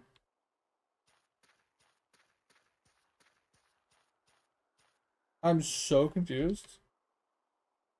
So there's a town over this hill, but it says I'm in a safe zone. Like, how am I?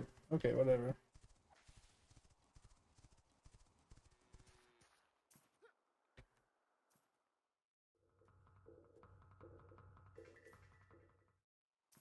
Anyway, yeah, Cole, if you're still chilling, man, if your computer hasn't died on you or anything, yeah, you want to get into some RF, man, we can chat about it, but that shit's wild.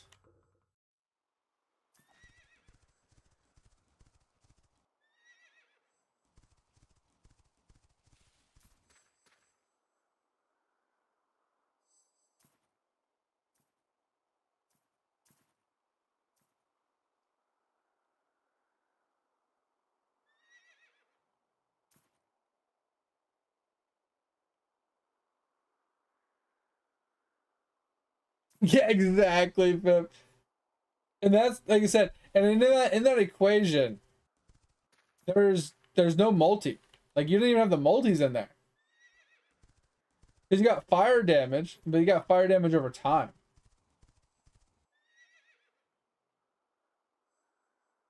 Oh, actually, I think that's what you were writing. The dot percent and the fire dot percent. Yeah, I think those are the multis, right? Yeah, you were talking about. Yeah. Never mind. Never mind. You got them in there. That was me being dumb.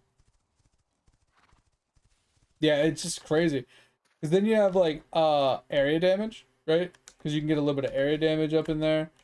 Um, obviously you have curses or things like that that can add even more. Like the flat HP itself, like you said, the RF damage specifically, which gets scaled off of HP. There's a handful of other things that go into that as well. Especially if you run like spiritual aid on top of that, which you don't really need to at that point because you're specifically just stacking HP. And fire multi.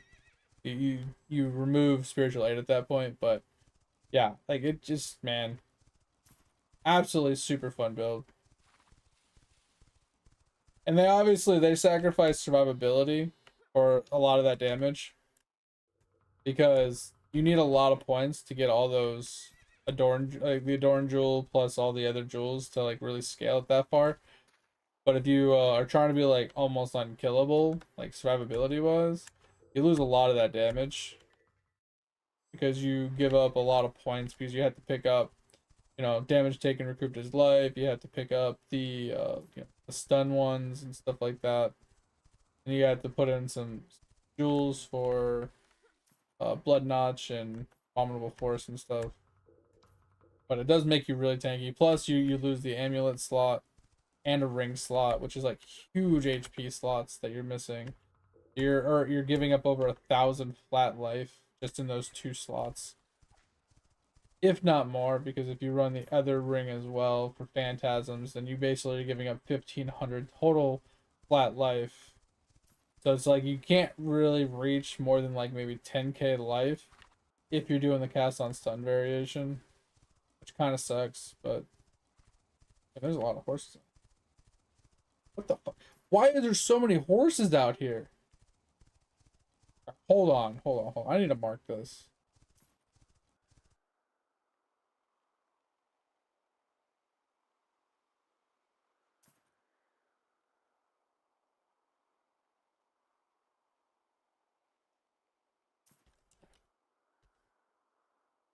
I'm marking that shit. That was crazy. There's like so many out here. And like the nice thing is that like all the farm animals share the spawns with all the horses. They also share spawn with um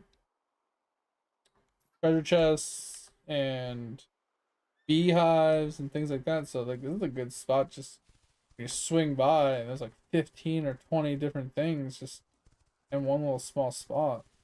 That's just crazy.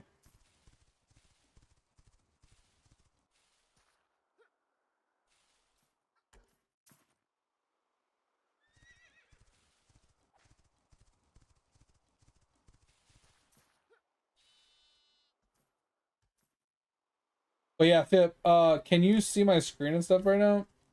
I was gonna pull up the blood mage build that I pulled up. I don't like I said, I'm not gonna really follow it to the letter or anything, but I pulled it up just for reference. Just gotta get an idea because it's kind of a lot. I have to learn it from scratch. It's gonna be a lot of like tinkering and figuring out. It's gonna be all off stream, just tinkering and having some fun. But it's kind of just a lot. All right, give me a second.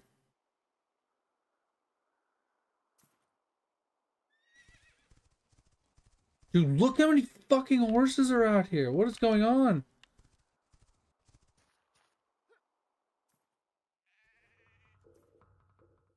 I'm so confused.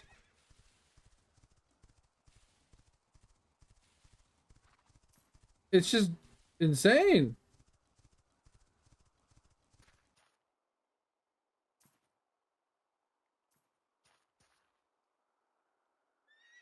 Like, what in the actual fuck? Okay, I'm fucking floored right now with how many fucking things I'm finding over here.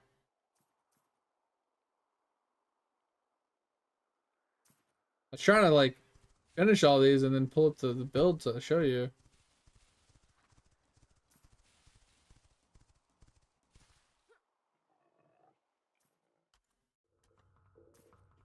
Motherfucker. Alright. I'll pull up the build really quick.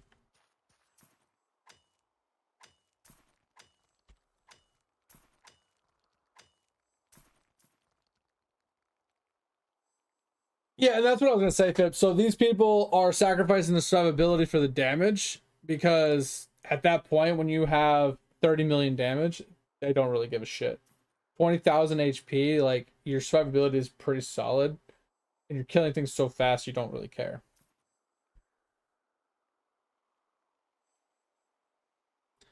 But this is the build, right? So obviously expensive because like they got like this thing to pick up some of this, right? Skill effect duration and like things like that. But if we pay attention to like the basics here, right? I don't like having weapon swaps for stuff. So like one weapon, he's coming up here and he's doing chaos skill effect duration. He's doing like curses and stuff. So he has a shield swap for doing his curse. He places his curse down with a shield swap, and then he switches back to his spear and he goes back to, you know, doing the damage, right? So he gets a lot of crit. So he comes up here, he gets a bunch of crit, gets more crit. He puts this in so he can pick up both of these lightning things without investing points into them. And I think this could be wrong on that, but I think he gets this as well for movement speed, and projectile damage stuff. But yeah, you pick up the lightning, you pick up the crits here, damage if you crit, because you're basically just getting 100% chance to crit. And you come down here, you get even more crit, you get even more crit, you get flat out dex, you get more dex because he's running a thing that gives him more damage based off X amount of his lowest stat. So he's trying to get all stats to be basically the same. So he's running like I said, the extra dex here with the extra percent dex here. And he comes down here for more damage when you're affected by the heralds and stuff. And I think he's running the triple herald chest. Yeah. So he's got ash, ice, and lightning chest piece. So we could run all three of them. So that, I mean, we could drop something like that. We don't really need that. I don't like the idea that he branches all the way through this and all the way through this, but I mean, that might be the only good way. But this is also his weapon swap as well for skill effect duration. So basically, he has a swap for skill effect duration for his curse that he places on the ground to last as long as possible. And then when he's in his spear form, he, yeah, because he has the enemies you mark, accuracy, damage, and calling strike against. So like this, like I said, huge weapon swap here for this. But then when he's in a spear form, it's all about crit, crit, and then you get both of these for damages. So the bleed gets dealt faster, but then it also lasts longer and more damage against them. More crit down here, and then you get this, and then he picks up this extra attributes. And then it's right here, 2% damage per 5% of your lowest, or per 5 of your lowest. So these didn't quite hit the 25 mark, so he's off on those, but is what it is. But that's the build that he runs. And then he picks up obviously this, which isn't required. He picks up this. I saw another build that picked up this. But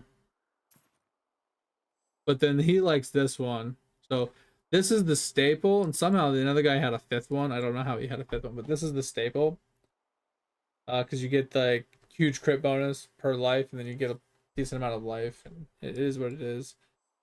And then when it comes to like, there's a ton of skills, so ignore most of these, but basically what it boils down to is I think he runs a Storm Lance, right, which gets overcharged, so magnitude of shocks, and then he's got more magnitude if affected, blah blah blah blah. So this is more magnitude, prolonged, so it lasts longer. And then it's a chance of shock. So he basically throws this to get his shock, guaranteed shock. And then he throws down temp chains with all this other stuff, right? So it's on the ground, it's juicy, it's massive. what keeps it. It's what kind of gets the build up and running. Because if they're cursed, then he gets like a bunch of bullshit out of it or something. And then this is his rake, right? Basically, it consumes his life flask to make even bigger. This one consumes his mana flask to make it even bigger. The deep cuts to the magnitude of the bleed. And then this one kind of guaranteed because you're going to be critting. You're trying to guarantee critting, and then this is a no-brainer as well. You do more damage when you're further away. So his rake is kind of insane. Right? Like 3 point something million bleed damage. Just absolutely wild. Right? And then since that's doing so much, then you can just turn around and just blood hunt right into it. So it's got Ellie focus for more elemental damage, because what I found weird is they're stacking elemental damage, which makes sense for the bleed, because elemental damage also contributes to bleed magnitude. But blood hunt doesn't bleed. Blood hunt consumes the bleed. So I don't understand why we would, you know what I mean, stack Ellie damage for the blood hunt itself. So I thought that was a little weird. Maybe I'll try it without Ellie focus. But blindside, you get more crit bonus against blinded enemies, and you're getting blind from the curse. And then supported damage, extra fire damage against ignited enemies, and then you have another thing that applies ignite. Like, this build is very button heavy to one-shot bosses, but I'm using it as like a somewhat of a template, aka this part, and then I'm gonna make it my own with the abilities and stuff, trying to like make it less buttons, more simplistic, and just make it work. But this is kind of like what I was looking at, right? He's using the spear, which I'm not a huge fan of. I probably would run like a regular yellow spear, which is added cold fire and lightning damage on it, with like maybe percentage elemental damage, from hits or whatever. Some crazy Ellie spear. And then the scepter is kind of like a no-brainer. You kind of have to have extra damage is extra fire, and then their the resistances is based on their lowest resist. So I mean something, or you can just run the chest piece instead. But the scepter gives you 56% damage as extra fire. It's a huge damage boost. The chest piece is kind of nice for the heralds, but at the same time, the best part about it is enemies in your presence have no resist. Kind of nice. It gives you resist and life. It's kind of nice, but I don't know if I'll run this or just a yellow. The belts, sure, it just juices your rings, so your rings can be even juicier. Kind of makes sense. But at the end of the day, I just feel like I probably won't go super heavy. I probably won't get like any uniques on. I'll probably just try to make it work. I'm just trying to figure out like what I want to use, whether I just use rake, because I kind of want to use like Stormlance or something to clear with, and then rake blood hunt on bosses, right? Or like single target. So rake in, maybe take advantage of the rake in disengage like we did before. So rake in with something like this, disengage out, get the impale applied from the disengage, and then wait till they're like half HP, and then blood hunt murder, like we did before. I mean, I was totally feeling that playstyle, so I can disengage without taking any damage. I might try to do that same method, but I got to figure out like what buffs I want to run, how much spirit I'm gonna need. Like, there's a lot to it. I don't know. I'm really kind of lost and confused on the whole. I gotta just figure it out, because it took me so long with the Titan version. Well, sorry, not Titan version. Was it Titan? I don't remember. With the Marauder version, it took me so long to like tinker with that thing to get it to a point where I liked it. And now I'm like kind of starting over, because it's been so long since I've played it that I gotta remember what I figured out with the last one and try and make it work with this one. But basically, with the other one, I was taking advantage of all the bleed magnitudes I could find on the tree to juice out my bleeds as much as I could with the Marauder. But this guy his bleed magnitude comes from just elemental damage. So stacking as much ele damage as absolutely possible and getting any buffs or benefits that I can get towards ele damage, and like critting and getting as much damage with the, you know, basically obviously more damage means more bleed, right? But since the magnitude of the bleed is based off of ele damage now, it gets even stronger because not only is the damage going higher, but the magnitude is going higher. So it gets the bleed kind of wild, which is why I can get like a 3 million bleed on something so lightly hitting.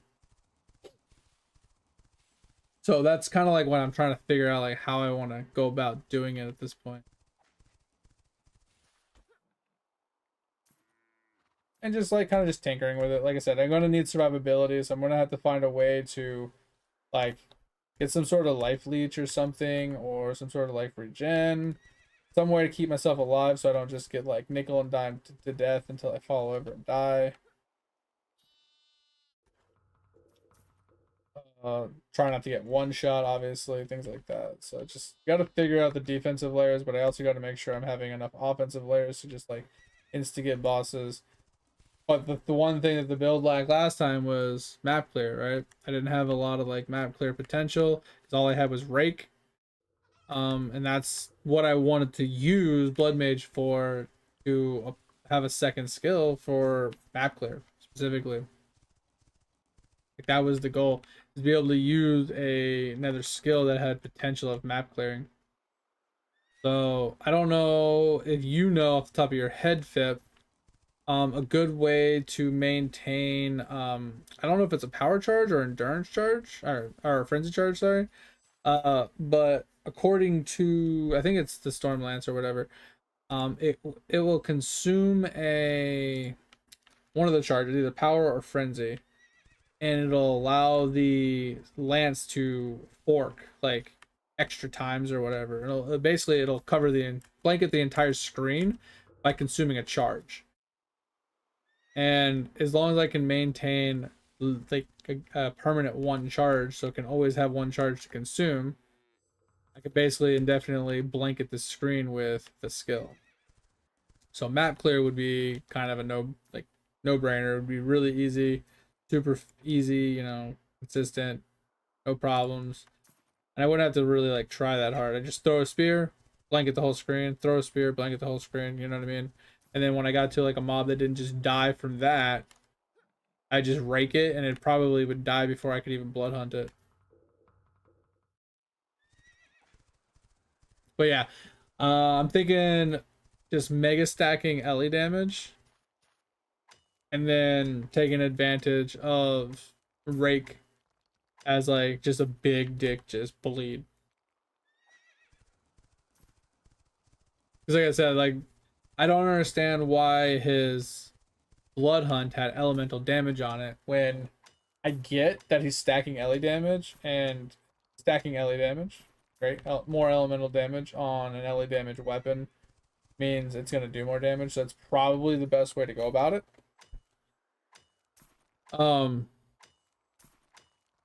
But I don't know if there's another way to go about it that might be slightly better. Because what if we didn't go fizz, but we didn't go ele, but we went generic?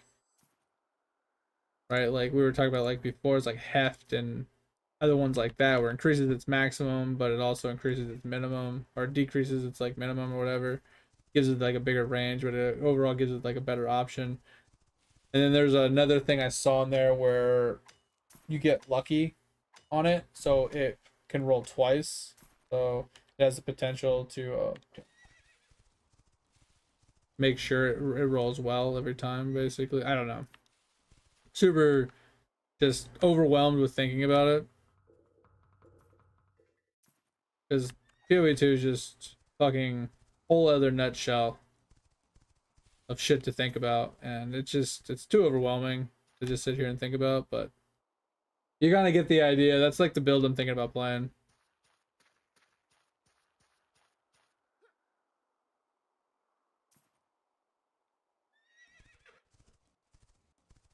But that's what I was bringing up before. It's like Blood Mage, ele, bleed build. It looks really cool. Like you don't have to actually invest into bleed nodes. You don't have to invest into one thing I am curious on is how does he get a 100% chance to bleed? Because I didn't see bleed on the rake.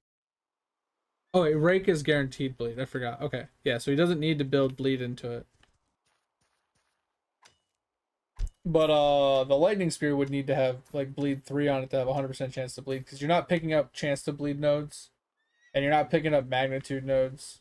You know, you're not picking up anything like that. You're just literally stacking LE damage and just putting chance to bleed on your skill. That's it. Literally all you're doing. And the shit is just kind of insane. I'm not sure if I'm thinking about it the right way, but I feel like if LE damage is what scales your bleed magnitude, but the LE damage can cause the bleed, isn't bleed based off of the damage dealt, right? So if you do 1,000,000 damage with the initial hit, your bleed would be based off of the 1,000,000 damage hit. But then the magnitude would be based off of the elemental damage of that hit versus just, so it would scale it even further, would it not? So if your damage was 1,000,000 damage and all 1,000,000 of it was LE damage, your bleed would be based off of 1,000,000 damage hit with a magnitude based off of your 1,000,000 damage.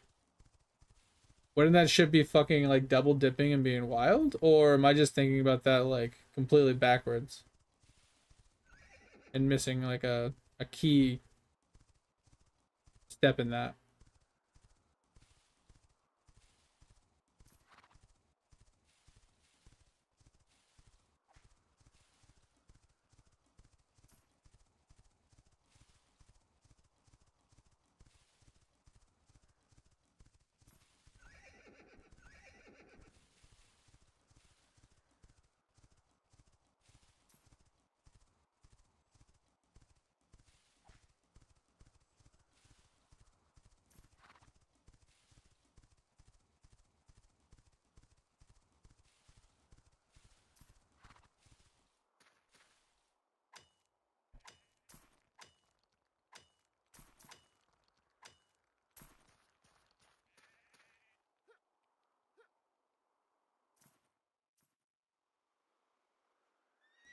I think we got a good amount of animals today.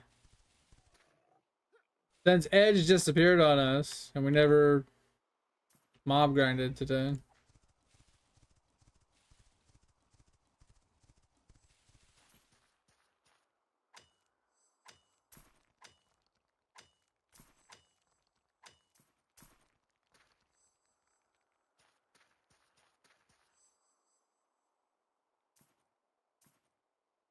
I don't know. What are your thoughts, Pip, if you got him? If you got any?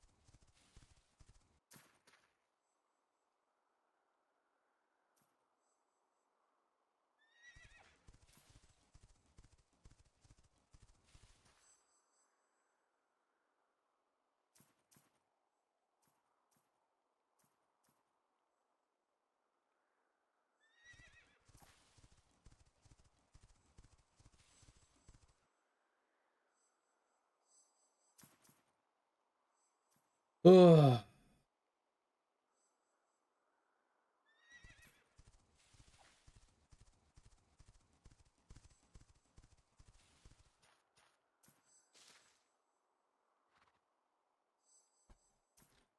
Oh, we're almost 61, and I still have one more level to go. I was really hoping to get this done today.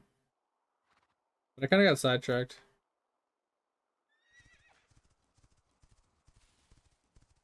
Just mining takes so fucking long. Like at one point I got so sidetracked I was outside the radius of my clan altar and everything. I wasn't getting that much XP. Then I ran into this spot that just has so many animals. Like I'm trying to get rid of the horses, I'm trying to get rid of the bees, I'm trying to get rid of the chest pieces and stuff, so for the chests, so the animals would actually respawn. But they all share freaking spawning points.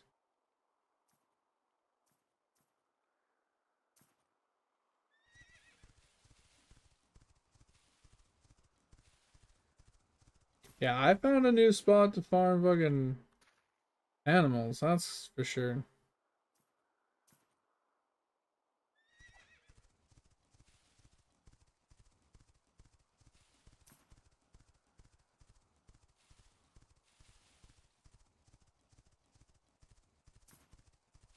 It's obviously, I mean, there's probably better places, but this is pretty insane.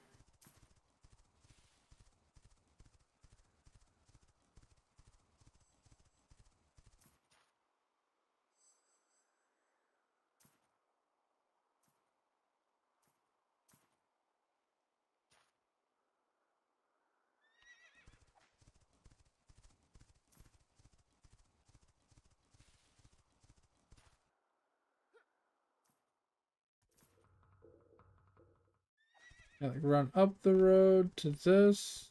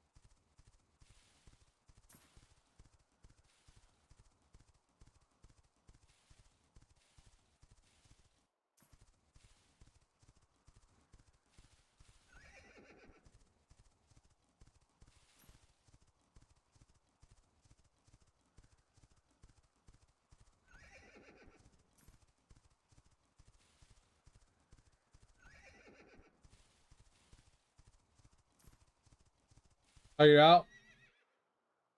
Alright, sounds good, Fip. I appreciate you, man.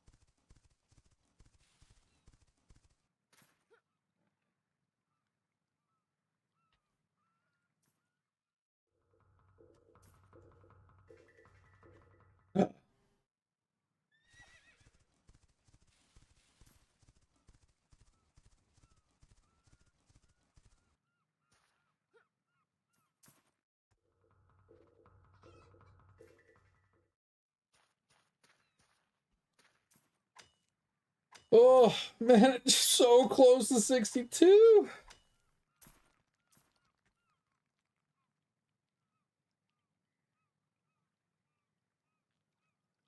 Not even close to getting on the leaderboards. Actually, I'm getting kind of close.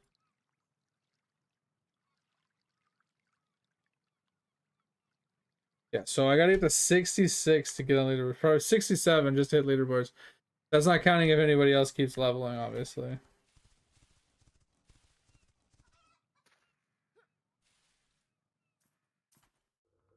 Kinda crazy.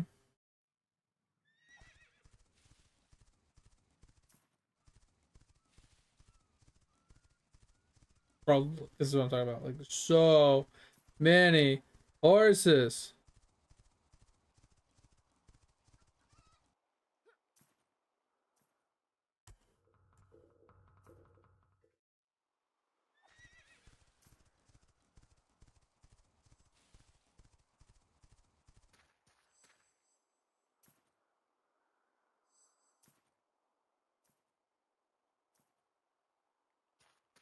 Really need to put effort into my breeding some more.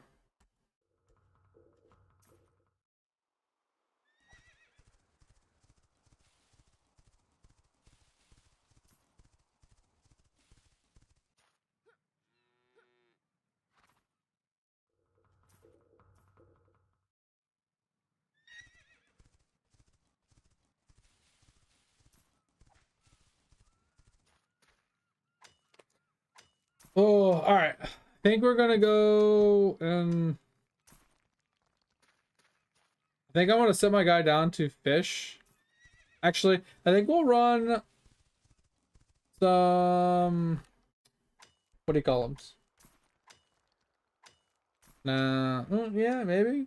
No, thinking about doing a caravan. I kind of like keeping that off stream. So maybe I'll just set my guy to fish.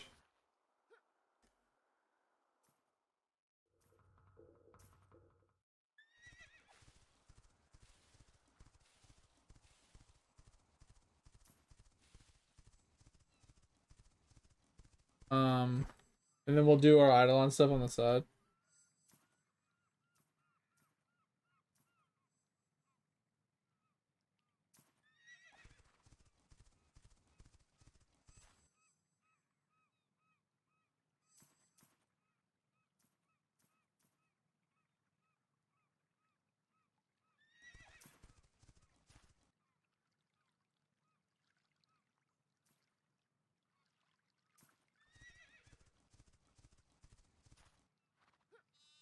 Would you like a cup of water? Because you look thirsty as fuck right now. Oh, May, thanks for that. Yeah, thinking we'll get our prints in because you said I didn't have much time left, right?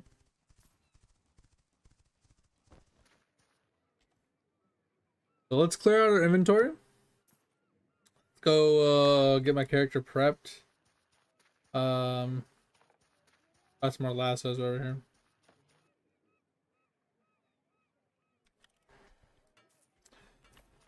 So yeah, let's go turn our stuff in really quick.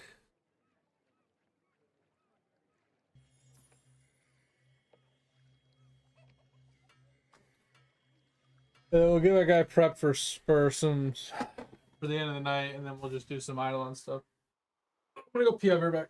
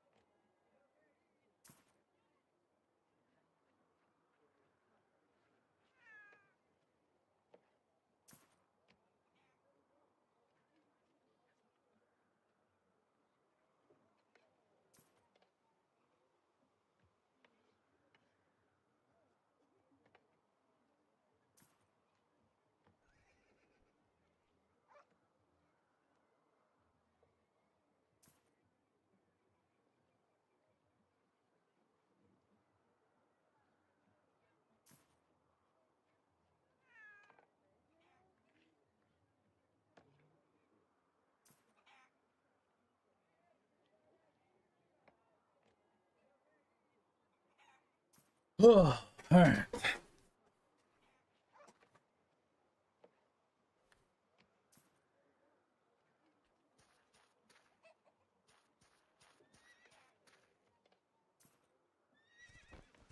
All right. Ready to help me with my call it in a little bit here with my prints.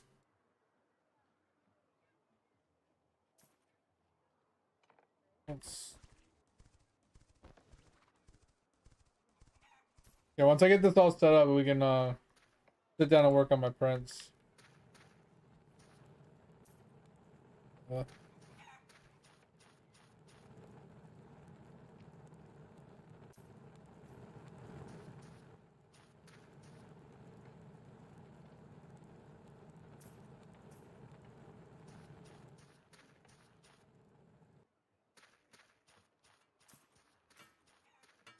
You're working on yours? Alright, that's all good. Yeah, I don't know, man. I just fucking hate prints. I hate them so bad because I can't take them serious enough.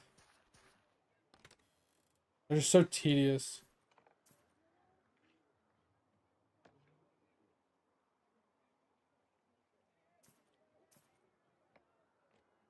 Like, what armor set do I need to put on? What weapons? What rings? What name tags? What capes? What this? What that? What this and that and this and this and this and that and this and that? Oh, I missed something. I gotta redo it all over again. It's like, oh my fucking god. Just stab me in the eye now.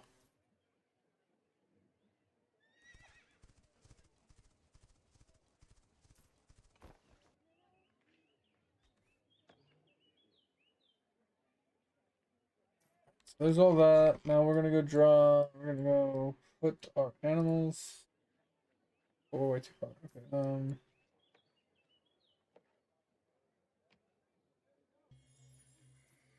I'll just teleport over.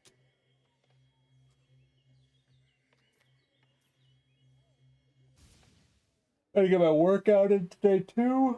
Hopefully I don't jack my shoulders are already in pain, but I'm hoping that if I start getting into the workouts again, I'll work the pain out eventually.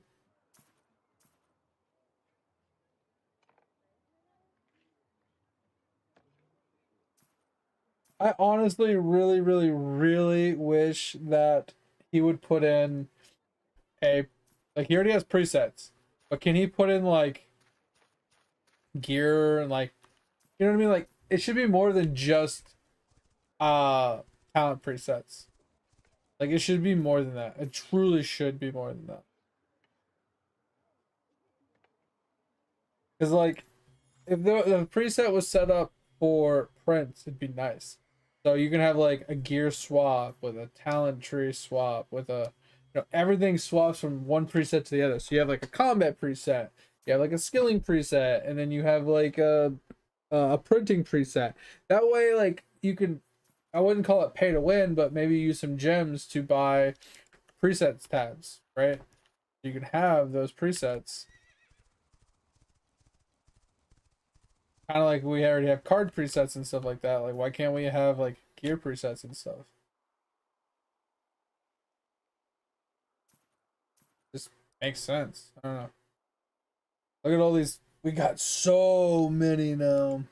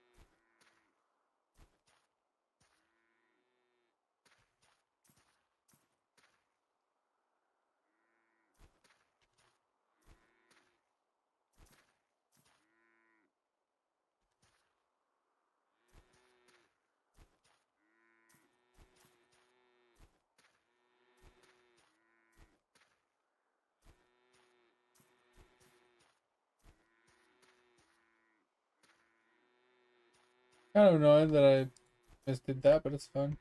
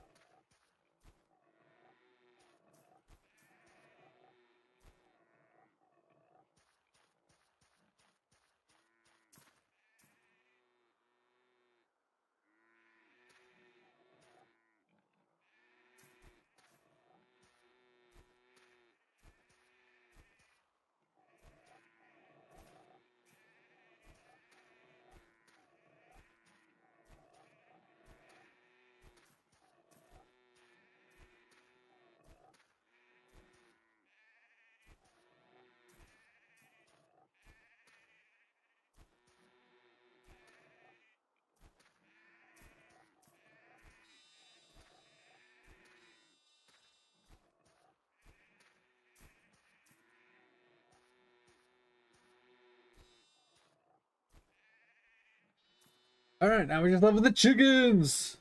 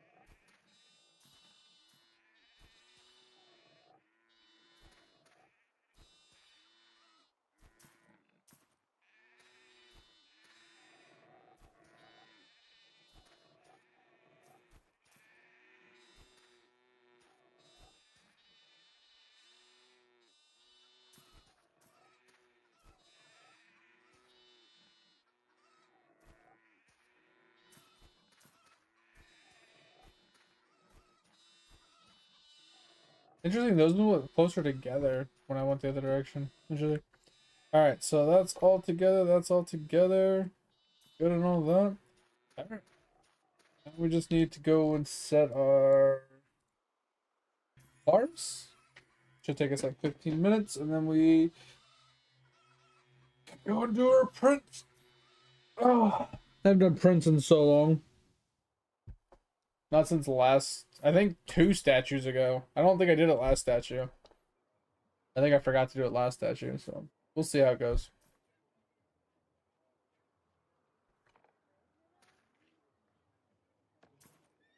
But while we're here, I need to make a couple tools. We can pick those up tomorrow. Because we currently are missing. We're gonna need an advanced pickaxe.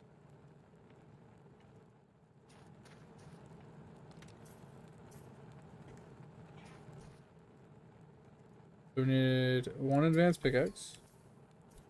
We need 1 hunting. I think that's it. 1 of each. Yeah, because we're good here. It's like 400, 300, 400, 200. So we're probably going to need 2 of these soon, but it's fine. So 1 of each. So I'll put in 1 of these and then I'll leave it. Probably go do our farms.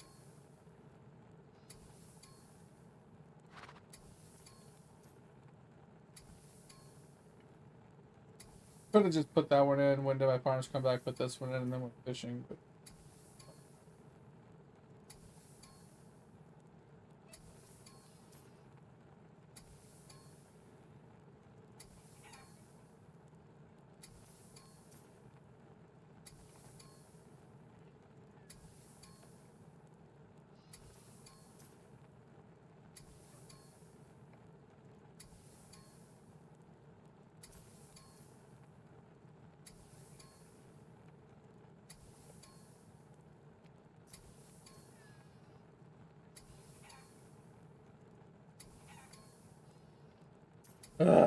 wish I can queue up a couple.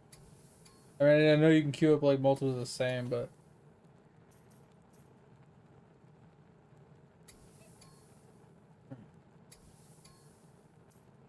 alright. So he's back.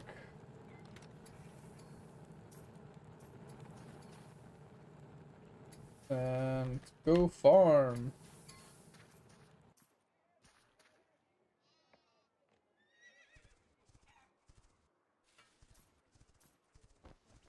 Yeah, I don't really know the difference. I'm really bad with names, so.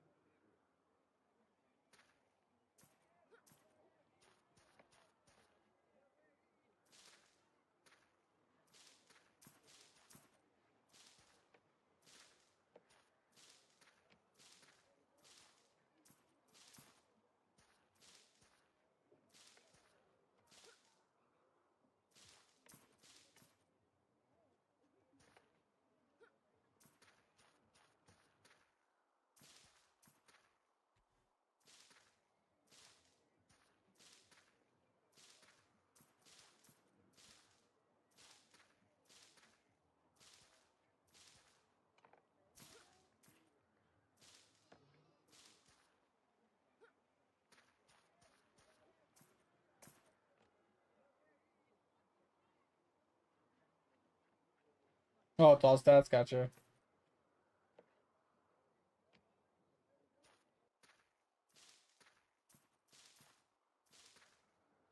Yeah, because now it can only find one instead of both, so the percentage chance is lower.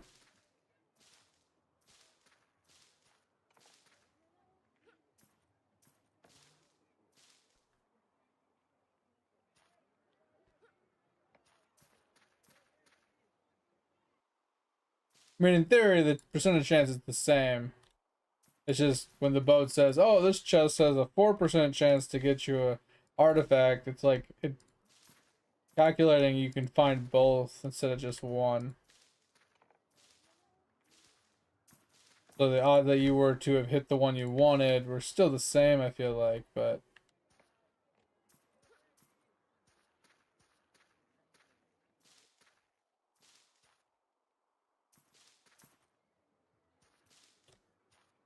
it didn't click the first 3 times I clicked it, so it started moving thinking it clicked and it didn't click.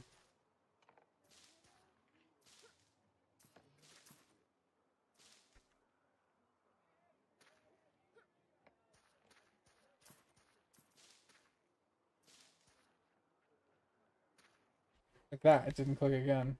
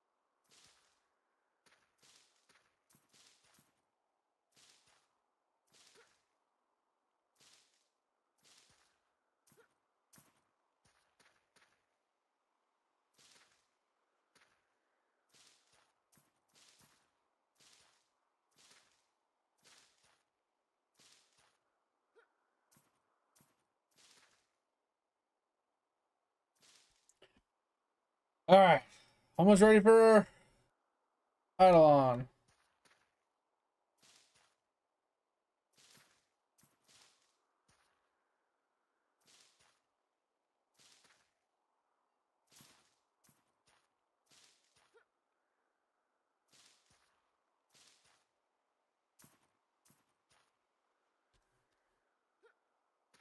Ugh. Also, mate, I'm really struggling on the Eidolon thing, man. I mean, the idle skilling. I cannot get more damage. No matter what I try to do, like, the damage is just not growing. I know there's a few more things I could do, but they just seem so minor. I'm like stuck at 4-star damage.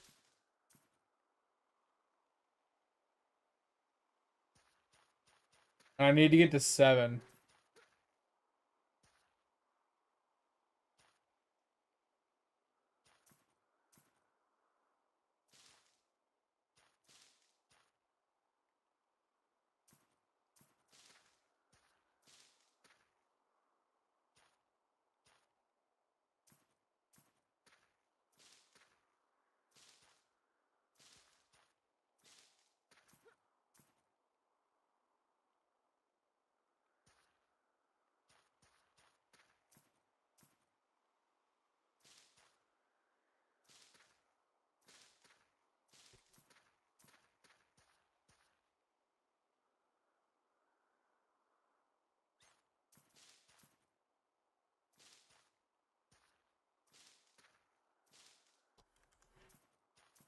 Alright,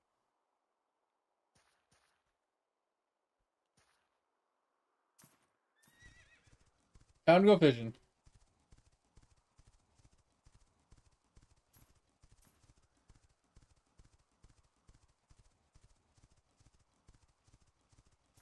You was asking the other day, wait, what?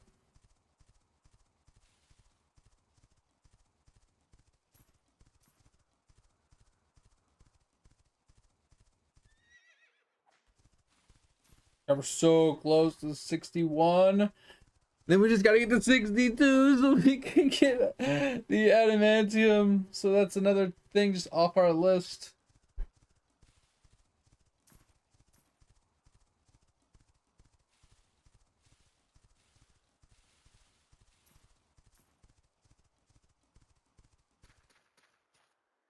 Oh yeah, yeah, yeah. Like I said, it's going. It's just I'm kind of hard stuck right now. I don't really know what to do, if I'm being honest, to like get it to go to the next stage. All right, so we're going to.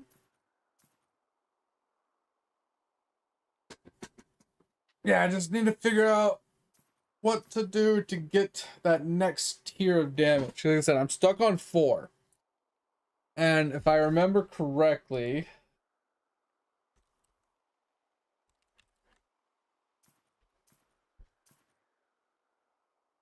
I needed to get to, I think it was this, which is 1, 2, 3, 4, 5, 6, 7. Need to get to 7-star, almost to 8-star damage to be able to slow trickle my way to TE 15.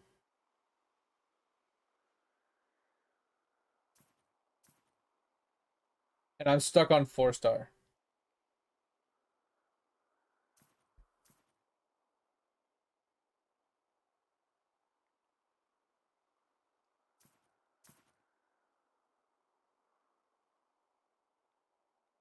All right. Oh.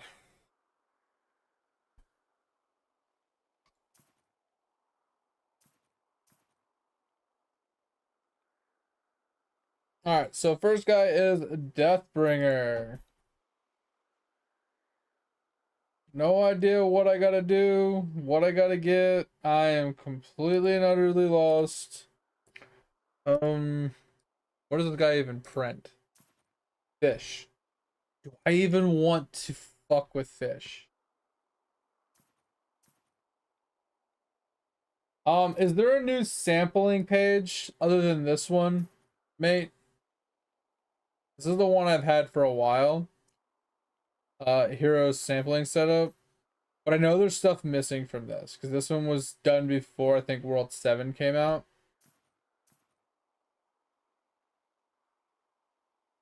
Ugh. I'm not sure. Oh, if I'm using the right one anymore. Okay. So we need to set up for fishing. So I don't have these stopwatches. All right, so let's move this over. All right. Well, let's see what we got here. So we need Marby helmet, which I don't have.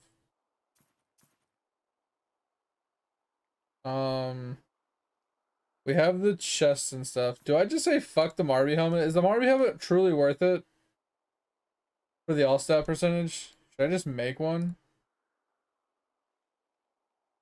Or does one of my characters have one that I can steal?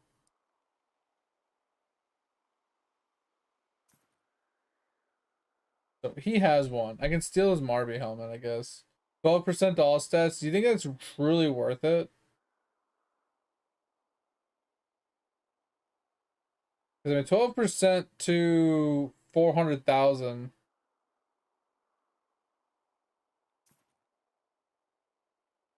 I mean, what would be better than the Marby helmet in the helmet then?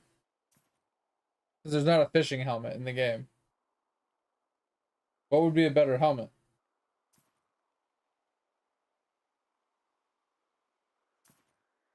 Because 12% all stat, right? Versus, let's say we were to make this helmet. This gives 140 all this. All AFK gains would be good. Right? 25% all AFK gains. I think that would be pretty insane. But would the 25% all AFK gains be better than 12% all stats? Yeah, I'm just thinking like the skill efficiency you get from all like from the strength bonus, 12%, even let's just say it was 10% to be even. If you had 500,000, that'd be another 50,000 strength. Yeah, I mean this gives 10%, but just the helmet alone giving another 12%.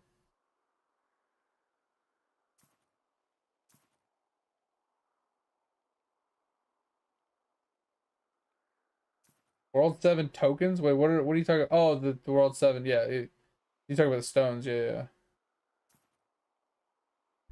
Yeah.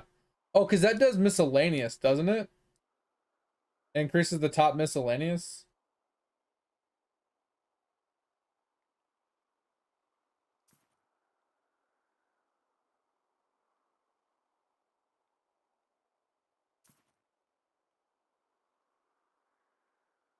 Yeah, that could be insane. Okay, I can see that being good. I don't think I can make these yet. So anyway, so we won't worry about that. Okay, so armors wise, we'll just put on these. In theory, shouldn't I World 7 stone these? Because they're fishing efficiency. If I World 7 stone them, wouldn't the miscellaneous go up?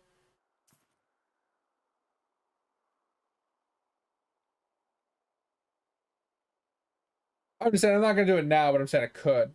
That's what I was getting at. Okay.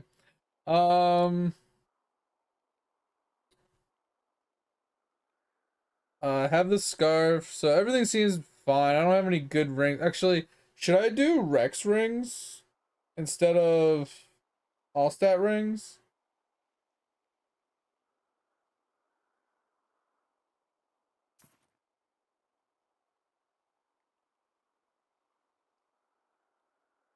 You think Rex rings would be better?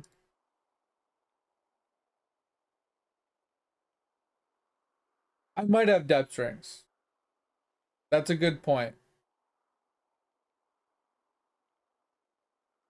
I just find it funny that like you look at this, it tells you equipment wants you to use these two rings, but then down here it says rings for this. So I'm assuming you only use these stopwatches for the ones that don't require a depth ring, and then you use the depth ring for the ones that require a depth ring. What I'm assuming. Uh, and then I think these have my Rex rings.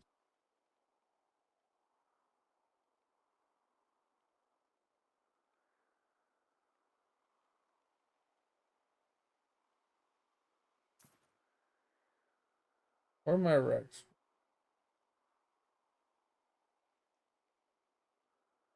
I don't know where my Rex rings are. I thought they were on this guy.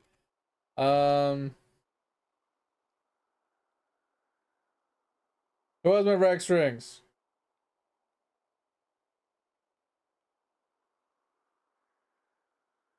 This guy still has boss rings on him. Let's not talk about it.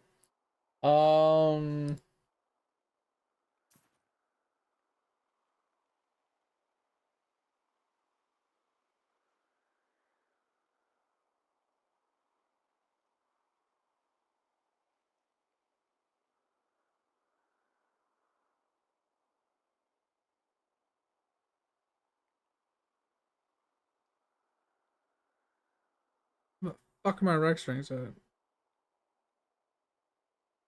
Oh, okay. This guy. Uh, my bow guy.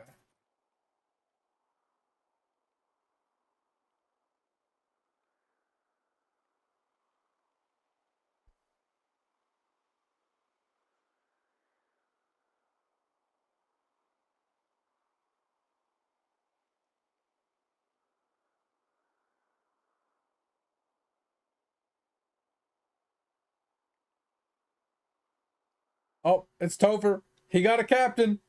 He got a captain. I see him standing there.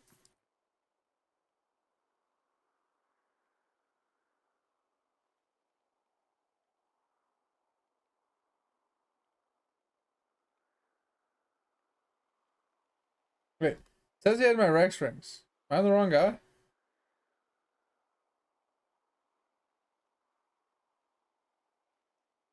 Oh, it's this guy.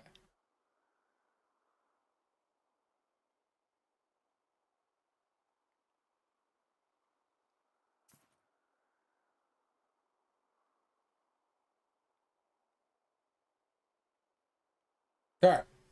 This is why I hate doing prints, bro. It's so fucking tedious.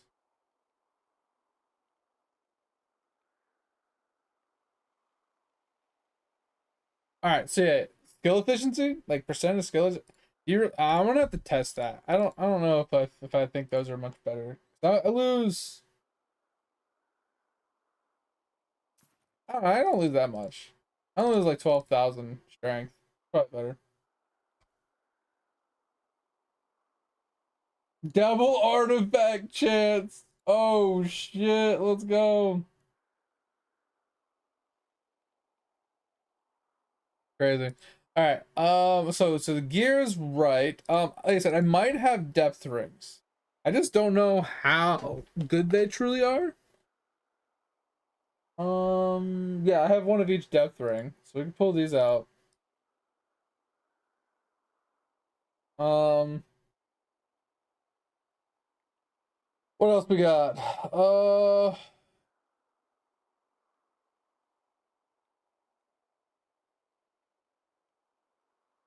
Can I make a better fishing pole?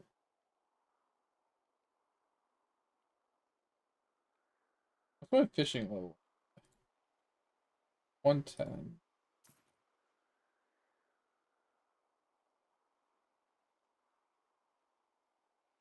So I could wear this. Alright, let's make that really quick. How many is this? 100 million cuttlefish? Bro, that's actually kind of wild. Okay. Fishy, fishy, fishes.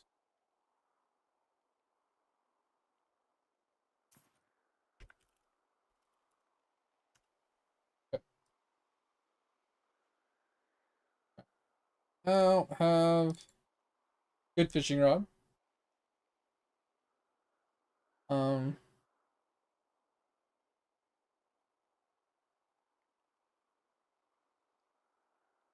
don't have those. Maybe he has some.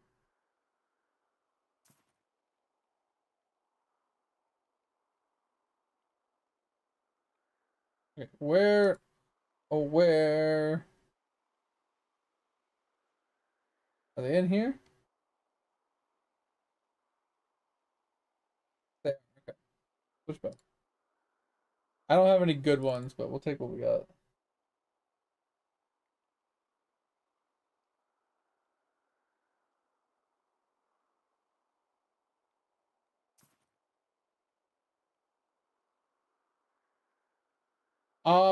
I do. That's something I have to do. I'm gonna do that after I get my character set up, Topher.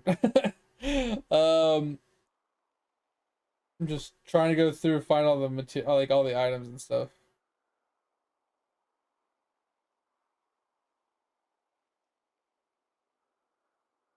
All right. I don't really have anything else to put on. Like, because I feel like this is bad, but that's 3% AFK gains. I do have a flower somewhere. I have. So should I do this one, the red one, for the 7% AFK gains instead?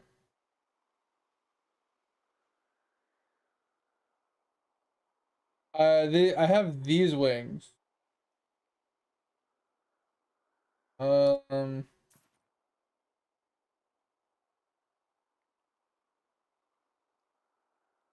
try to find the wings in here so I can show you what I have.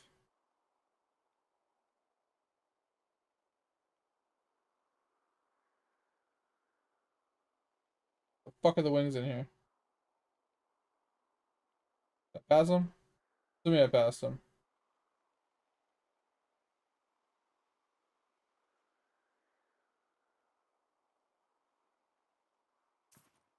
So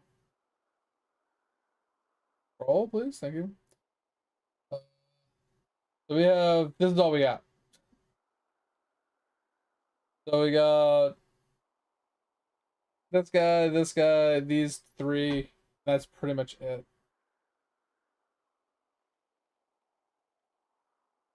Yeah, I've been killing him.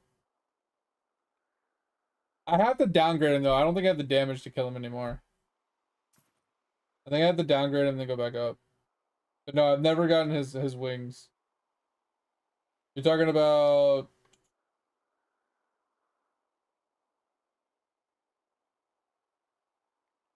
this guy, right?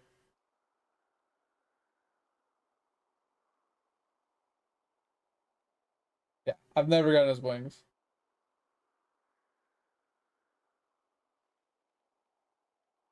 I mean, I could try and kill him on this guy.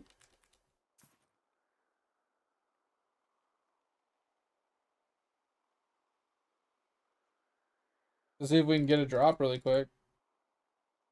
But I don't know if he's my strongest character or not. I tried to fight him the other day on my V-Man. My V-Man couldn't do jack all. Because I'm at... What is this? Shit, I don't know what C is. Isn't C 100? So I'm at like 90? And I can't kill it? Or I couldn't kill it?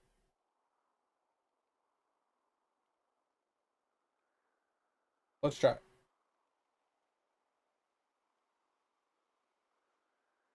Yeah, his HP just doesn't move. And then if I take damage, he heals. So it's just like, it's not even worth it.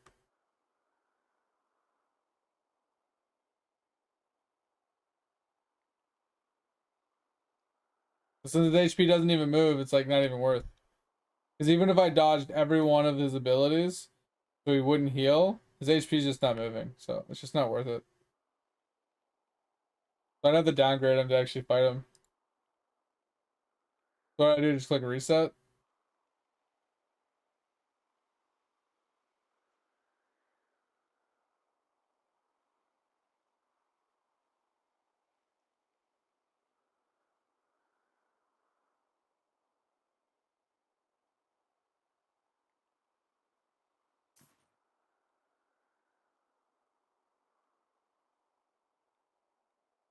Oh, I forgot. This guy actually took me a while to get him to that point.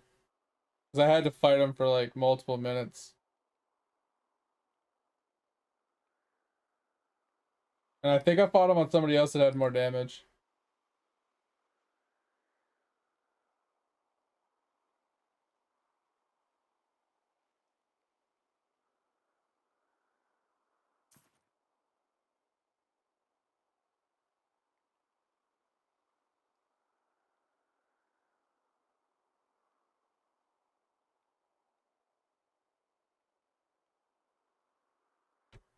But that's bullshit.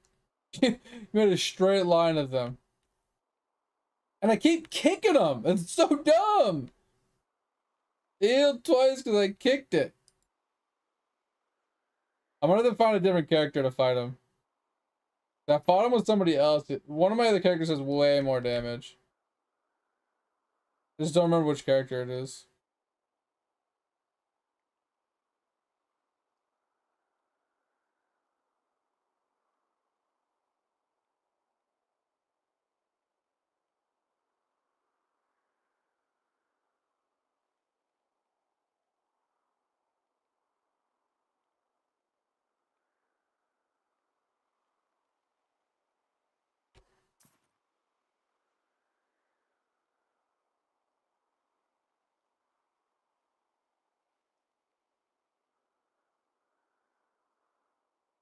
I'm just trying not to take 45 fucking minutes to... Yeah, fuck me.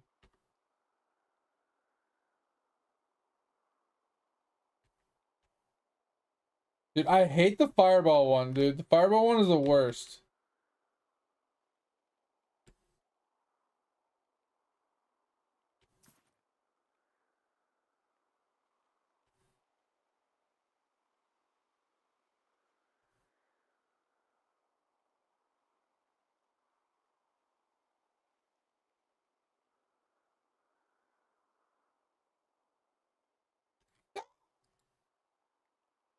Just die! No! Just die! Hey, give me the damn wings! Give me the wings! Hey, you bitch. Alright. Let's go put him back in town really quick. I want to see who's stronger. I need to find somebody else to fight him. This guy's sitting at like 500,000.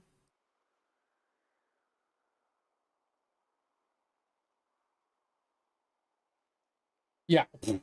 Night and day difference, bro. Night and fucking day difference. 83 million. I think he's my strongest character, honestly. I'm just gonna go fight him with this.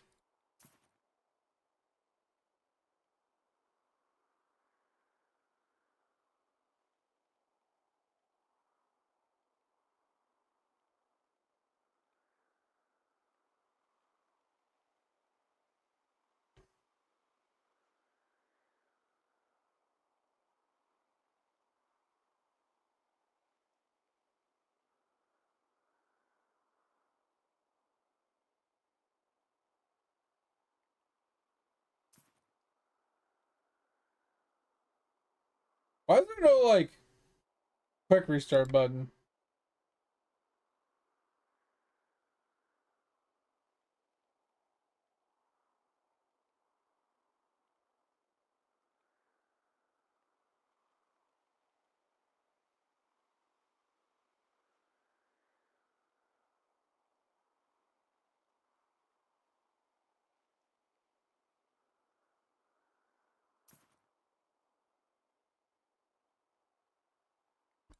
Jake, get out my face. Can't see.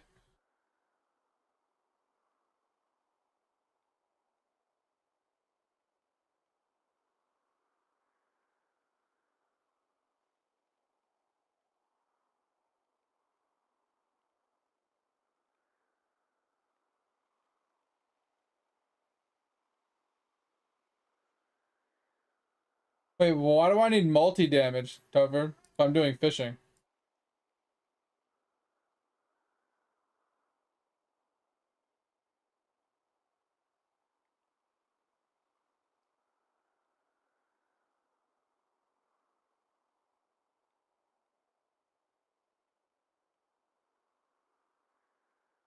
Well, yeah, all characters to print, but I was like, I'm starting with my fishing guy. Why would multi-damage matter on any print other than the V-Man?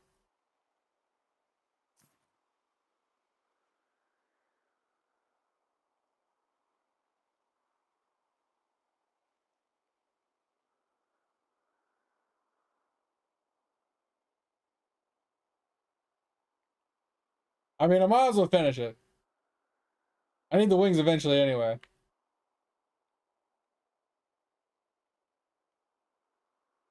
I never do my boss kills, so.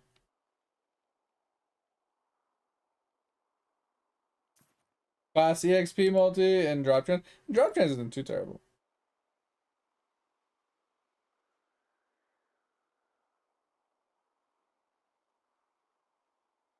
But I might actually get a new boss upgrade because this is the 91 that I failed that I couldn't do earlier.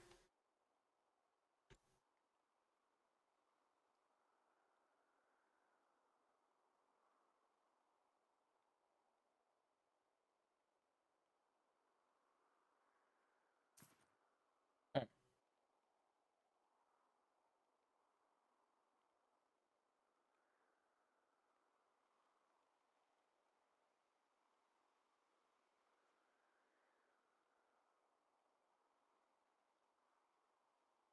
close enough.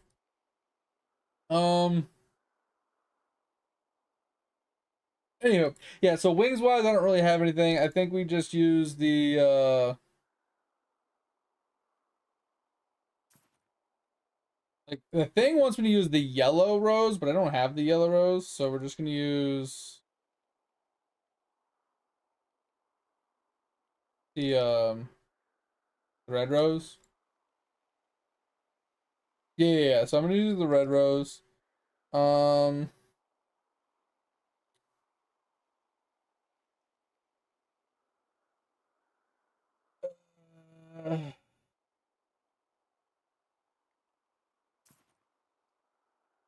I don't think name tags really matter all that much. I don't know. I don't really have a whole lot of stuff. I'm just gonna leave this the way it is because like I feel like these don't do anything anymore. Um, so it's like whatever. And then foods wise, yeah, that's not gonna help us out. um, oh, that's something we could do. Um, we could do our golden foods on the beanstalk.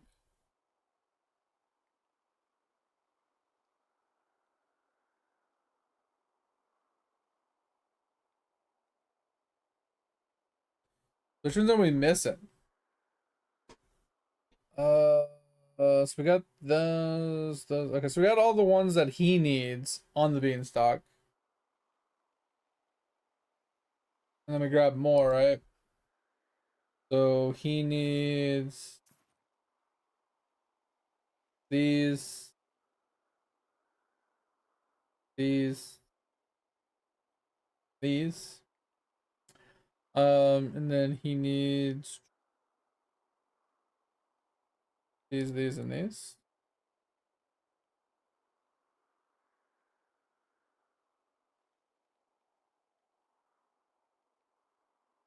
Alright, so foods are done. And then what do we need? The thing is, like, it wants me to use these. That was the card top left side. Okay, sure. And this, which is so those are the card doublers, right? Then it wants me to use all the orange ones,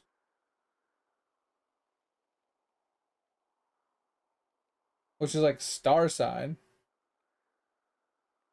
which I've never changed my star signs. The star sign doublers even really work now?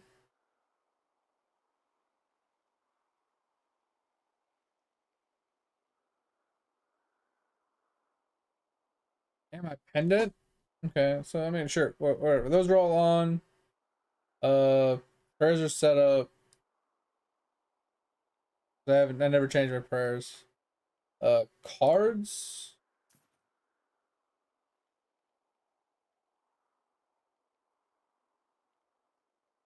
This doesn't look right. What is this one? Oh, I don't know what that. What does Cheetor do?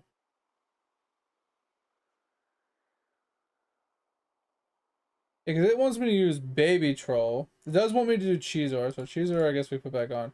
Alright, so it wants the Baby Troll, it wants this, it wants Cheetor, it wants this guy, and this guy. Yeah, so I think I have all these on. Okay, so this is... I just need to level up the Amarok and this guy a little bit more, and the regular Cheetor guy, I guess. Star Suns. Sucks that you have to actually go there to change your Star Suns now, but... Do I even worry about changing the Star Suns?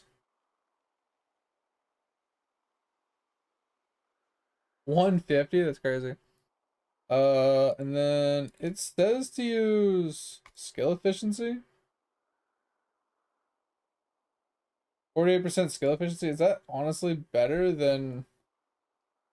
I mean, 6% AFK isn't great, so I guess that makes... Okay. That's the thing, they're infinite, so it's like... But then that's why I feel weird about using the...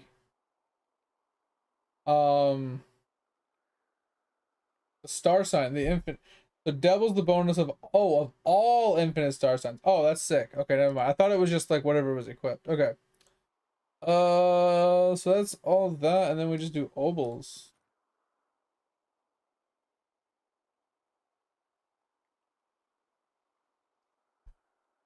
I ended up getting a bunch of these the other day.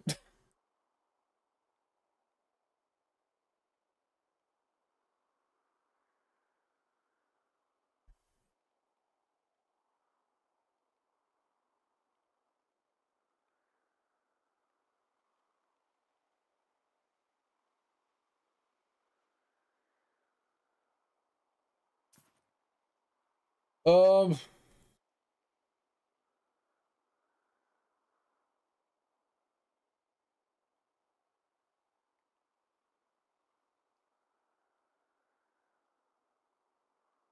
I don't think I have any more fishing ones. All right, that's good enough. I mean, I could throw some like strength ones, but who the fuck cares? I don't give a shit. It's fine. It's whatever. So close enough. Dude, what's he do? All stat skill efficiency. That's pretty good. All right. All right. I think that's as good as this character is gonna get.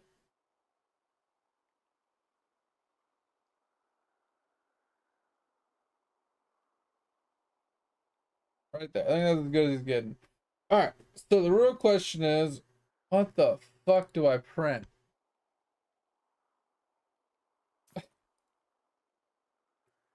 Because this guy doesn't have basic bitch stuff. He's got the second zone. I don't remember what is this the third zone?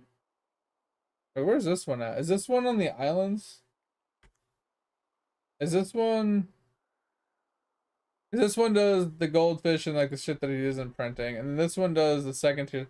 Is the other one, the cuttlefish and stuff, is that on the actual island?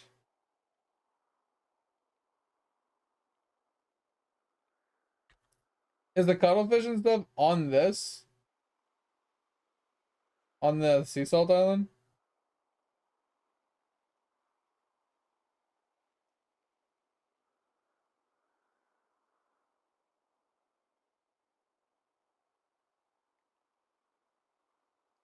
Yeah, you didn't know that, Dover? Yeah, it's been doing that to me forever. So is this place... Oh yeah, it's cuttlefish, okay. Do all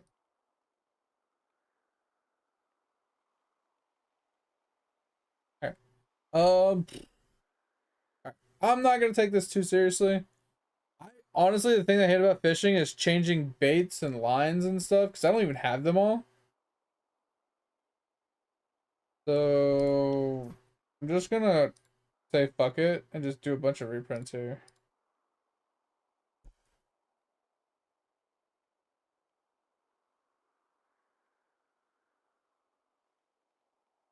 I could really book some of my stuff too. I'm at it, but not that worried about it.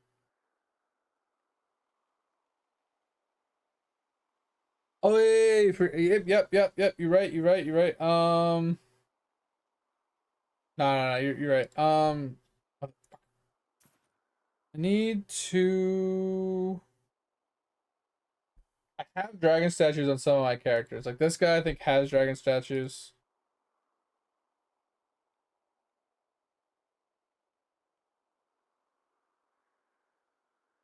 And then I think he has some as well. Unless I turned those ones in already. Alright, I did, okay.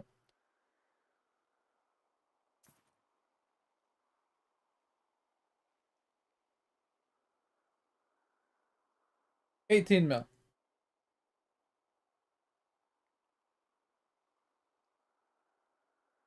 I don't want to keep one. uh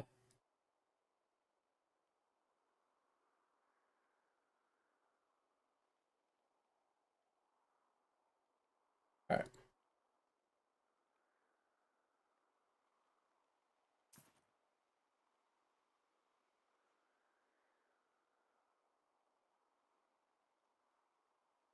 $306 to $344.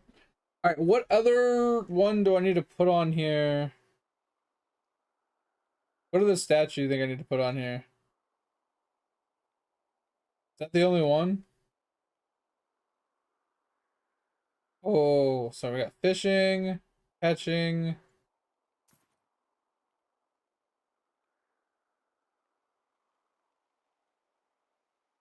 Jesus Christ. Alright, let's get the basic ones, I guess. Like the mining ones. Um Shopping ones. I don't have very many fishing ones. Or catching ones. But I feel like I'll just do all four of those. Is there any other statues I need to do? Off the top of your head? Or was it just those four?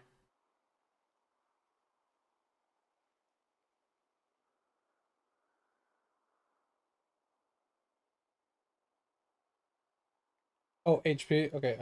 Which one's that? Oh, and food effect? HP and food effect? Okay, yeah. So feast and health. Okay, those really quick. Uh,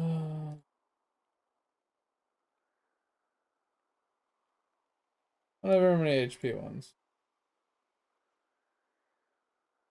Alright. Let's see here. So the mining one is gonna go from 302 to 433. Feasting from 307 to 435. It's fucking insane. HP is gonna barely move. Yep. Shopping 304, 433. And then ocean, not gonna move much. It literally didn't move. And then catching didn't move. But some of those did. So we're good now. Alright. I think we're good.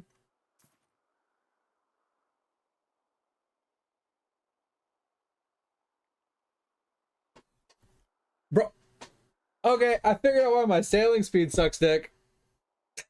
I figured out why my sailing sucks, Dick. Level 2 sailing. Level 2 sailing. What the fuck? Oh my god. Level 2 sailing. Look at my stealth at level 3.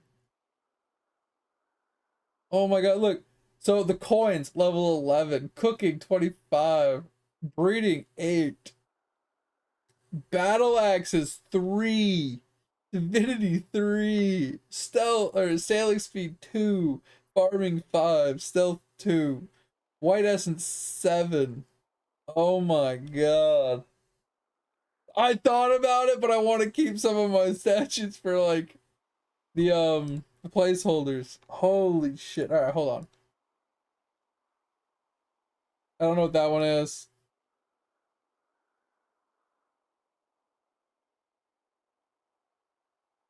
Man. All right. Hold up. We're just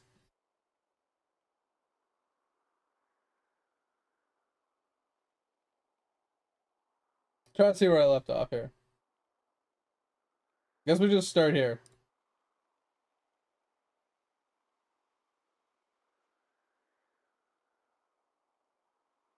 I don't really care about these ones per se, because it's like trapping efficiency and stuff like that.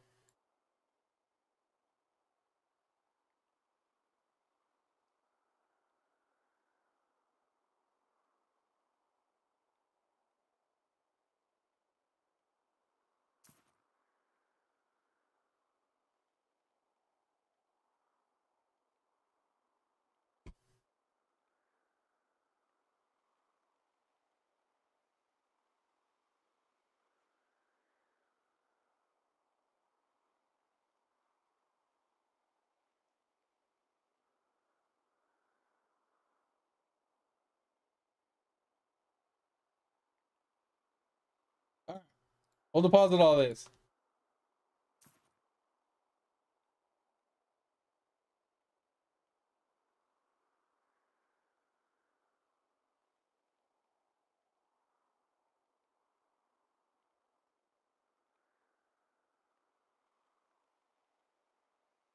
Bro, that shit's leveled. Chill. Chill. Chill.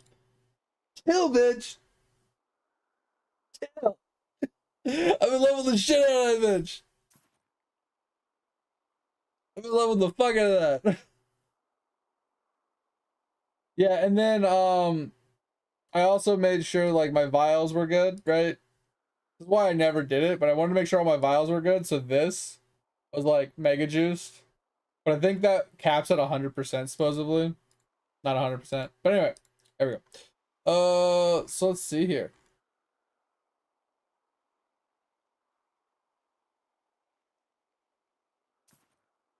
Alright, eyeball. Yep, 130 levels. Bullseye. 130 levels. Box traps. And like 90 levels.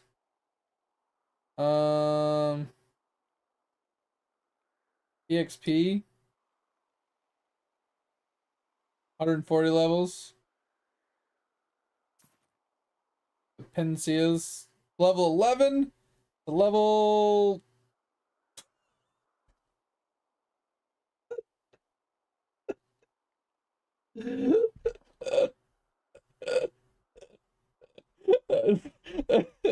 that's fucking funny. It's so funny. All right, level 25. Not too terrible. Egg 1, I don't really care all that much. Level 8. Yeah, pretty good. What about this one? Level 3 divinity. Yep, 300 levels there. It's pretty nice. My sailing speed, 1300%.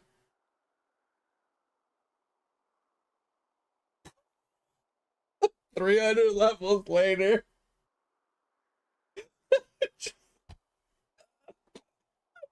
Oh yeah, battle axe. That's right. That's okay. 800 damage to 86,000.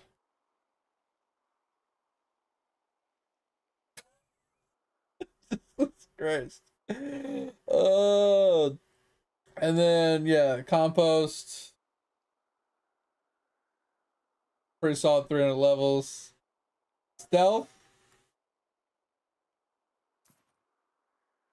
Yep, that was like 1,000% increase.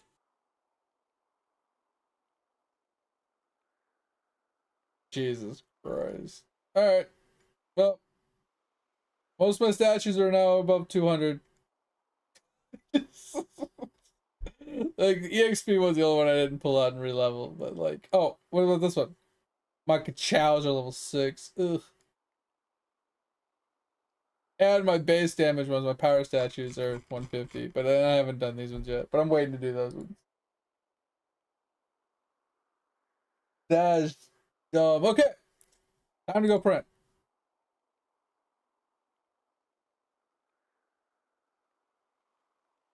And there is no way in hell I'm changing my bobbers and all that other nonsensical shit. You guys can suck it. Fuck that shit.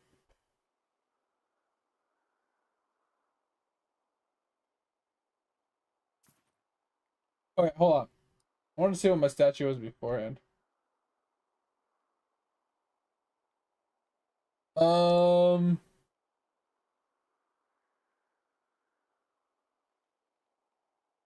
so I first had 11 billion.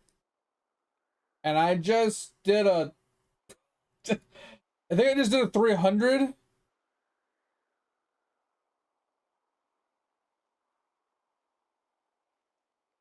Jesus Christ. Okay, hold on.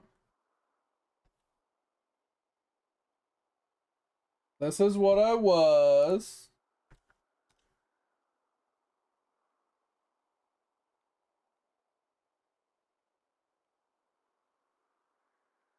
I think I did all 3 of those, or all 4 of those.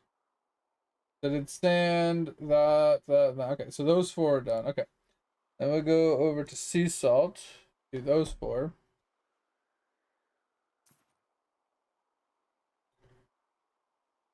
Blue, purple.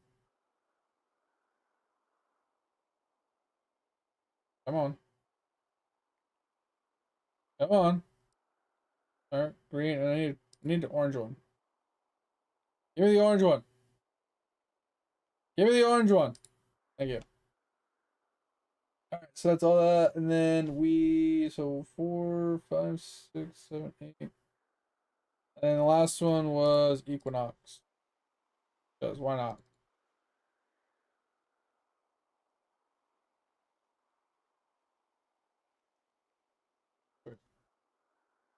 Alrighty then. So yeah, that was interesting. Let's put everything back.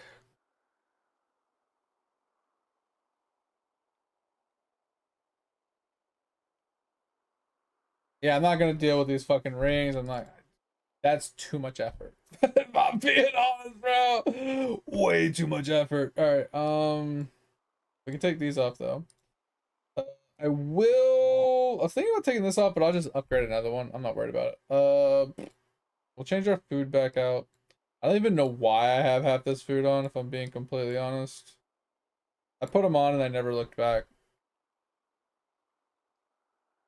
All right. So let us put these back in here. These can go back. That can go back. That.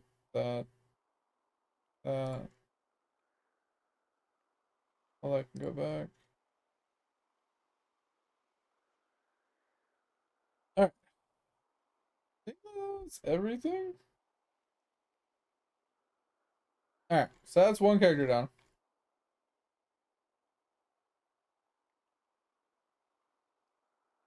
Jesus.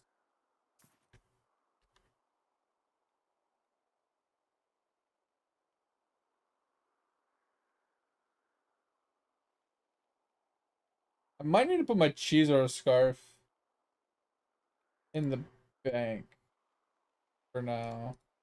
I don't think I have too many extra ones.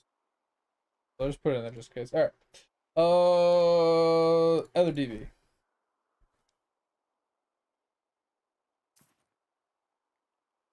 Alright, this was my gains for the first character.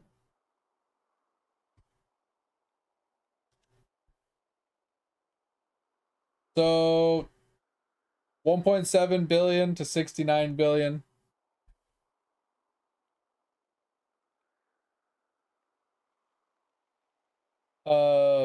3 billion to 160 billion. 900 mil to 31 bill. Not too bad. Not too terrible. Pretty solid. Definitely more than 10 times.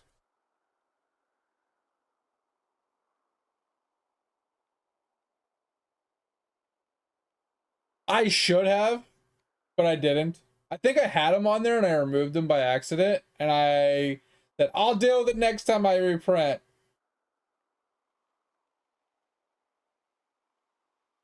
Yeah, I have an empty spot. I think it was on there and I accidentally deleted it, and I was pissed that I deleted it, and then I just said fuck it. Yeah, I leave my prints the way they are because I spam use these guys. I'm pretty sure. I don't remember what I used them for, but I print these two guys specifically for one of my bubbles, I think.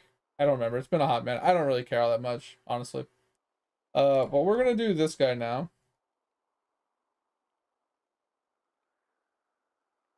So we need the rings, the scarf. Go grab our stuff really quick. This guy is basically just gonna do the exact same thing. So, uh,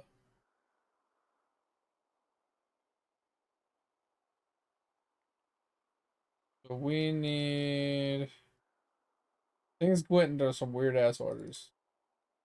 All right, so we need this, need this, need this, um, this. We need this, this, this.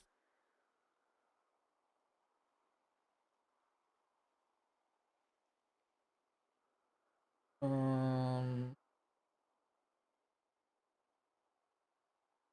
think that was everything. All right, so the 6 food, those 3. I think that's everything. I think my fishing level is not 110. So I think what we're gonna do is I think we're gonna get rid of these fucking stupid ass keychains. I don't give a fuck about them. Uh,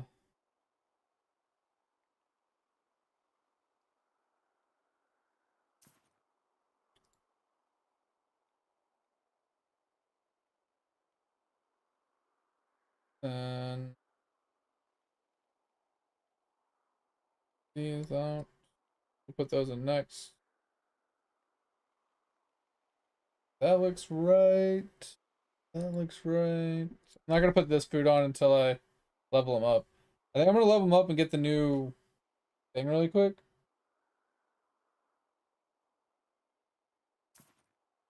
I could, yeah. Try and get that up.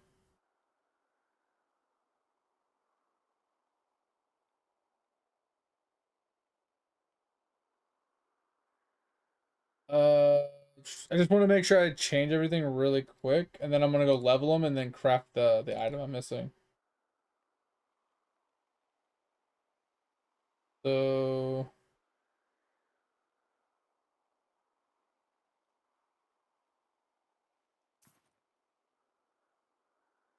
who are we on again? I wish they had fucking names. I think I'm on this guy.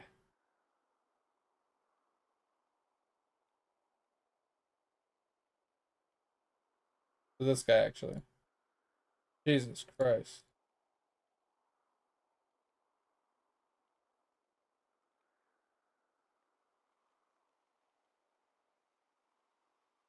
Okay, so that's taken care of. Then we'll do this guy to this guy.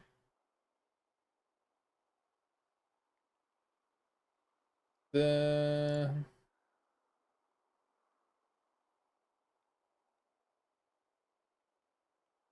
that should be everything.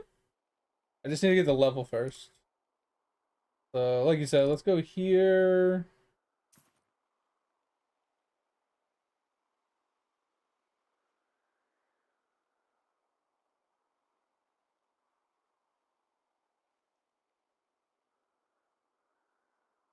My XP is not moving all that much.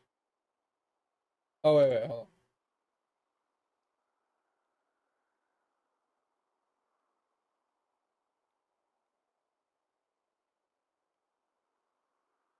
A little bit better, but yeah, XP is not moving all that much.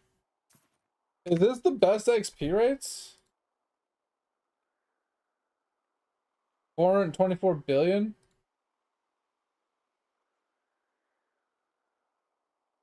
How much does this give? 431.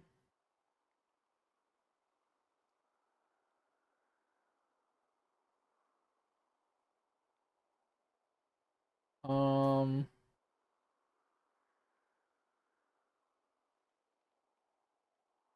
13. Let's see. So I guess this is the best place.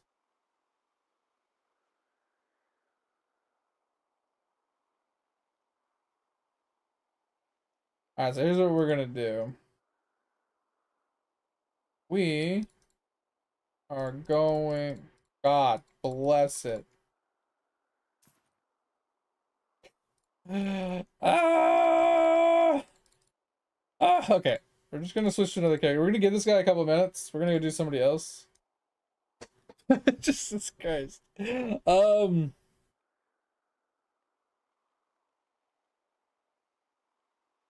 I think we're gonna do a catching guy. Uh,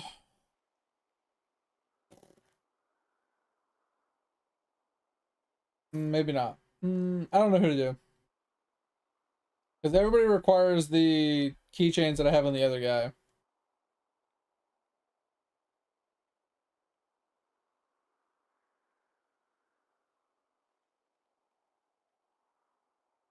Well, I like to do the same, so I do both fishing ones and then I do like all mining ones. Then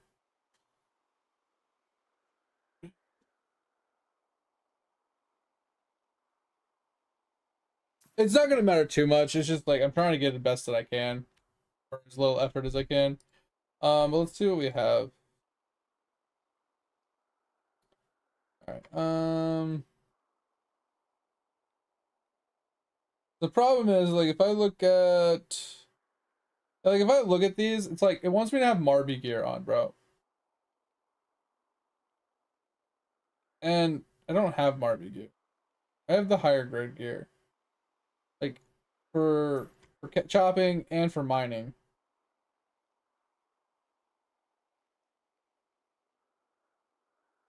No. It's been a while. That's what I said. This is last time I saw like I got this back before World 7. So this isn't counting World 7 stuff, but I can't make the World 7 gear, so it doesn't really matter. Right? I mean, I might be able to make some of it. 150 of these bars. I don't know how many I have.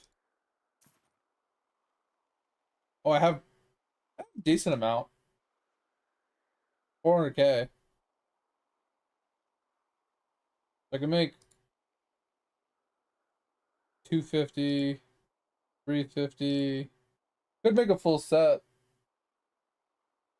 That'd be huge. Because this gives AFK gains. Let's do that really quick.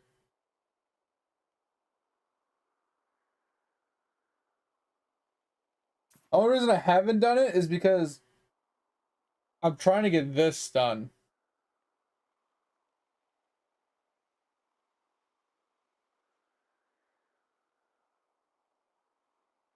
Okay, books? What are you talking about? Books. Chapter ones?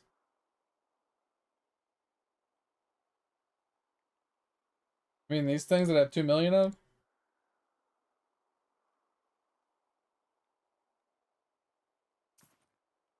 Yeah, I think I have everything. Because that's only 100k. These are seaweed logs, which I can go get. Same thing with these litter bugs if I need them in this. So I think I'm fine. Um,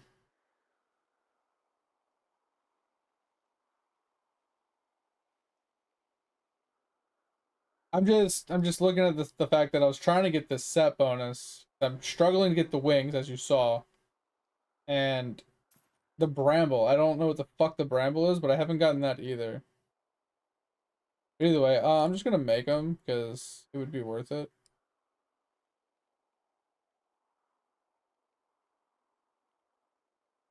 All right, so step one, let's get all of our bars out.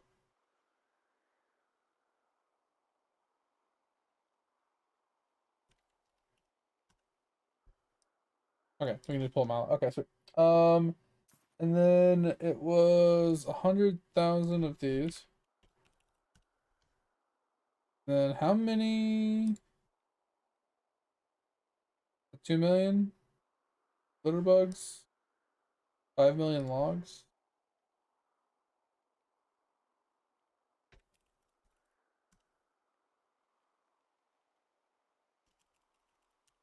All right, should be good.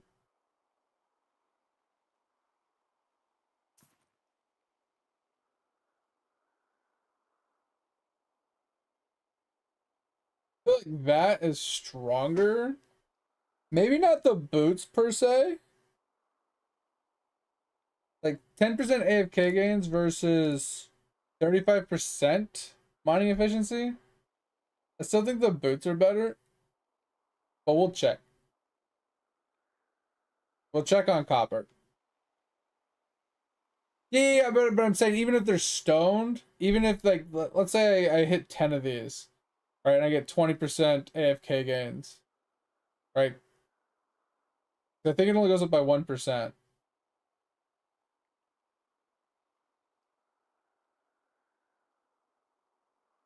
Um, yeah, 1%. So even if I did that, it's 20% AFK gains, which is huge. But I'm curious if the 35% on this, which could technically be 40%, I mean, it's probably not better, but I mean, it's worth checking. What I'm getting at. We're on mining, so let me switch to this one. Okay, so we needed, what's his mining level? 110. Okay. What's his tool? All right, let's upgrade his tool.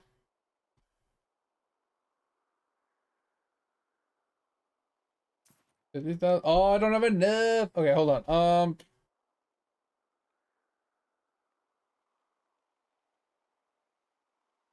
Where? Oh, where? Okay, so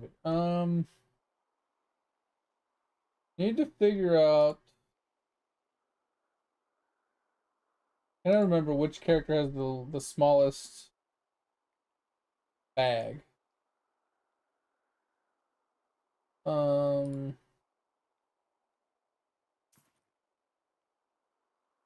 like carrying what call it?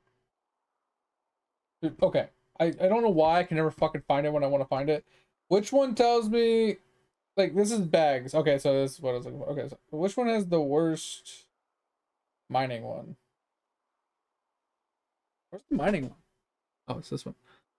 100K, 78K. I think this is this guy. 63K. All right, last guy. I'll go with him. All right. But I think I have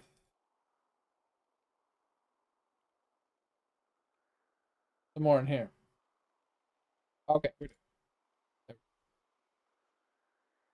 Let's pump those in.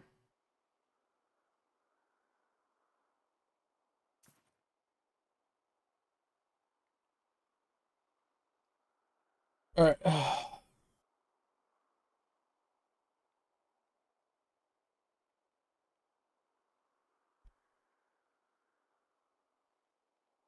Why would you feel stupid?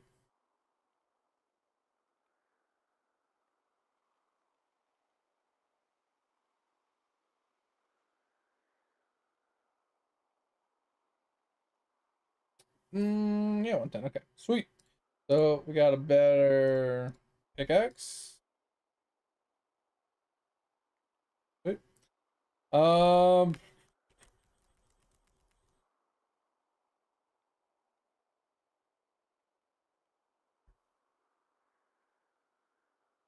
Honestly, I'm about to just like fuck this guy and just put on what I have and call it a day. So we need some golden food.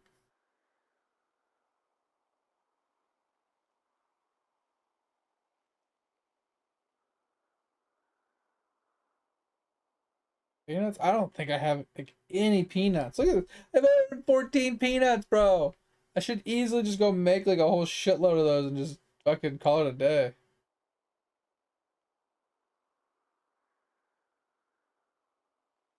What's some of that? All right. All right.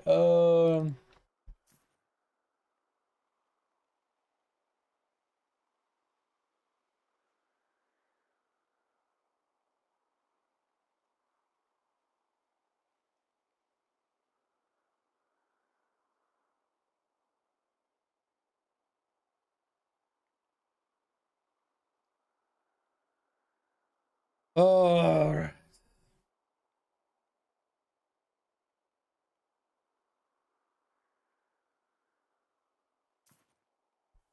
good enough.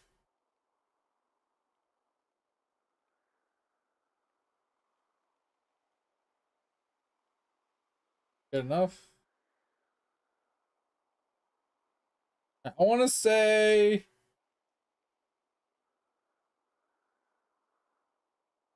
I want to say this is close enough.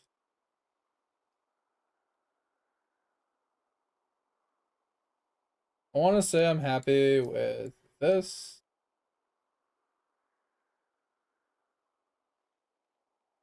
And that's it. Let's see.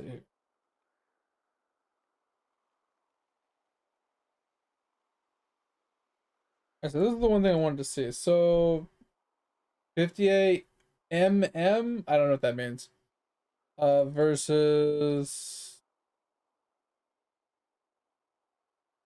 yeah. So the efficiency boots are actually stronger, at least here.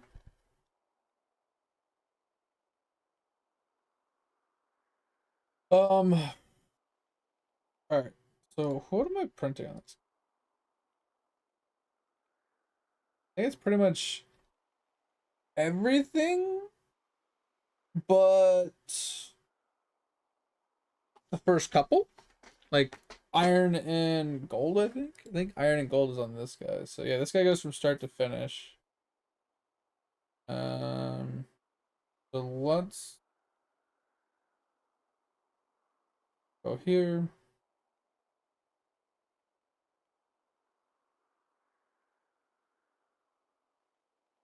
And we're gonna take a screeny shotty. And then alright. So that was one trail. Broke. That's insane. That was an insane increase. Okay. Um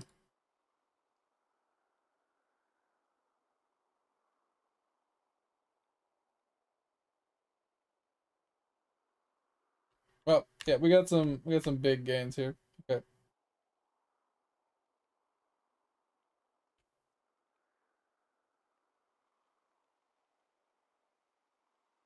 Alright, so only one I need to make sure I backtrack for is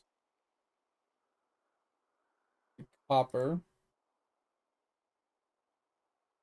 We got plat, dementium, and I think copper is the last one. Oh, and then I have the one in World 7 as well. He's printing World 7.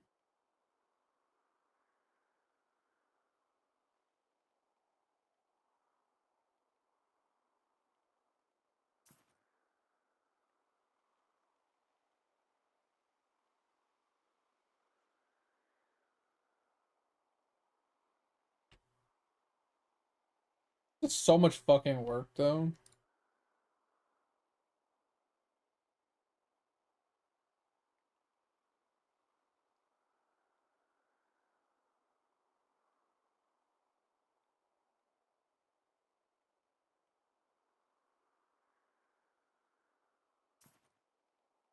Pretty good.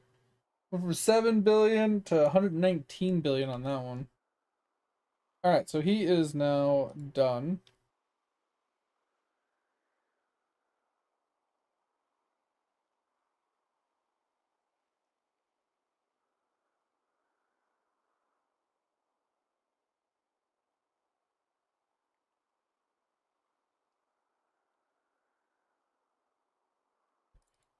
Alright, so that's taken care of. Let's move the tool over. If we have to level the guy, we will. We're gonna move the gear over as well. I think he has the boots. Push that back.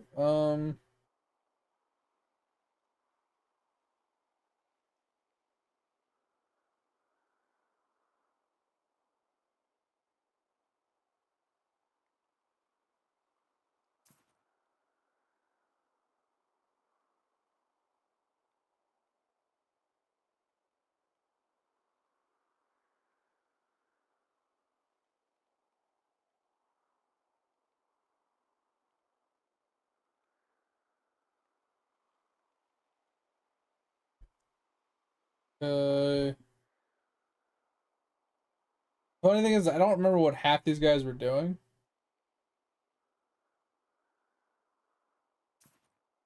Why can't he move? Move, please. I'm just gonna teleport him back. Pretty sure he was doing this. Oh, I didn't even put him in his skilling set. Ah! He was in the wrong preset. Oh no. Oh, whatever. I'm not changing it again. I'm not changing it again. You can suck it.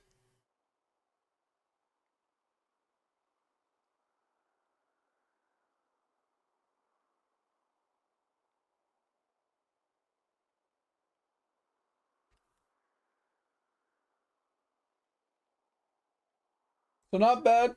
Not bad gains. Not bad gains at all.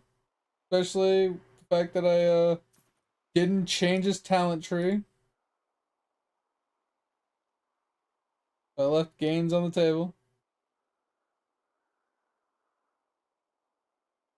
Lots of gains on the table. Alright. Pick up. Okay, so he does have the boots.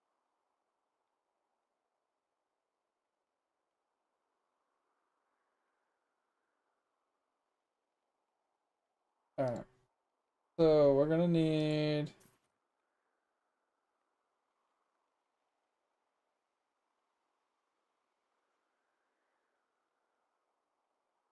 he needs a bigger food bag too. Alright,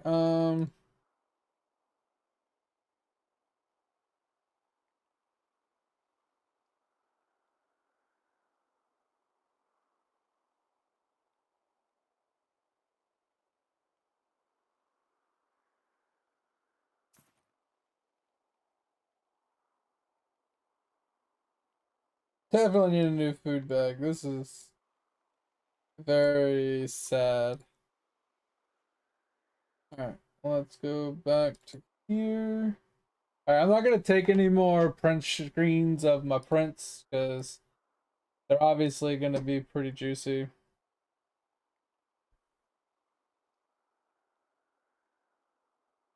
Toss the one on to get more carry. What are you talking about? Over?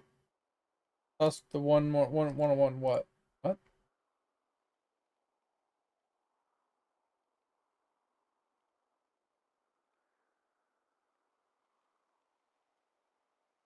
Alright, and then we are currently on third one.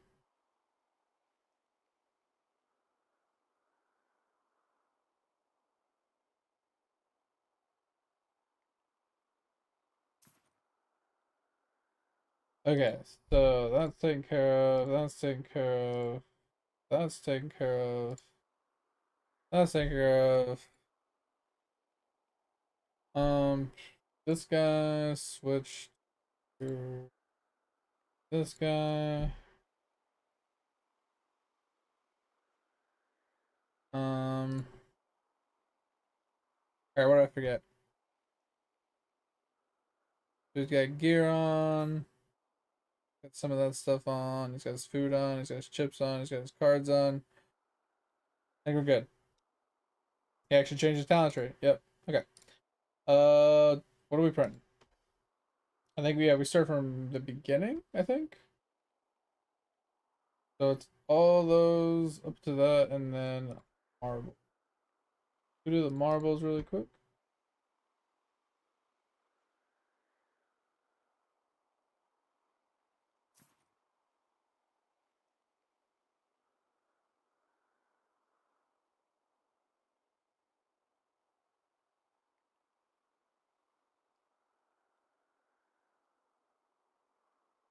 Oh, the prayer for the care cat. Yeah, that ideally if I was min-maxing, I would want to put that prayer on. You're right. To increase how much I can hold for the foods, you're right. And then put on a huge stack of foods for snapshotting purposes if I really wanted to snapshot and take it back off, or even if I didn't want to snapshot or whatever, like yeah, that would be ideal. Making a bigger bag would also really help.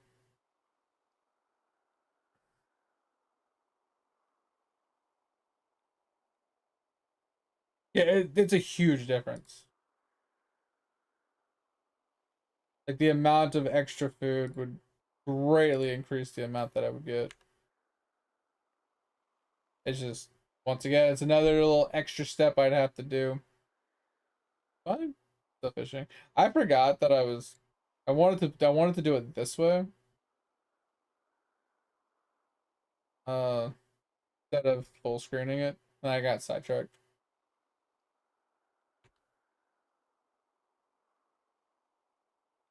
I think that's all the prints.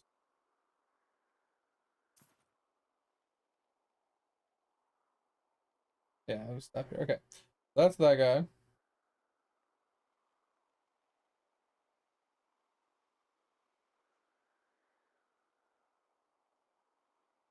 Where'd my gear go? Oh, it's in here. I'm like, what the fuck?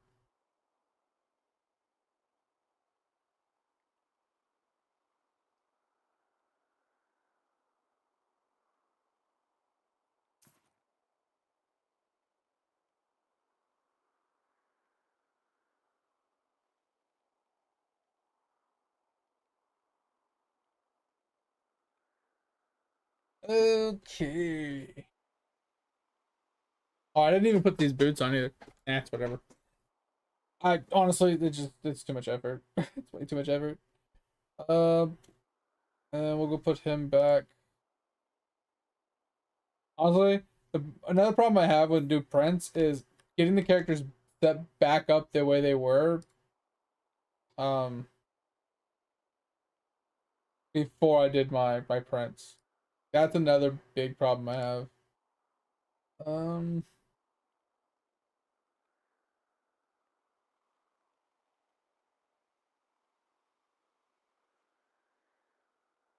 yeah, he'll get his gear back later. Um, I'm so burnt out already.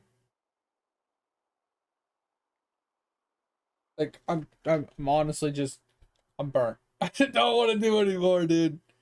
I don't want to do anymore.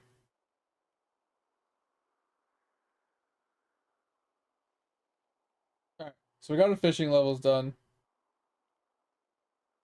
So what were we missing on this guy?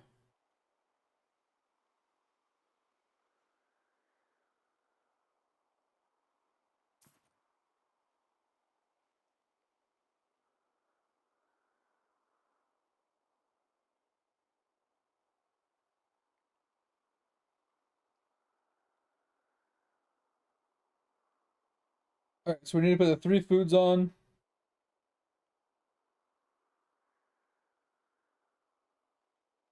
And we needed the tool. Right, because we had to craft. I was gonna craft the tool, I'm pretty sure.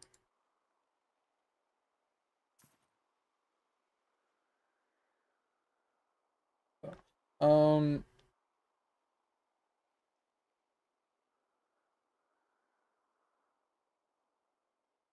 all right. Now we have the tool.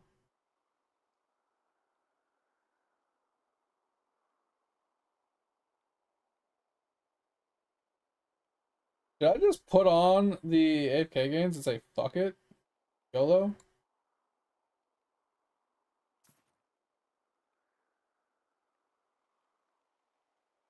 At least for the helmet, maybe. That's all stat. This is efficiency percent, and efficient. Like, I feel like I could just do the top one, call it a day. Because this is saying I'm getting 3.5 million catches per hour. If I was to put on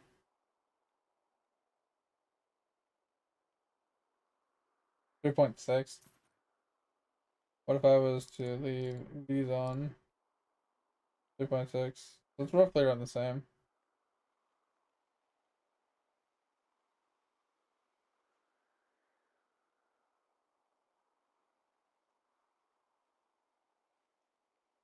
It's a little bit better.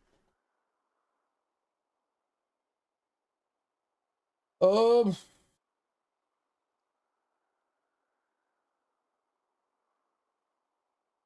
cards.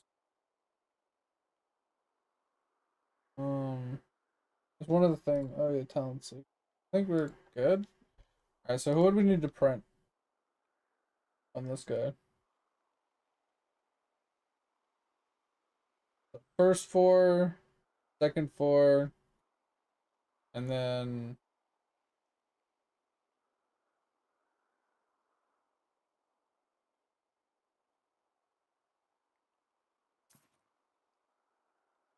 so those 2, 3.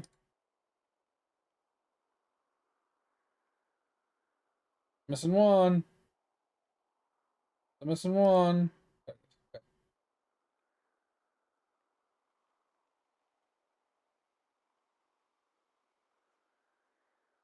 Oh, you messed up your fishing prints? Oh, that sucks.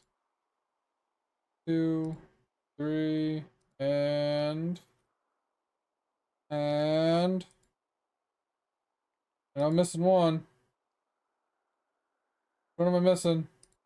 There it is, blotches. Yeah. Okay. And then we'll do. Okay, but there's so much min-maxing I could be doing.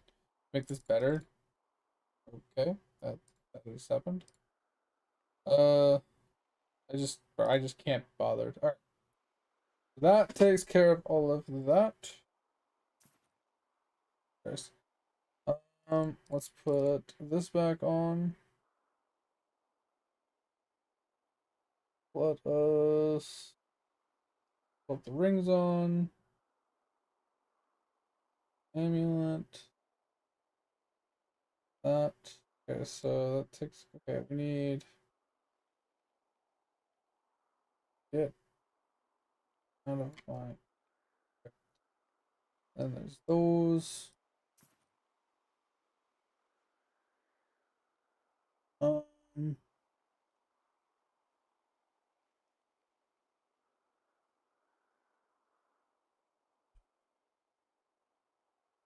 Oh, our foods. Okay.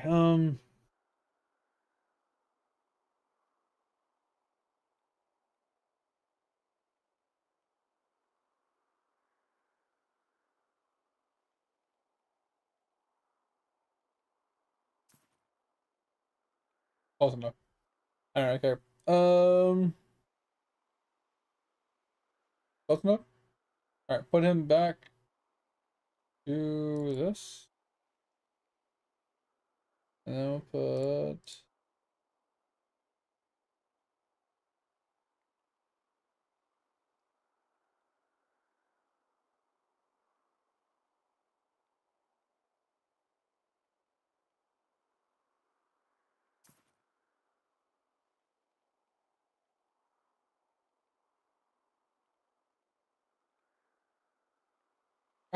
All right.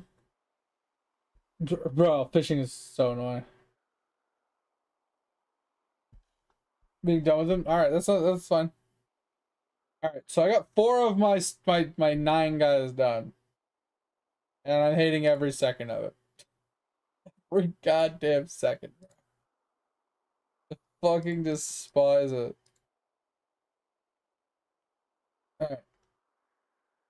Oh, and I didn't even put the black chips on the dude. What we got? Bro, I just want to go die in a fire right now. I'm hating every fucking second of this. It's true, I could skip Windwalker as well. I was gonna do my 3 chopping prints. Honestly, catching prints can just suck it. Cause like I did these two, I did these two. I feel like I'm just gonna skip both of these fucking guys. And I'm just gonna do the 3 chopping prints and just call it a day. Like honestly, that's what we're doing. I don't. I just wanted to make sure I get the right food, honestly. Oh, so this one's pretty chill. Um,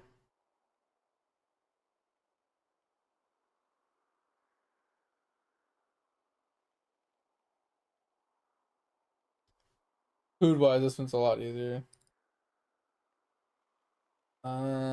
It's just this, this, and then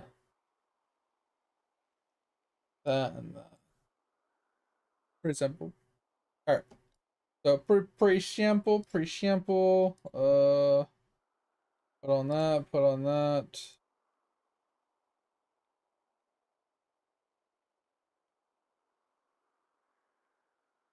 I didn't put the black ones on this guy, so kind of sad I didn't do that, but it's fine.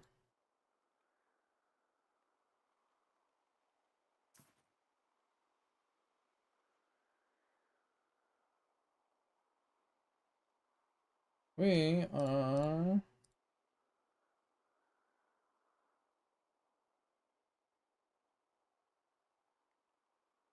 alright. So I could do ovals. Not gonna touch it. Gonna put the gear on at least.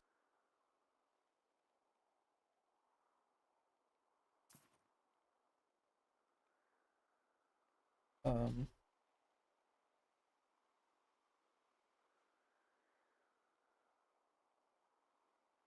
I don't have shopping boots on this guy. Interesting.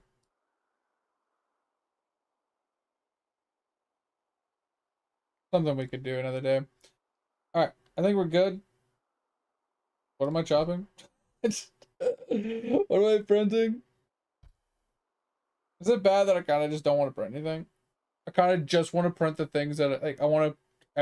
I kind of just want to go print these 2 things because I never change my prints.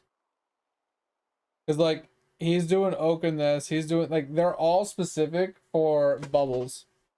I just I hate it, man. I fucking hate it. Oh, I'm so annoyed. Okay, um, fucking hate. I hate printing. I hate printing. I hate printing. I love printing. Just keep telling myself how much I love it. I love printing. Fuck printing, bro. Printing can fucking suck it.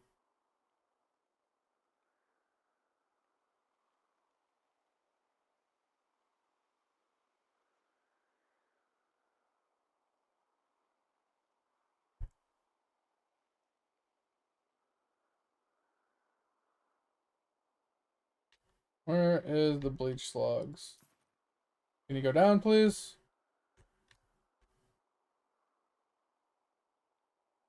Alright, what do we need next? So, Gigas, Toilet, and then World 2.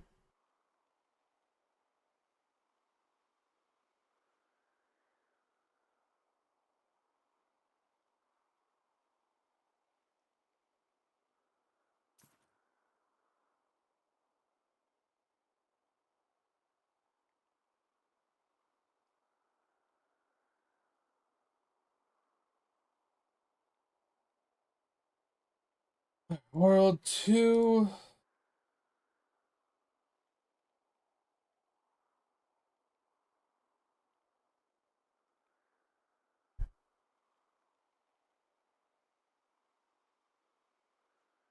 And it was World 3.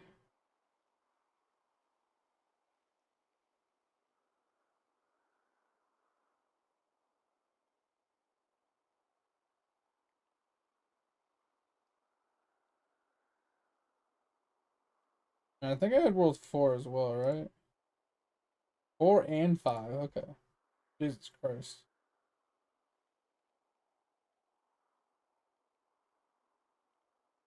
I just grab them all just in case for some reason I need to do it for whatever fucking reason. What was the last one? I know there's 1 in 5, but isn't there? That was this one. I just kind of print all of them across all my characters.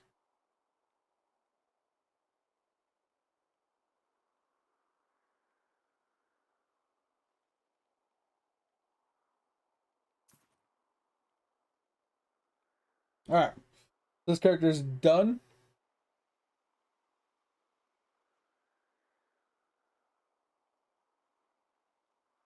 That takes care of all of that.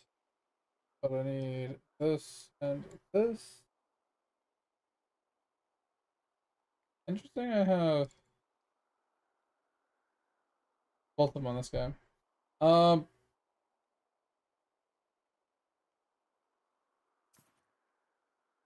which these actually leave it like that. All right, then we will change again. All right, boom, boom. Okay, and then go and put him back. See what he's doing.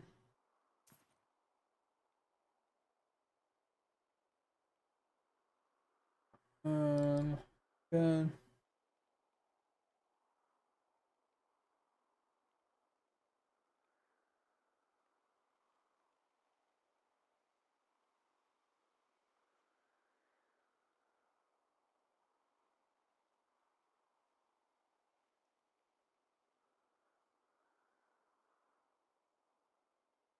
Oh, we're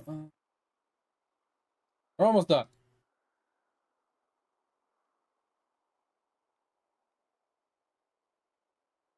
All right, so 1, 2, 3, 4, 5, 6, 7, 8, 9, 10, 11. Boom. Check our food. Missing the other 2 foods. Let's grab those really fast. This one and this one. All right.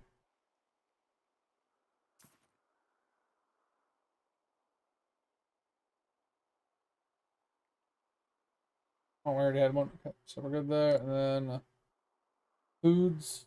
We will just something like this. Good there, good there. Don't have our chopping boots still, but I don't care. Balance. Can't be bothered to deal with it.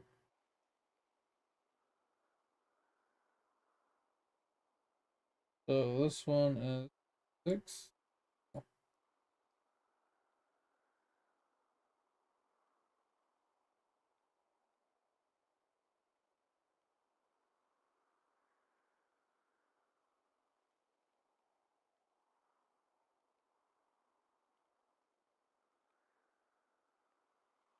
I'm changing some stuff, but other things, bro, I can't be bothered with at this point. Like I'm so done. I fucking hate it so much. I just can't be fucking bothered.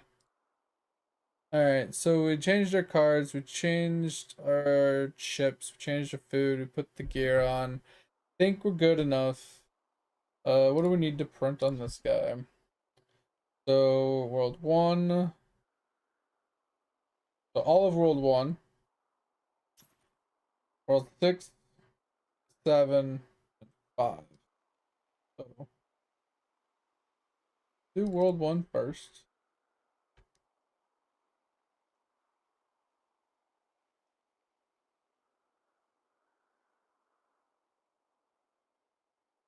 Yep.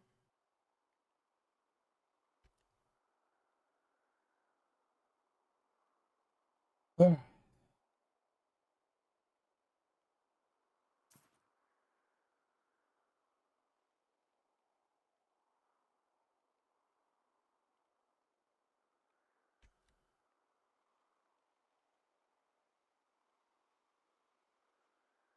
Okay.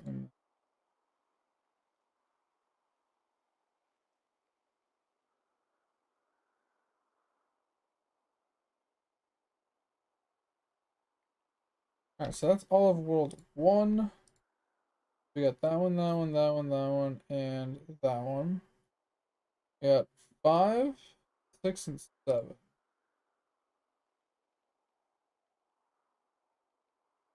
There's 5. Alright, sounds good, mate. I'll see you tomorrow, man. Thanks for being here. Thanks for hanging out. Thanks for reminding me about this. Appreciate you as always. I'll catch you tomorrow. Have a good one. See you, see you, see you.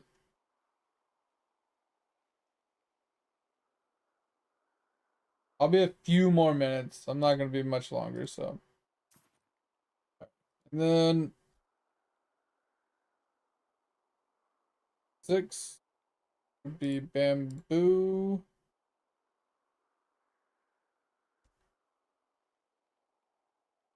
And wait, what was it? What is the other one? Oh, it's the doggies, right? Everlast. Then we got the World 7 seaweed things. Over here.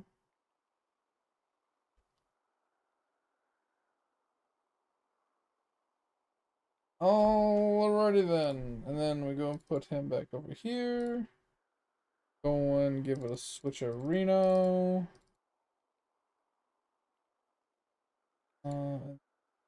Click all that. Swap these out. Okay.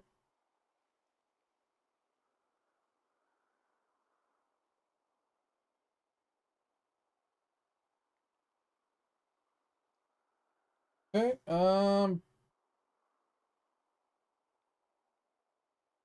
Back to that. Think we're good enough. And then last guy.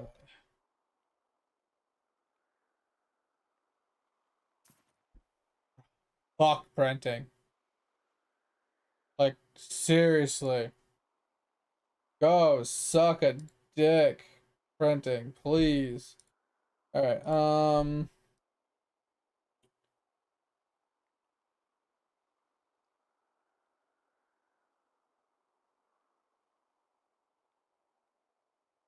let's pull out this.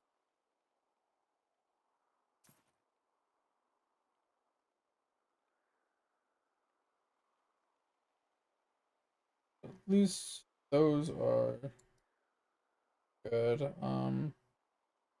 Get rid of those. Grab a stack of each of these.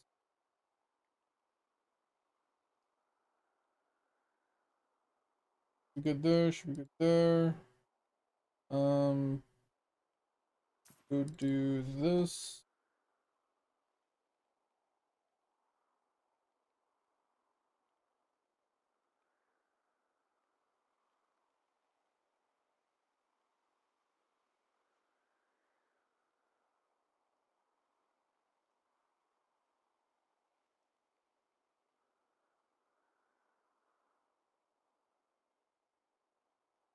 Alrighty then. So we change cards, chips, foods, and stuff. Should be good. Alright, so what are we putting on this guy? This guy is such a hodgepodge, honestly. We got. I'm not gonna do the 2 again, so I'll do oak. We'll get rid of this one. But we'll do oak and jungle. Then 3, 4, 5, that's 6. 3, 4, 5, 6. So let's go do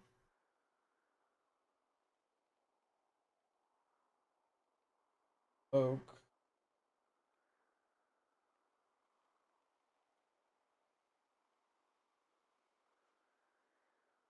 Then jungle.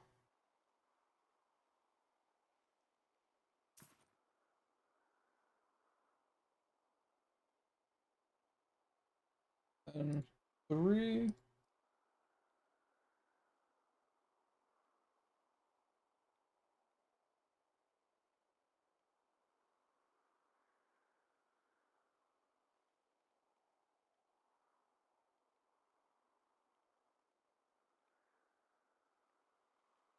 Four.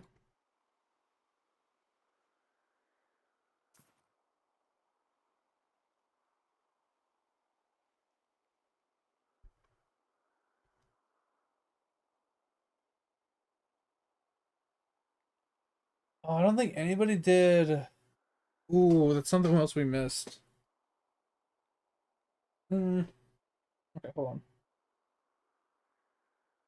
Nobody did the logs for.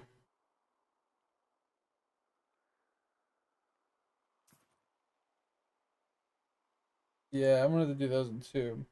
All right, so 34. We can drop these ones. We can do the dandelions.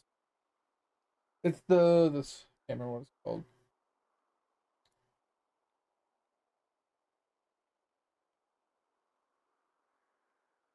I know where it is. I just can't remember what it's called. These ones. I never printed these ones last time.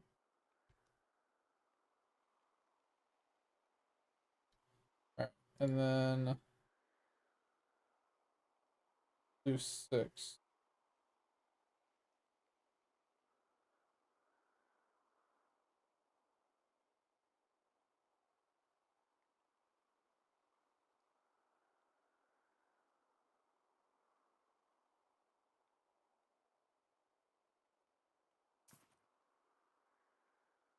All right, so we did 6, 5, 4, 3, 1.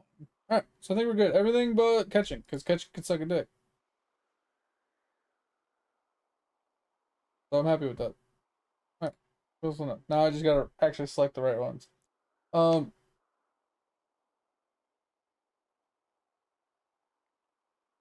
and let's pull these off. Put those away.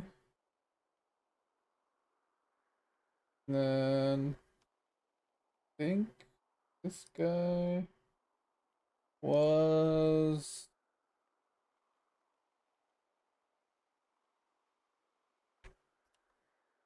doing spelunking. I pretty much did what you said, but not quite. I switched the gear, I switched the card set, and I put on my chips, but that's about it. Like I changed some things, but I didn't could care less like about some of the stuff. Like I forgot to take off the keychains on another guy, and I didn't put a whole lot of effort into it. I just got pissed. I just got pissed. I fucking hate it, man. I hate it with such a fucking passion. I got to a point where I said I can't do it anymore. I just can't do it. I literally couldn't do it anymore. Um,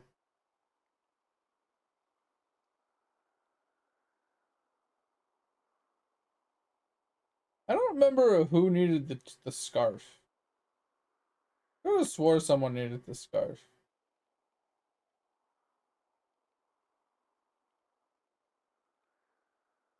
Whatever. I'll have it. Um. Oh, anyway, yeah, I can't be bothered to fuck with this anymore. I need to go jump in a pot of lava. Close enough. I'm happy. Back to this guy. Yeah, I didn't do my Archer Prince. Archer Prince said, "Fuck it." Yeah, I think a keychain rack would be cool, but he needs to have fucking presets, bro. It's just so dreadful. Just let us spend an hour perfecting min-maxing a preset for Prince. And that's it. Just let us do that so we can just click it every time. It's so fucking frustrating. Ugh. Oh, I got gains. Like, so the few changes I did make, like this is I only took 2 before and afters, right? This was the 1 print, right? So my copper print went from 4 trillion to 61 trillion. Like, that's all I really, that's how much I increased without putting crazy amount of effort in. Over 10 times. I got over 10 times increase on my prints. But I do need to select my new prints because I have my old prints still selected. So, yeah, look, I went from 19 bill to 100 or 897 bill. This is 7.2 billion, 165 billion. Like, it's just 34, 640 or 360. Sorry, it was like over 10 times. 7.7 bill, 120 bill. It's just 9. These didn't change, like I said. But put these ones on. 66 trillion. That's crazy. Okay. Yeah, this one was 5 trillion, 5.8 trill, 202 trill. Oh my god, that was a massive jump. What the fuck? 5 trill to 202? That's insane. Then 3.5 trill to 126 trill. That's just fucking wild. Yeah, we didn't do this guy either, but I don't really care. Okay, 79 bill, 370 bill. Oh, no, sorry, 3.7 trill. Oh my god, that's a much bigger jump than I thought. 111 bill goldfish to almost 6 trill. So yeah, I'm happy with the results for the very little effort I put in. So that is fine with me.